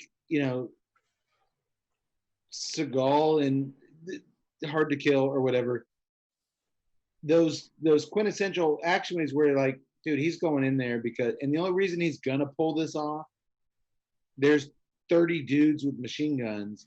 The only reason he's going to actually walk out of there the last man standing is that confidence. And it's beautiful. What were you going to say, Doc? Just that this is where it helps that you and I saw this movie 50 times before we were 16 years old, because we just don't question any of that. Like, we think, oh my God, he breaks the window open. He's got these guns. He puts the stones on. It's fucking badass. Like, now you look at it and you can be kind of cynical. When you're watching this when you're 14, you're like, fucking A. Of course that's what he does. But Doc, that's what's so fun about revisiting these movies that you and I just relished in when we were younger. I was able to watch this with a whole new set of peepers tonight. And yeah, we gravitated towards the balls and the grandiose explosions and everything. But when I watch it, as an adult, and I watch it, 3 times to do tonight's show, I caught so much shit that a movie that I had seen 100 times that I didn't catch. And that's what's really kind of beautiful about what we do. It brought a lot of more layers into it. But at the same time, at the end, it's Arnold driving around in a convertible, shooting a bunch of fucking mobsters. And that's kind of all this movie is. Yeah. That's all this movie needs to be. We can talk about his wife giving him a smooch as he drug her. We can talk about Petrovita's slowly subtle acting turns as he's. Dude, this is just a shoot 'em up movie for Arnold Schwarzenegger. Put the stones in, smash your window out, and kill some bad guys. That's what it was when we were kids, and it still is that today, but as a more nuanced cinemaphile, you do see little things that actually add some flavor to it. And that's a cool thing. That's a very cool thing. I'm not kidding you guys. Doctor and I have watched this movie 100 fucking times. At least I have sat there on the couch next to the Doctor in our teenage years and younger, and we've literally watched this movie 100 times together. I'd say between Halloween 4 and this, these are the two movies we watched the most. Those were the only two videotapes we had in 1988. Seriously, like there was one summer, Cade and I have a Halloween 4 summer where we watched that like every day for like 20 or 30 days, and we had a Raw Deal summer. I had a VCR, and I had like 3 tapes. I had Star Wars: A New Hope, and I had Raw Deal, and Cade had Halloween 4. We watched it. We we're a couple of kids. We didn't have cars. We couldn't get any beer. We played video games. It's like Raw Deal, okay. 2 days later, Raw Deal, okay. We saw this a fucking shitload of times. Just like you guys, I had a Star Wars, Predator, and Emmett Otter's Jug Band Christmas. I think maybe the only movie we watched more than this and Halloween 4 was Cloak and Dagger, the old Henry Thomas. Yeah, no, because that was one of my other 3 videotapes. We watched that.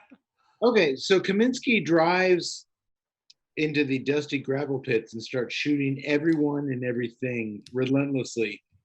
All the sentries that were perched high in the gravel pits to look out for trouble, they die quickly. And we see them scream, "Ah!" as they all fall into the rocks. Was I the only one? 100 feet in the air, and he's moving at incredible rates of speed. Was I the only one who wanted to see Ice-T's construction workers with the construction hat? Just Ice-T signing some POs. I wanted to see that. 100,000 bricks of marble. Fucking shit, man. So he's killing everybody in sight. He even does a couple drive-bys of the constructions that have that office that's like a mobile home. He drives up and down that and shoots the shit out of that thing, taking out all those fools. He's killing every Italian, Irish, Puerto Rican, Colombian, Italian mafia member in sight. That is until his car runs straight into the business end of a giant bulldozer. It crushes it.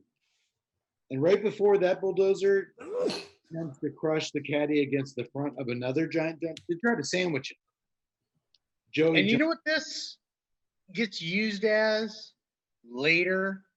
About 4 years later? Well, 3 years later. Tango and Cash. Tango and Cash. Cash and Tango. Tango and Cash. Where they needed 2, you only need 1. Yeah.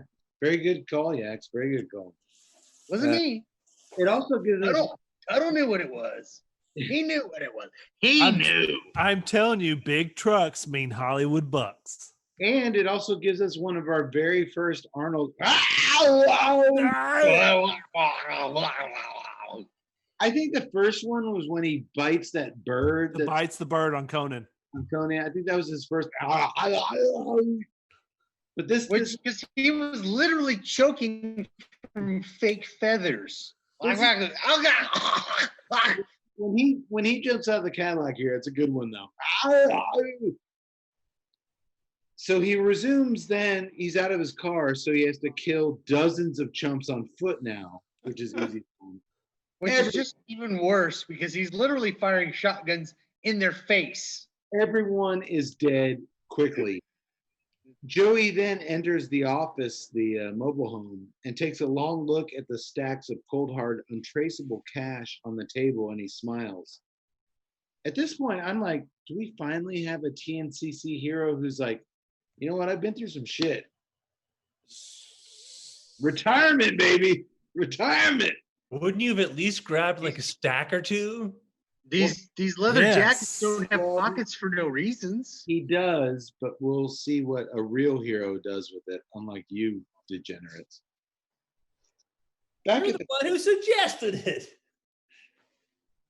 I was missing. I was hacked. It's called hacking, Mark. It's called hacking.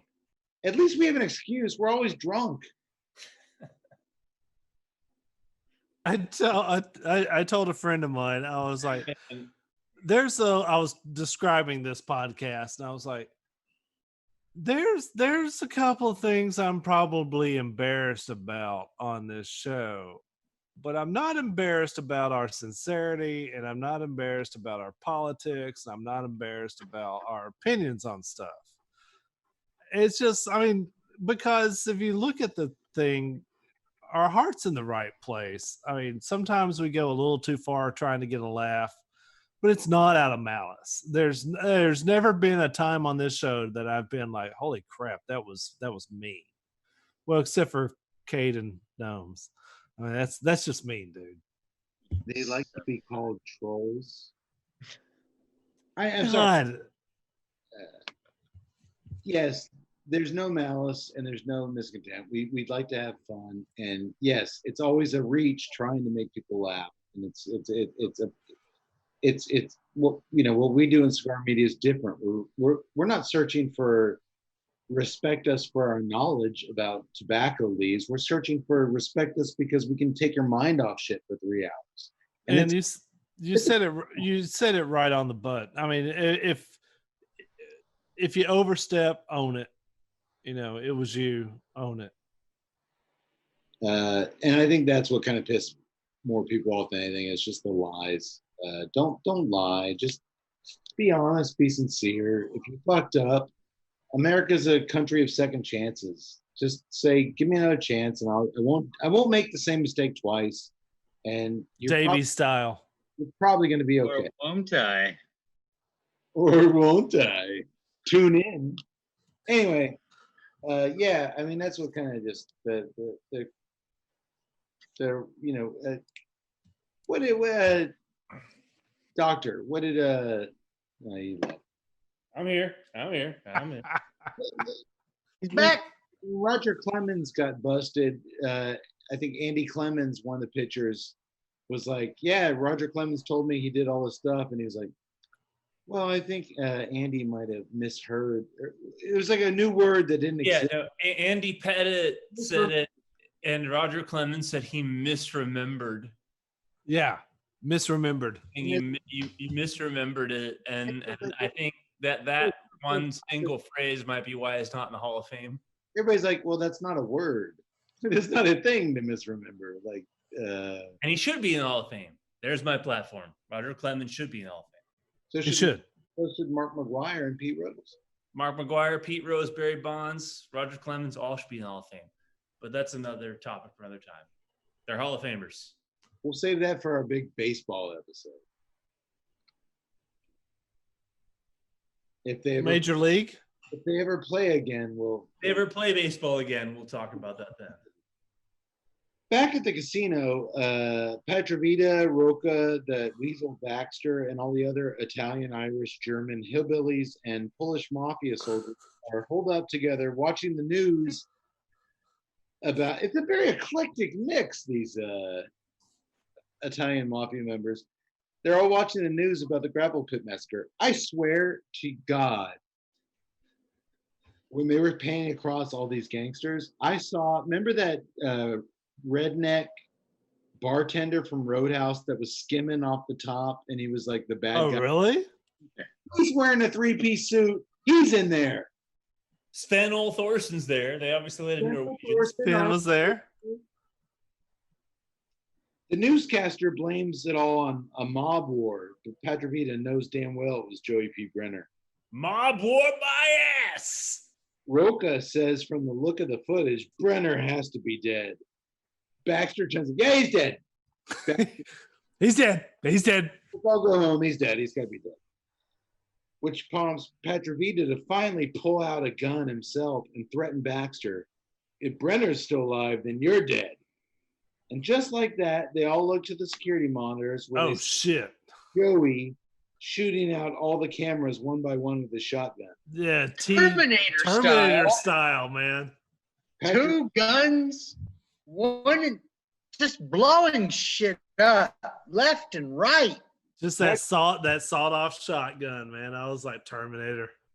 Petrovita gives the marching orders. All right, boys, let's get him before he gets us. That's his one attempt at like leadership. Yeah. And everyone's, but dude, it works. Everyone starts tossing guns to one another, and it's like hot potato. Like one guy tosses a shotgun and he tosses it back to him. Like they don't know what the hell they're doing. When an elevator dings that it's arrived, You go kill him. Well, he just killed all those other guys. When an elevator dings that it's arrived on the casino floor, the mobsters unload 1 billion bullets into it, but that's right, Joey's not in there. Our hero leaps out of an air conditioning vent and proceeds to kill them all. Knock them dead. Perfect. Shootout scene. Now I have a machine gun too. I could go into every intricate detail of this shootout and you would enjoy it, but basically, he kills every single last fucking one of them, and it's all glorious. Nobody dies with a single shot. Everybody dies with 20 rounds to their corpse. It is just a bloodbath of exploding bodies. And it's awesome 80s stuff where he never gets shot somehow. I mean, he takes one in the elbow at one point, but otherwise people shoot 1 million rounds at him. He never gets shot, but he kills everybody else. Doctor, you mentioned Sven Thorson. He gets it worse than anybody. He gets like 50 shots to the face, and then he takes down a whole bar with him. It's essentially the mob movie version of the ending of Rambo 2 and Commando, where you got the hero just wiping out. Yeah. Instead of like a foreign army Yeah. or the Vietnam army, he's wiping out 50 fucking mobsters. And unlike this is in an enclosed space, you would think a stray bullet would catch him somewhere. Somewhere, no. The entire time that Weasel Baxter is crawling around on the floor behind the bar, whimpering. He's covering his ears. He can't take the loud gunshots. What a slimy little vermin he is. He does a good job in this. He does. He does a really good job. Petrovita and Roca pin themselves up the stairs inside Roca's office, and they leave one poor sap outside the door to defend it. And dude, he takes on that chore like champ. Come on, Brenner. Show yourself. You and me, man. You and me. He's at the top of a staircase, no cover. So Joey just puts his gun around the corner 1,000 times. Yeah, he gets blasted to pieces.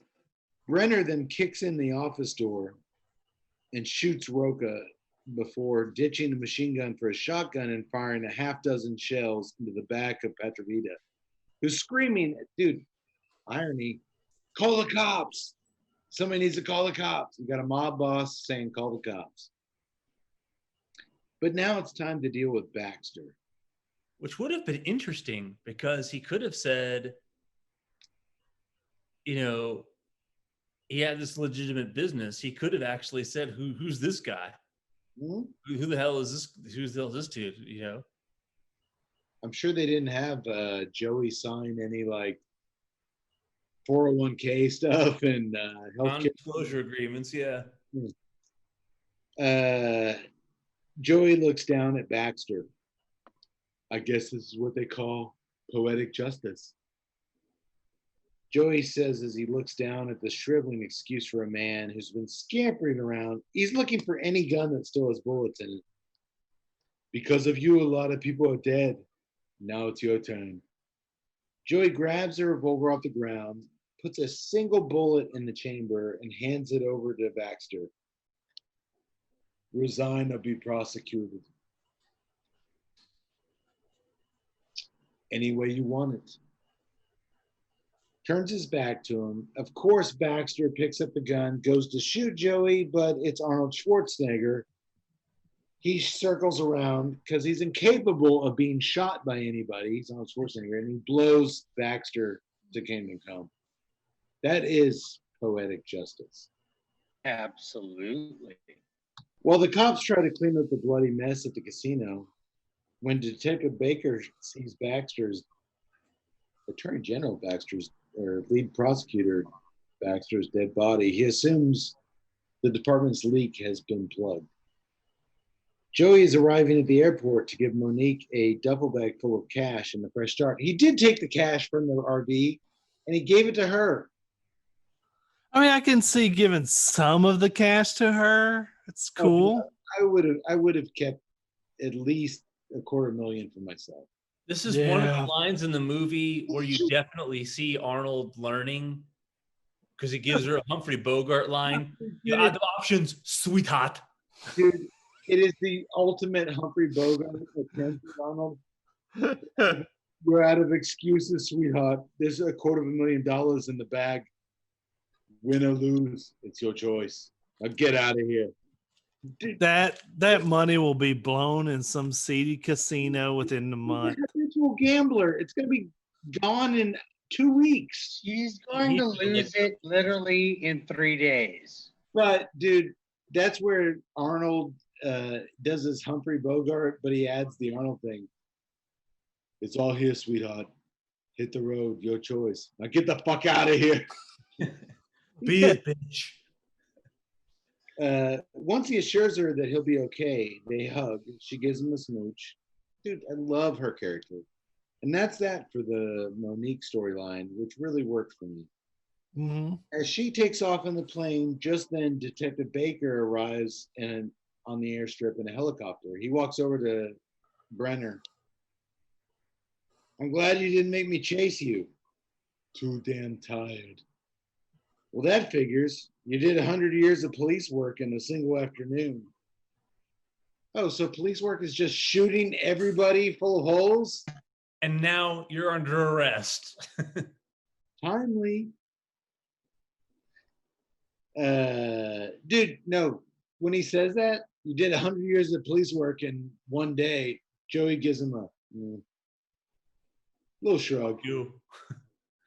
I always figured you were one of us. Baker says. Fade to black and then fade up on a physical rehabilitation facility where a nurse is attempting to get Harry to try to walk on his crutches for the zillionth time. He was really, really shot up at that gravesite. You couldn't tell.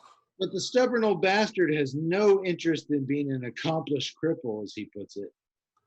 So she can either take him back to his room or push him out into traffic. I don't give a shit. Wheel me out of traffic, I don't give a shit which.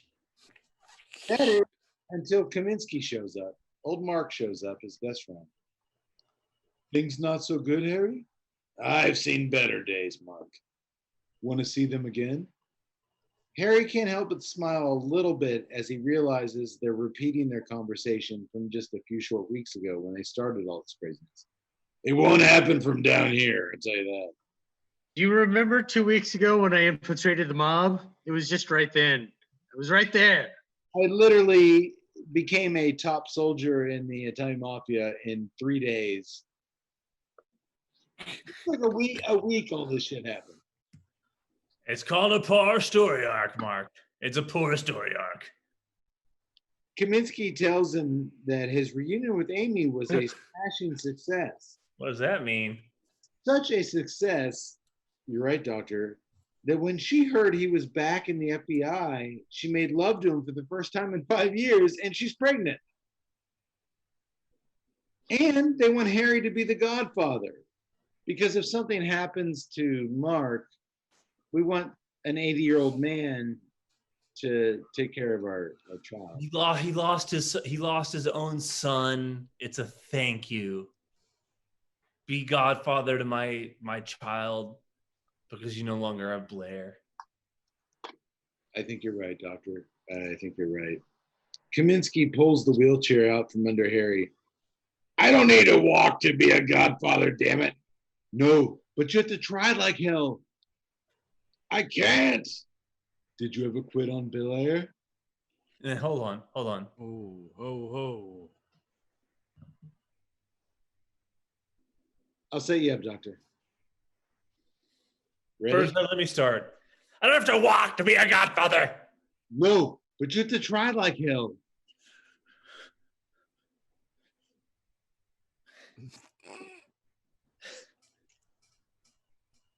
I can't. Did you ever quit on Blair? And guess what? Just like that, Harry starts to walk. The nurse starts to cry, tears of joy. Harry clicks his heels, and the old friends embrace in a giant hug.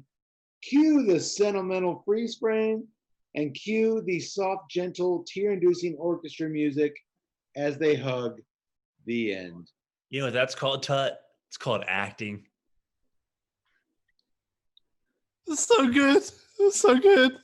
My God. All right there. This movie is Package. so good. Do you guys have any other underrated Arnold movies that nobody ever talks about? No, Like this every is not Arnold movie. underrated. I don't think so. I think there's like 5 or 6 that get all the love, but I think there's a lot of kind of. I know the hipsters like Last Action Hero because it's so meta now. But I would say this. I would say as far as another movie like Raw Deal, where he does a lot of kind of subtle stuff, and nobody ever brings up this movie when they're talking about great Arnold movies. Eraser. I was gonna guess that. That is a phenomenal Arnold movie. It was post heart surgery. He was kind of coming back. You know, End of Days was kind of his big comeback after heart surgery. Eraser was before that. But nobody talks about Eraser like they don't talk about Raw Deal. Dude. So much good stuff in Eraser. Eraser was phenomenal. Yeah. For me, Williams. It literally, if you want to say like, hey, what element should I have in an action movie? It literally runs down the checklist. It has first of all, Arnold going against Khan. I mean, that's pretty fucking epic right there. Yeah. James Caan is phenomenal in Eraser. He's a great foe. Plus, you throw in the variable of James Coburn. Oh my God. But just Arnold stuff in that is so good. It's kind of him just fine tuning his action hero stuff and kind of trying to bring it into outside the 80s and 90s over the topness. It's so good. And I'll give Tut some props here. Last Stand, as far as just I was going to say that. As far as him coming back after 8 years, was it 8 years of governor? What's a governor term? 2, 4 years? I think it's like 4 years. Him coming back, and I love the fact that he was cussing. There's a scene in Last Stand where he like kills some dude and he stomps on him. It's like, motherfucker. And it's like, dude, you were just governor of the biggest state, and it's like I still have problems with the movie. They didn't smoke a stogie out on his deck when he's chilling, but there's a lot of little things in that movie that work. Since then, he's done some shit with some just really bad directors like Sabotage and stuff that he was great in, but the movies themselves suffered from poor filmmaking. I still think that, like I said, I expressed my view on the underratedness of Maggie. Aftermath is one of those interesting films to where I don't think it was as good as Maggie in terms of him acting, but I still think that it was a pretty nice stretch of him. It wasn't something that was an Arnold. It's not an Arnold movie. And as the world's biggest Arnold fan, I have to admit, I still have not seen Aftermath. It's not an Arnold movie. But I love what Raw Deal did. I love that this was the stepping stone to Predator, Running Man, and everything they did afterwards. Um, man, I think we did justice tonight, boys. I think we poked fun of it where it needed to be poked fun at. We gave props where it needed to get props. I think we dug into this thing the way that we do really, really well. So I can check this one off the list. We showed Raw Deal love, and that makes me feel love. That makes me feel happy. Agreed. Needed to be done. Give us some links. All right. So if you're going to be on Twitter, hit us at TNCCcast. If you're going to watch us on YouTube, which I highly suggest, Tuesday Night Cigar Club. Join us on Facebook, Tuesday Night Cigar Club. If you like pictures, hit us up on Instagram. Okay, killing it on there. It's at TNCC_podcast. Now, here's the thing. Father's Day is coming up. Go over to the Tuesday Night Cigar Club. You want to get your father some cigars, hit the famous Smoke Shop banner. Click on that. And guess what? If you spend $100, it's automatically going to fill in the TNCC20 code, and you're going to get $20 off. If you spend $100 and you get $20 off, that's 20% off. That's a pretty freaking good deal. And by the way, if you don't want to buy your father cigars, I don't see why you wouldn't. But if you're going to do some other shopping, go over to TuesdayNightCigarClub.com, click on the Amazon banner, and then do your shopping from there. It kind of helps us keep the lights on. Those are good links. I try to update our Instagram stories daily. Let you know what we're up to, or at least what I'm up to. And then Instagram is definitely the place to check us out. We're most busy there.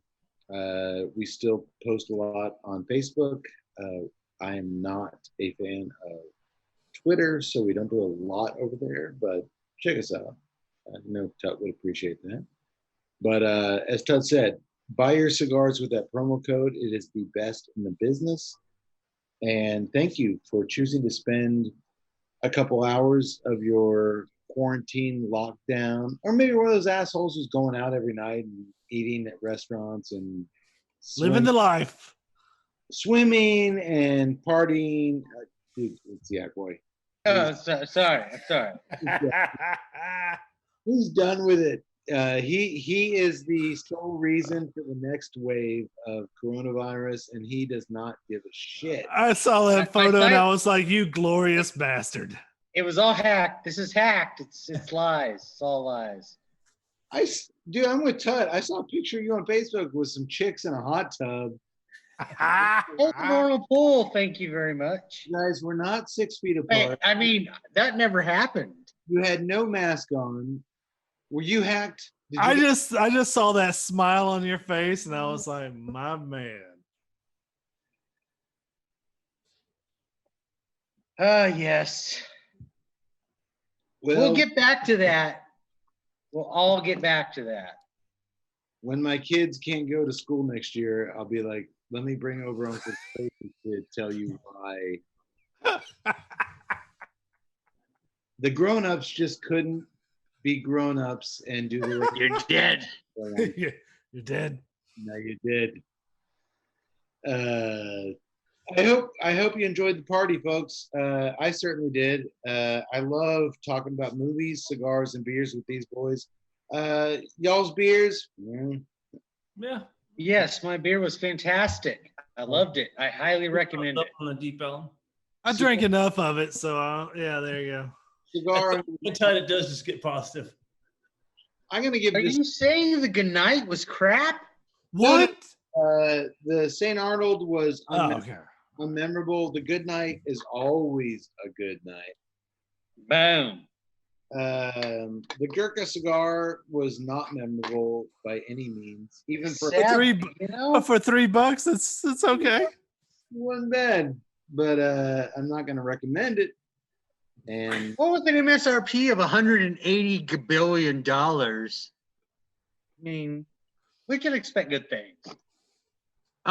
Wait, you said $3. I was so confused. I imagine there's some cigar manufacturers out there who aren't dickheads who sell $3 cigars. You could probably go seek those out. Yeah, but they don't have this nice knife. Or the tactical backpack. We got backpacks? Son of a bitch. Tactical. Tactical. It's kind of like what Kaminsky loaded all his shit in, only not Better? not better. Now I kind of want that. Well, maybe episode 118 will be brought to us by our new sponsor, Gurkha. No.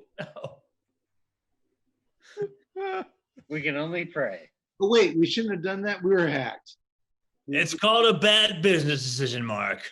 A Gurkha, bad- we need a minimum of $25,000 Own it. started. I need to buy at least a $2,000 silk suit. We will, And then another 20,000 just in case. hey, we cannot be bought. Gurkha could offer me $100 million to sponsor the show next week, and I would tell them to go fuck themselves. In other news, Kate has been removed from the Tuesday Night Cigar Club, and See you later. All right, first of all, we're not cheap, but we can be had. I could be hacked and had. Boom. It's called selling your soul, Mark. Selling your soul. Selling your You all soul. sicken me, Mark. You all sicken me. Just like my shirt, my soul is blue. Let's just hope your cash is green. I am at this point finally, after 117 episodes, breaking any association with this. It was a good time. Doctor, I think you've been hacked. You're saying some crazy stuff. I missed you guys. Doctor was there beside us the whole time. He told us to say everything we've said tonight. Oh, dude, we just blame it on the doctor. It's perfect. Fuck. It's the perfect crime. Oh God. Yeah. Remember when we were talking about the casino after hours and I mentioned the immigrant vacuuming? Doctor told me to call him that. We love you, Doctor. We love you. I guess I don't need to get up early anymore tomorrow because I no longer have anything to get up early for. I'll certainly be censored and then let go and then be unemployable. So joke's on you, Kate. I will be living in the corner of no hope from now on. You're going to at least tell me that. Motherfuckers. Anyway, sorry. May the wings of liberty never lose a feather. Hey, did the movie Miami Connection teach us anything? Friends till the end. True friends never Fight the ninja. Sorry. fight the ninja. May the wings of liberty never lose a feather. We'll see you in 2 weeks. Hang in there. Be safe. We love you. Thank you. Bye.